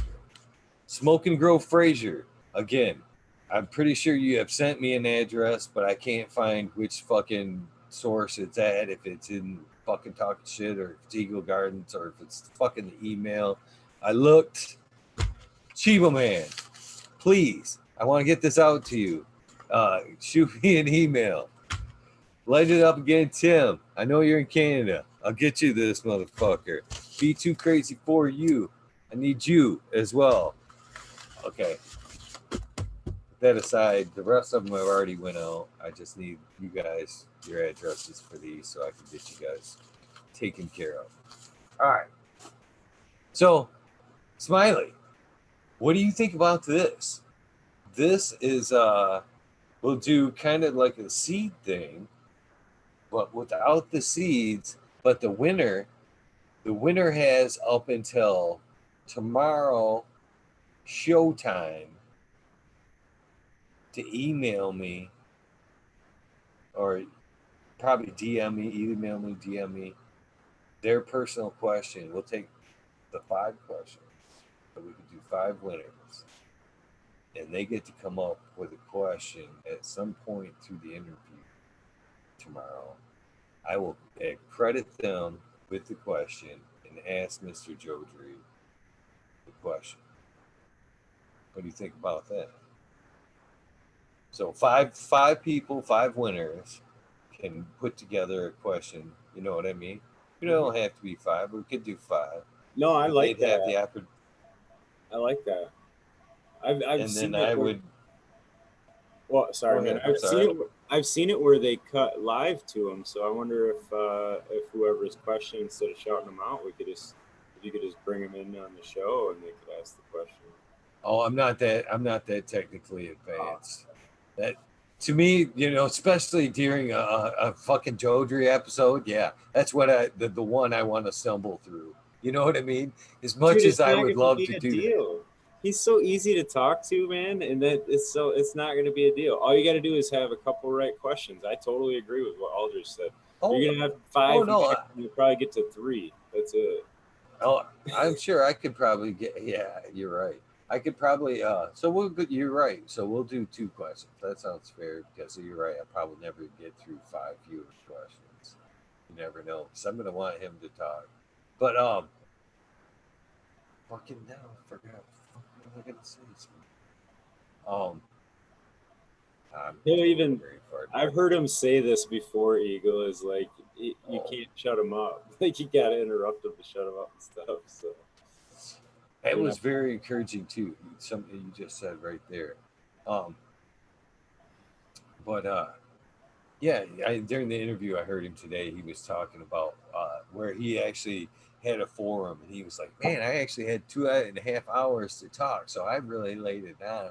And I'm thinking, I'm giving you whatever you want to go to, buddy, but it's not necessarily. No, that's not what I was talking about. The back and forth. I'm talking about bringing like a technical aspect into it, something to where I could like fuck the show up on my end, accidentally drop Zoom or, fumble on my end, trying to bring somebody else in live in a box. You know what I mean? Sway from the normal. Jodry's not the one I want to sway from the normal. That's what I'm getting at. My luck, I'd be like, just a second here. I want to bring in fucking Smoke and Grow Fraser to answer a question. And that'd be right about the time I just hit end on the fucking meeting. yeah. You know how like sometimes like when I'm doing the title and I accidentally hit, enter instead of back to fucking, delete something. Yeah, that would be my luck right there. It'd be like bloop, bloop, bloop, fucking done. And Jodry episode done right there. I'd be like, oh fuck. Just like this phone call with Breeder Steve the other night. That would be the Jodry episode right there, trying to bring somebody in and chat. Yeah. Ginger Snaps.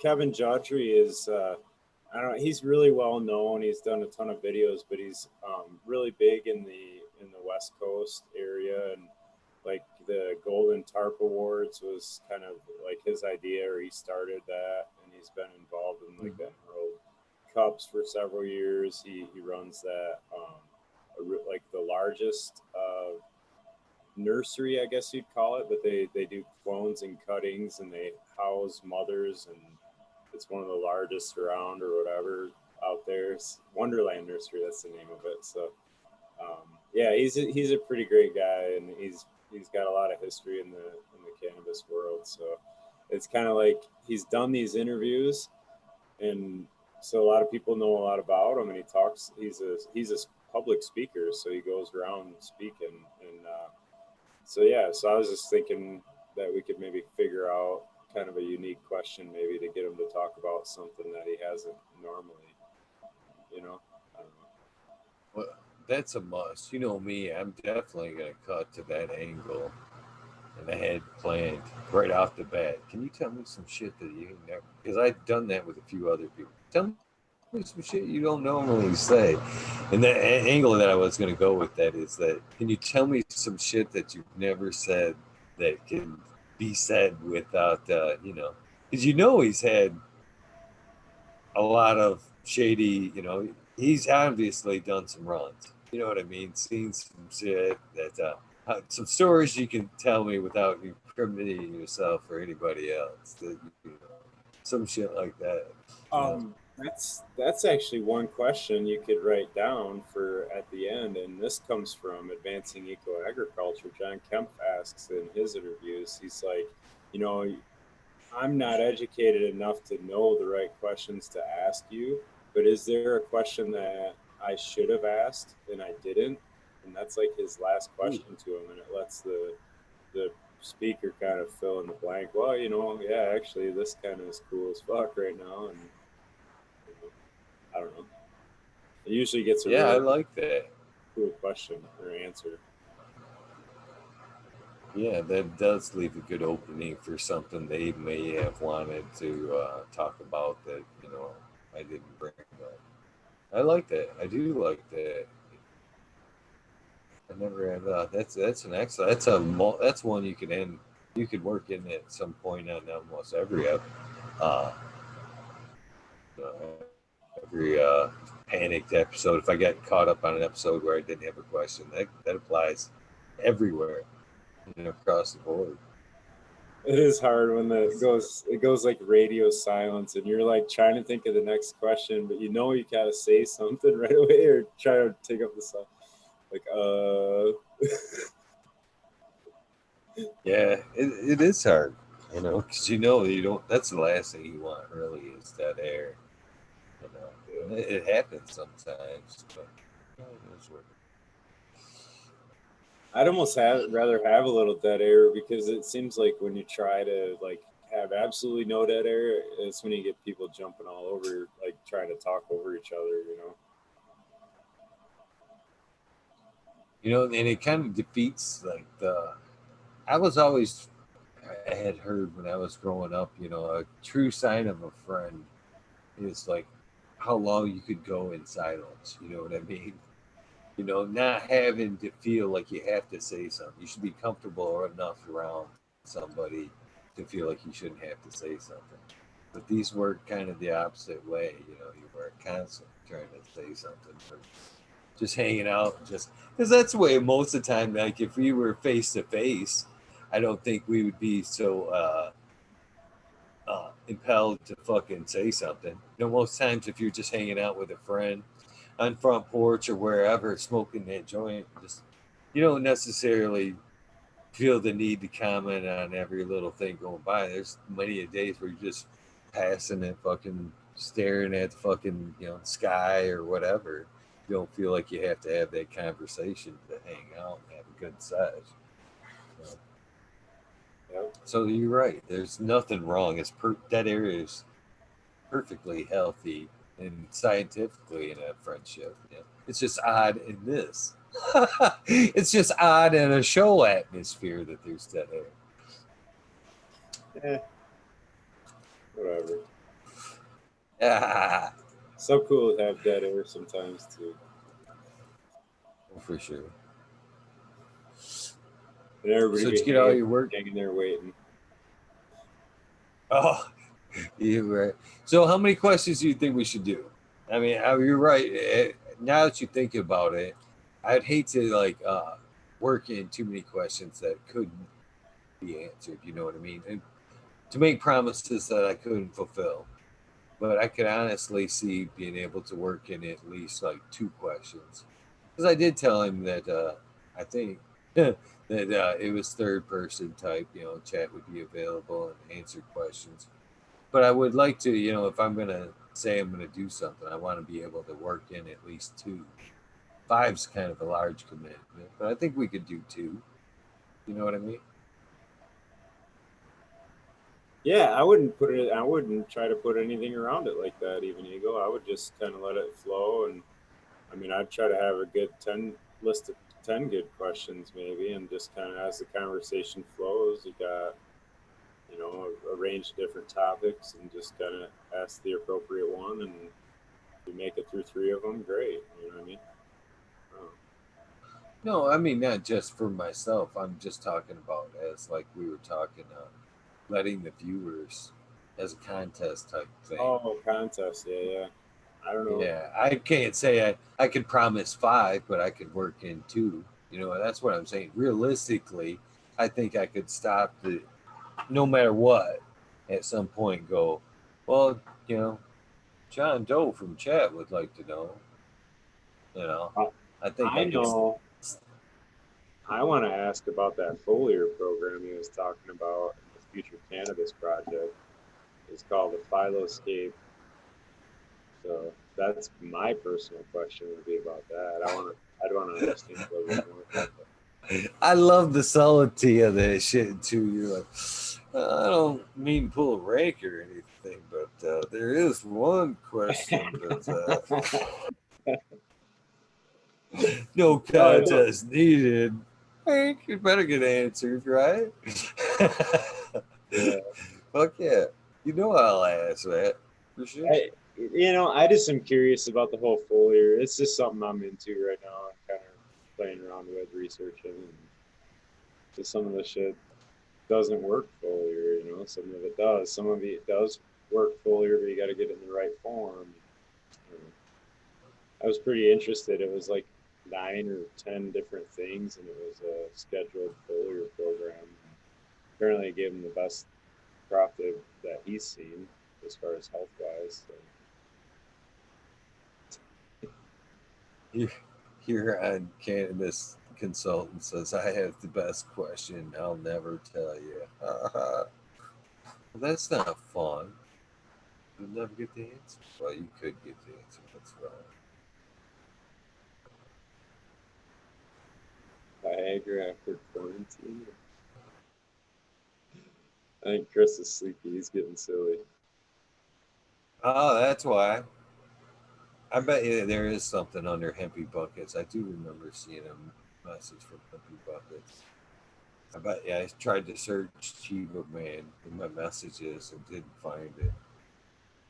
Oh, that's. I'll look under Hempy Buckets. Sorry, lost me on that one.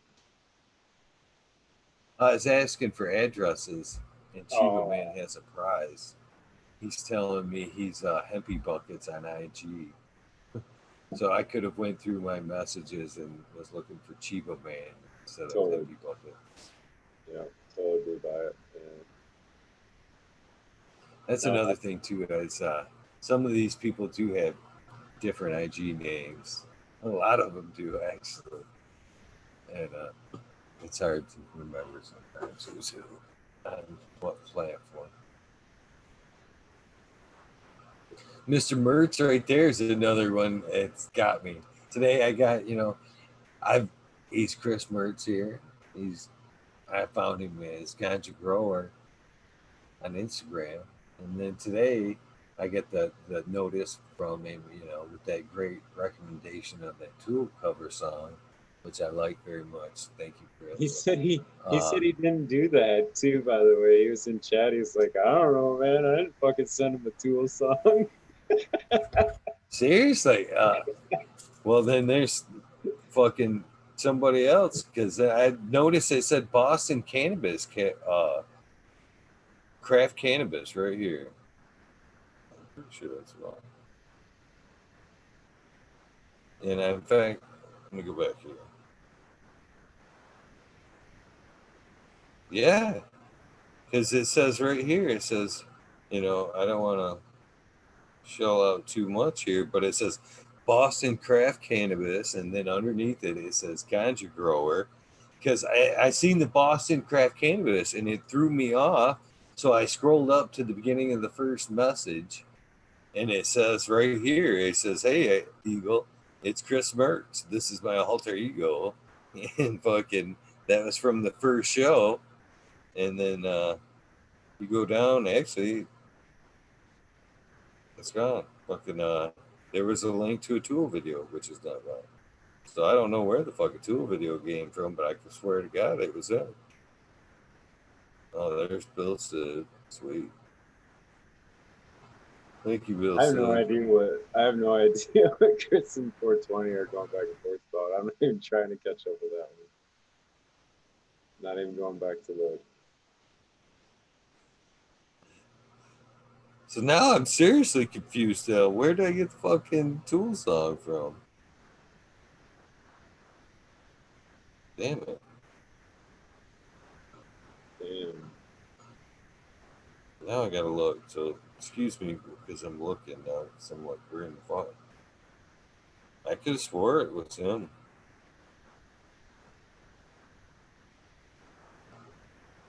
I do get a lot of messages.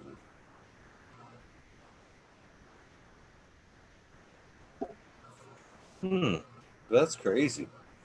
That's crazy.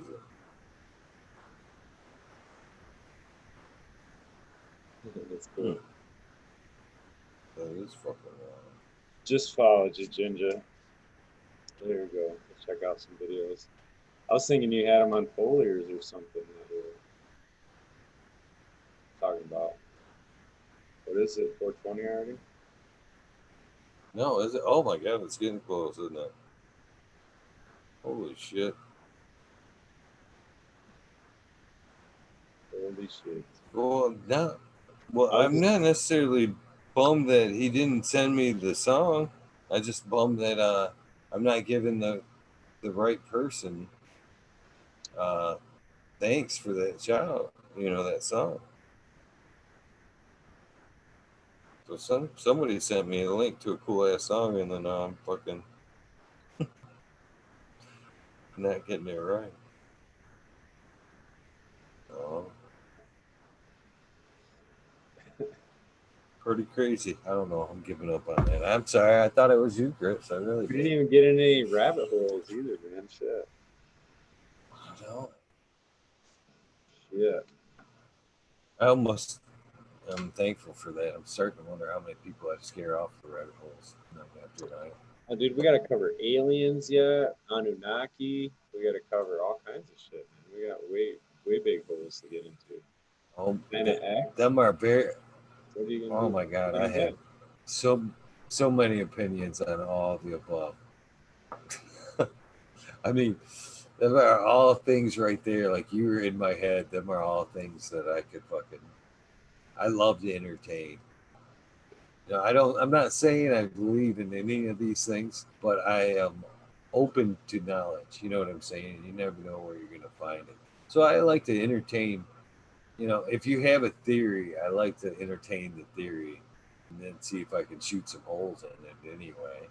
And that's the way a lot of like the aliens and shit. I start off with a lot of that shit, wanting to shoot holes in it, and I find myself digging deeper down that rabbit hole and shit. Man, I wanted to fucking fuck it up, but man, now I'm fucking believing in aliens. Well, I do actually believe in aliens because I think if we're the smartest thing out there, humans that can't get along with each other, we're the smartest thing. We're doomed. We're doomed. You know, I hope for aliens that there's other things out there stepping to the next levels of maybe enlightenment or whatever. But yeah, to think that we're the plateau, and we're killing each other day by day, police riots and shit right now. We're it. Yeah. Jesus, Lord, help us all. Help us all. Hopefully, there's something out there that's transcended to the next level. I know some of this stuff, man. It's infuriating. I would say that there. I've seen a lot of great videos with the police that are handling it really well too. So it's kind of like just the yin and yang of everything. You know what I mean? I think there's that 20% assholes making it bad for the 80% that are good. You know. But, I was such a fun drunk back in the day. I wish as I'm sitting here reading Bill Sid's comment of, I'm not saying it's the aliens, but it's the aliens. I think about like all the crazy shit that I did when I was drinking that I could have fucking used that excuse on and shit. Just face down in a field and shit. People telling me, "You did this last night," and I'd be like, "I'm not, I'm not saying it was the aliens, but I think the aliens might have got me last night." That'd have been perfect. That's a perfect out on a lot of shit right there. What happened to you last night? I'm not saying it's the aliens, but it could have been the aliens. Chris Mertz said we're the the aliens are all the microbes around us, and we're their little carriers. We do their bidding for them. And like, yeah, we're their little Earth suits. They can travel the globe. They get fed. Some truth to that, man. They dictate your fucking they can dictate your mood and your behavior and shit like that. You know, why do you think you get hangry? You know, like, Well, there's like God, you guys are just wanting a rabbit hole. That's all it is. I'm trying to very hard like to resist. We're just teasing it.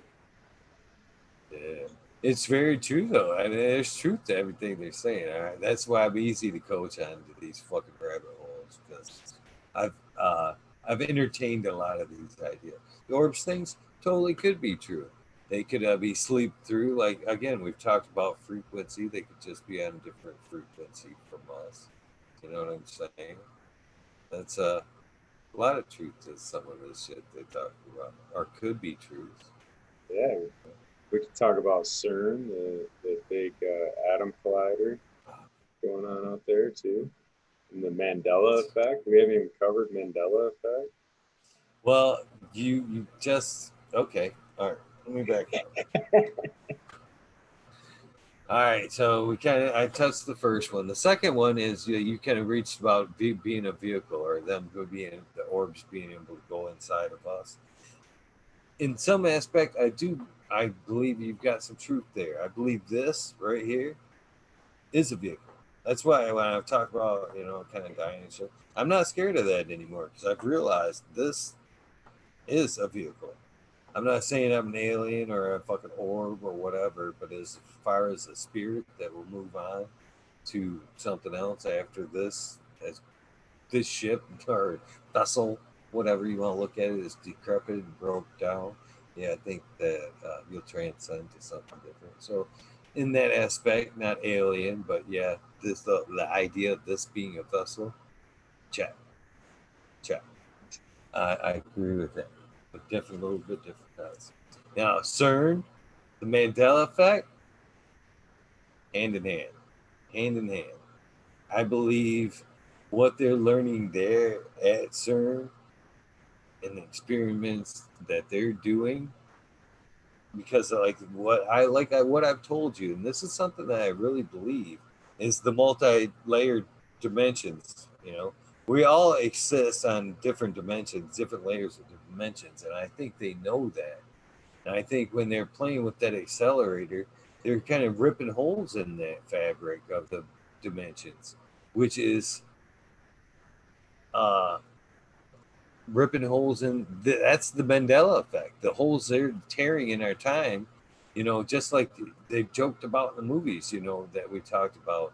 Once you start playing with time, you change the little things in time. It changes what's ahead in the future. So the things that we remember in the Mandela effect, they've kind of went back and shot a hole through with one of them they fucked it up somehow. And it's every time that, it's just unripping open little by little, the multi-dimensions are, with them playing with it, they're ripping it open little by little. Theoretically, it's a little black hole, Ego.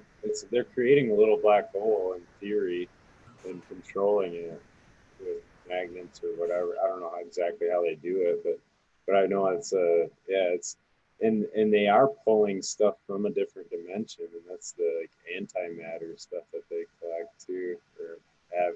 Oh, they've collected. Scientists on record have seen shit in there. They say they can see the time forward and back and that thing. And they say scientists have actually said they've seen like entities in there, actually form into physical like being, or not being, but state to where they can see it.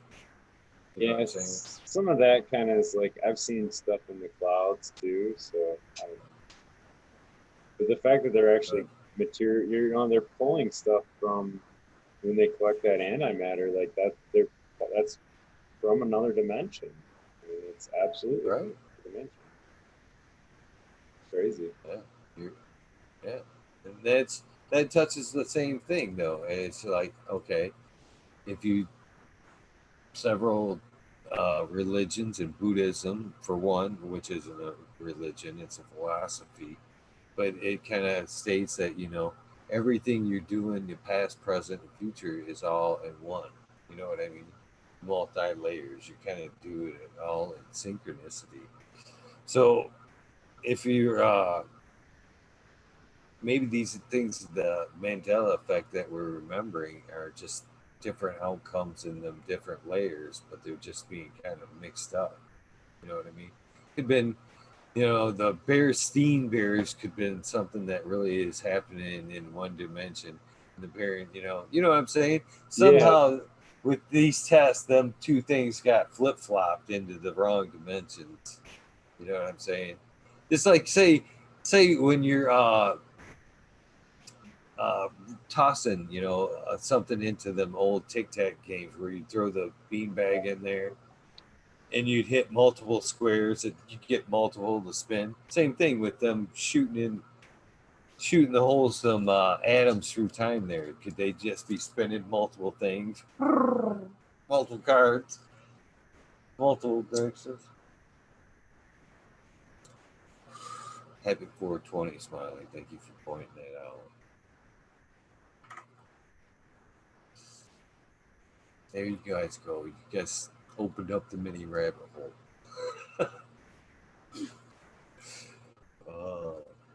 I do, that's the thing too. I'm very passionate about cannabis, but I do love talking about it.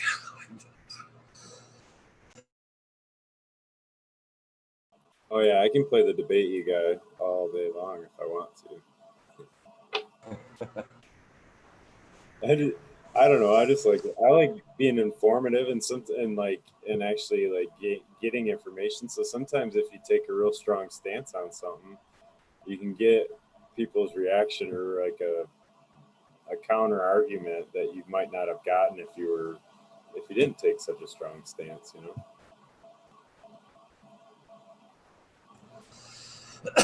Right. That shit got me.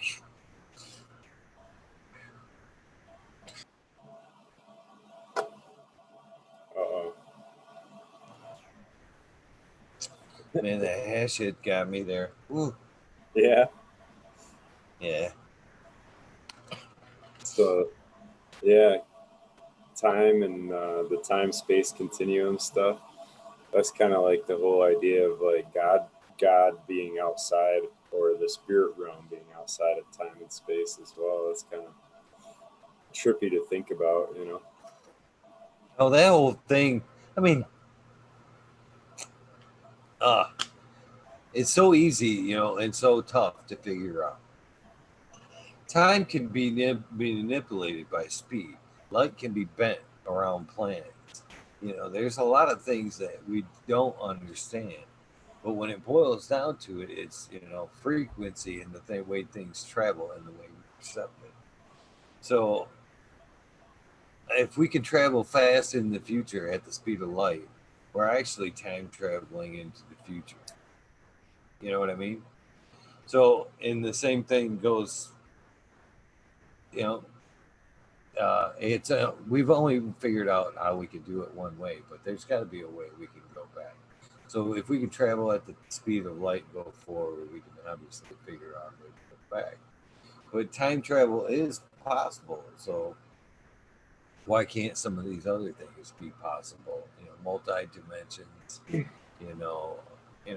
If it's only what we understand. And space is one of them things that the answers are there. We're just not humanly able to wrap our minds around the obvious. Sometimes we're just not able to comprehend. We haven't reached that level. You know what I'm saying? The answers are right there before us. I don't think we're meant to. It yet. Right?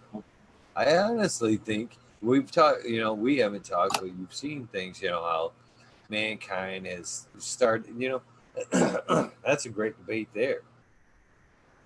Why, if we're something that's transcended, and again, this is not, religion or science here. but it does kind of touch again with the aliens, kind of, and us being seated here. How come? How come we can't fucking find one consistent version of us?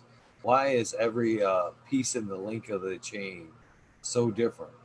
You know, the DNA isn't even the same. The skeletal structure uh, looks similar, but the DNA chains are way different. You know what I mean? And they don't even line up in the time span. We can't even put out a true where we came from, or you know, a complete map. It's so here, there, the species. There's different species. I mean, how did you know? It's so weird, and it starts over at several times. I think at some point, you know, we've been seated here several times. We've been made to like forget it, forget it, you know, forget that shit. We've got physical evidence right here on, you know, we can laugh about this, but there is Göbekli Tempe. You know, there's a lot of stuff that's being unearthed that, you know, doesn't match up with the time spans that we've been told. Obviously, it's obviously that there's been civilizations that are way more technologically advanced than we were ever told. So what happened? We've came such a long ways just in the last 100 years. You're trying to tell me for the fucking 3,000 years that books have told us that we've been upright and walking, and they can't even pinpoint a logical path from A to B. That's it. That's it. And we figured all this out in 100 years. So the last prior 3,000 whatever years, we were just walking around bumping into trees. Luckily, to creating fire and shit.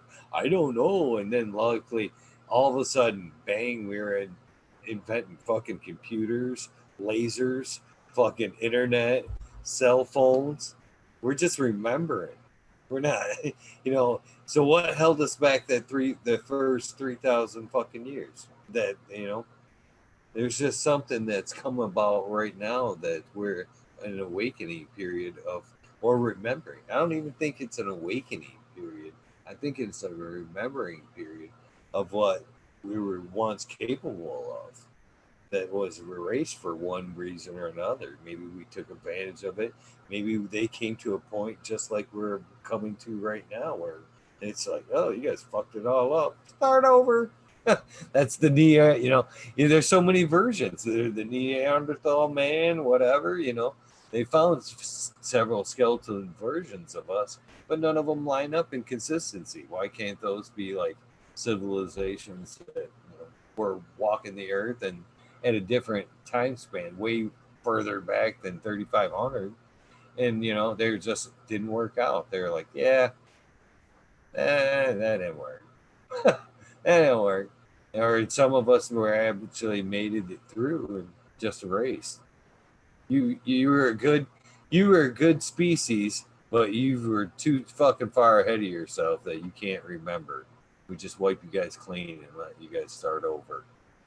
You know, hopefully you can do it right this time. So do you want to know my theory on it? Or what I think? Fuck yeah, I do. Okay, no, I just want to rant over here by myself. Let me smoke and listen to you. All right, well, I believe that the Bible is truth. And I know that a lot of the, I guess the opposing debate about that is because in Genesis, it kind of skips over a lot. And these were my own questions too. But there's like, if going outside of the normal canonical, there's the book of Enoch. And in the book of Enoch, they talk about these watchers or the fallen angels. And I think that the fallen angels are where we get like the book of Thoth, and that's where the ancient Sumerians all of a sudden, boom, they had all this language and technology, and then the Egyptians, boom, they had all this, like, there were these sudden advances like that. And I think that in the book of Enoch, it talks about those watchers as teaching the people, like one of them taught them the ways of war, one of them taught them, you know what I mean? And that all kind of lines up with all that. And I don't know, I think we would have a lot of that history if the Library of Alexandria didn't burn and lose like countless things, man. So like a lot of that stuff wouldn't be gone and out of there. But I mean, theoretically, then you're right. if that is the case, then they would want to erase any evidence of all that too. So The book, you're absolutely right. And let me, oh God, I don't. This is one of these things I don't. I religion and politics is things I've always really believed you should never really talk about. But it's hard though because what you're saying there's how I want to put some truth to what you're saying, but it doesn't match up. See, because how can you put the time span on there of like say 3,500 years? What it we're it's 2000s, and there's before and after, right? Before Christ, after Christ. So there has to be something we're basing that Bible off a time span, right? And that's like if we go by that, if Christ, then we're saying that things were one way and then they were different after him, and that was only 2,000 some years ago. And with that being said, there's no mention of Enoch and shit into the current version of things. And I believe you're right. I believe there's a shit ton of knowledge in the book of Enoch that does really put things together. But the book of Enoch, what you're talking about is it does make very much sense of everything you said, but that doesn't match up with the time span. You know what I mean? Because what that time book span are you actually, talking about though? The before? well, either or. Seeing how there's no mention of him in the current or after, you know what I mean? The book of Enoch, that's something that's been suppressed. And if you look into it, Enoch was like 900 some years old. According to the book of Enoch, fucking Moses was like 300 years old. So how does that, with those kind of age lifespans, how does that fit into that time span? You know what I mean? That nobody, it doesn't really talk about in the Bible or anything else in the last 3,000 years of people living fucking 900 years. Well, But it does talk about that in back in like go to Becky Tempe days. The book of Enoch actually fits better with the 30,000 type year span as far as we can go back now. I think in Göbekli Tepe is like 30,000 years old, and it matches up perfectly with the book of Enoch, that story, which isn't a Christian book. I mean, if it is, but it isn't. The time spans don't line up with the version that has been so here's that's where my question came from. The time span is the time span you're talking about is based off what carbon dating, right? But if carbon dating is based off a calculation for ice age happening when it was really a flood, there's a different amount of pressure that would be applied. There's been many instances of flood, and I'm not really talking about carbon dating of what's been found in the book, because that could be different sciences and carbon dating have been, it's a good whole measurement, but it's not, they found it not to be, totally, the holy grail on age. And when that book was found, how it was buried and how it was preserved is a whole nother thing. When I talk about time span, I'm talking about like, the way they talk about it in the book there.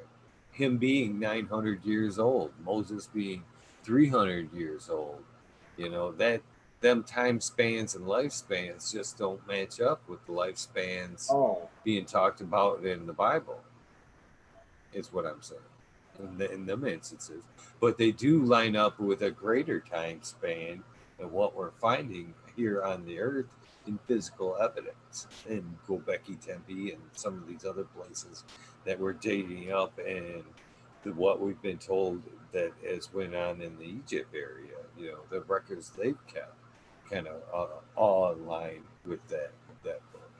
But that book had, even though it does, other than it mentioning Moses and a few other things, it doesn't really line up with the Christian faith, and I think that's one of the reasons why it was buried for so long. And you're right, in a lot of them libraries, the Library of Alexandria, and a lot of things there at the Pope there, their library has been damaged in time, but they had the most thorough library of anybody. The Vatican does. You know, they've got books in there that they know shit that we'll never know. You know, they've got books as far as back as books as can be. And it's sad because there's, you know, good time that we'll never know that shit. I'm just smiling because chat's going back and forth about stuff. It's funny. And I don't know, man. I like throwing out discussions because in reality, like, right, we really don't know. We only have today, really. And it's all anybody's ever given anyway. So that's why I just smile at because it's all kind of just fun to imagine and theorize, just like space travel or what's at the bottom of the Mariana Trench. Well, it's weird. I don't agree with the idea that 420 is saying here that time is relative to gravity because gravity, time would change as we knew it the further we got away from our own gravity. You know, we both know, everybody knows that we have gravity here on Earth. So that would say as soon as we get outside of our atmosphere, time's completely different.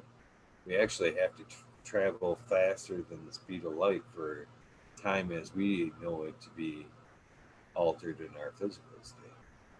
You know, if we were to actually, you know, even 1 hour speeding at the travel, if we could do like in each direction, you know what I mean, travel at the speed of light, one way, an hour each way, and came back here to Earth, the people on Earth would be fucking thousands and thousands of years old. We would be the same age. We'd be 2 hours old, but the people of Earth would be thousands. It wouldn't even be the same. And I don't think that happened. I don't think that happens as soon as we step out of our atmosphere. They're like, oh, sudden, holy shit, I'm 50. So I don't know. We just went interstellar, y'all. Interstellar. And back. God damn it. You just guys couldn't let the episode go without a fucking rabbit. They were asking for a rabbit. Couldn't let it go. We were like at the edge of like 5 of them or something. I don't know. God damn, man. It's funny shit. You guys trying to turn this into an Alex Jones episode like right quick and shit. You guys want to just see me like turn and beat red, just screaming. You guys, has anybody ever watched Alex Jones, by the way? Oh God, I used to love. You've never watched any Alex Jones? For reals? Infowars. I still. It's a great source of information, but man, that guy gets into some shit. He's very passionate about it. Sometimes, man, you just see him shaking and he's fucking turning beet red, and oh, it's funny how passionate. Yeah, bro. I better get rolling though, man. If I stay on too much longer, I could be waking up for work. Honestly, I don't blame you because this rabbit hole, I can see it. I'm wide awake. This could go deep. I actually need to, instead of jumping into the rabbit hole, she should be working. For sure. But as always, I appreciate you jumping in for sure. Yeah. I do enjoy talking to you. It's always fun. I like hanging out with chat too. Peace, everybody. It's always cool. I'll let you do the shout out, Seagull. Oh, sure. Just make me think. Thanks, Dirtman Dan. I was feeling special until you just walked right by me and said goodbye to chat. I love hanging out with you, but chat, you're the real reason I come. It's later, Eagle. It's the community. That's funny. I'm just fucking with you, brother. Oh man. Hopefully I'll see you after Joe Dree tomorrow. Oh yeah, man. I'm looking forward to that one. That's gonna be great. I love hearing Kevin. Fucking definitely, cool deal, man. All right, man. Well, hopefully I'll talk to you during the day tomorrow, and hopefully I'll see you tomorrow night. Definitely. Peace out, Eagle. Peace out, chat. Have a good one, guys. Have a good night, man. Mr. Smiley's Gardens, appreciate you.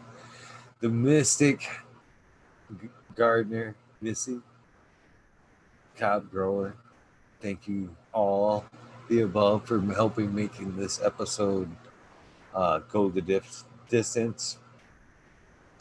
As always, I want to thank everybody that has showed up. All the great people. In fact, I don't want to grab my phone while I'm doing this.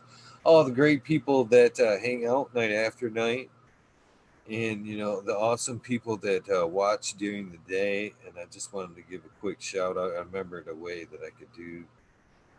I do forget the people that watch during the day. They deserve a shout out just as much as the good people that are able to stay up and watch. But there's a couple of cool people that day after day after day uh, stop by the show and drop off some fucking cool comments. And I just want to make sure they get their shout outs because, just because they're not here doesn't mean they aren't cool people. And then one of them being is the Glass Girl 420 Grow. Always stopping in and saying something nice, dropping some cool comments. Spiky Pilot, which I believe is our friend in Germany. Dub T Roy, which is another, oh motherfucker, that phone just died. Another daytime grower there. We'll switch over to this one here real quick. It's the same info. Dub T Roy, another daytime viewer who unfortunately doesn't get the chance to watch the show at night. The Major General 420 Army is another great person that watches during the day. Dub T Roy, I got him. Glass Girls. Shout out to Canada Queen. Shout out to Tara Wilson. Spiky Pilots. The Humble Grower 420. Misty's Nugs. Jack Screenstock. Bruce Beef. Underrated Madness. Aldridge 25. Big Jar Grows. Elias. Sifter of Gold. Gorilla Glue. Craft Cannabis, or Craft Canna Mike. Automation is Freedom. 420, you're here. Just a bunch of people. Double Tap. Geneva Eastwick, we know her as Miss Nudie Grows. Give her a shout out. She was got some negativity sent her way yesterday from some bullshit. I'm not gonna get into that, but she's better than that. Farmer Pete and Gary P. That of course Boom Farms, as I'm getting ready to throw that phone down. Can't forget my man Boom Farms. I always dig him. Charlie's Fire 420. I'm sorry, brother. I forgot to check you in on you today. I hope your battle with cigarettes went well today. Sorry I didn't check in. Chiba Man 420, Aldridge. Purple Thumb OG. I can't wait to talk to you Saturday. Who else we got here? Ned Denver left in chat. Be too crazy for you. Thank you for tuning in. Bill Sid, I did get your address. I will get that out first thing tomorrow. Big Jar Grows. Tone Grows. Dank. Cheers to you, my friend. Thank you for catching up, at least on the tail end of the rabbit hole. You might want to go back and rewind and watch it from the beginning instead of just catching the rabbit hole. TW, I have taken care of you as well. Chris Mertz, Ganja Grower, the Boston Cannabis Project, or Cannabis Craft Can Boston Craft Cannabis. Thank you. I'm sorry about that. Messing up your name there, but shout out to all your handles there. I think I got them all. Who else? Smiley's Garden, of course. TW, I got you as well. You guys been dominating the chat for the last little bit, so I might not be able to go too far back and give Ganja Snaps. Thank you for joining the show. I will follow you back a little bit when I get a chance to. Appreciate you following along the show. And see who we had left in chat. You guys been killing it. Huron Cannabis Consultant. Shout out to you guys. Thank you. Most Hated Grower. I seen him early on. So many Boz Farms. So many other great people that that's as far back as I can go. Is Chris Mertz is the first one there.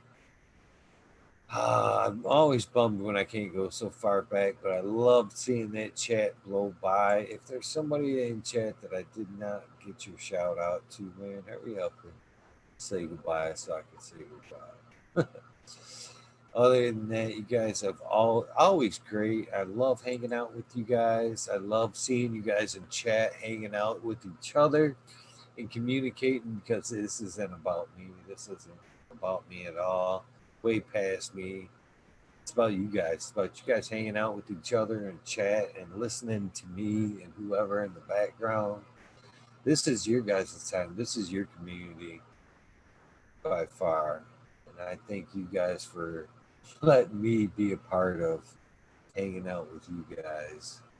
You know, that's the way I see it. You guys, I'm lucky enough to get to hang out with you guys every night, not the other way around. Not the other way around. So you guys have an amazing day, or what? Get some rest. Have an amazing night. Have an even better tomorrow. Fantastic tomorrow.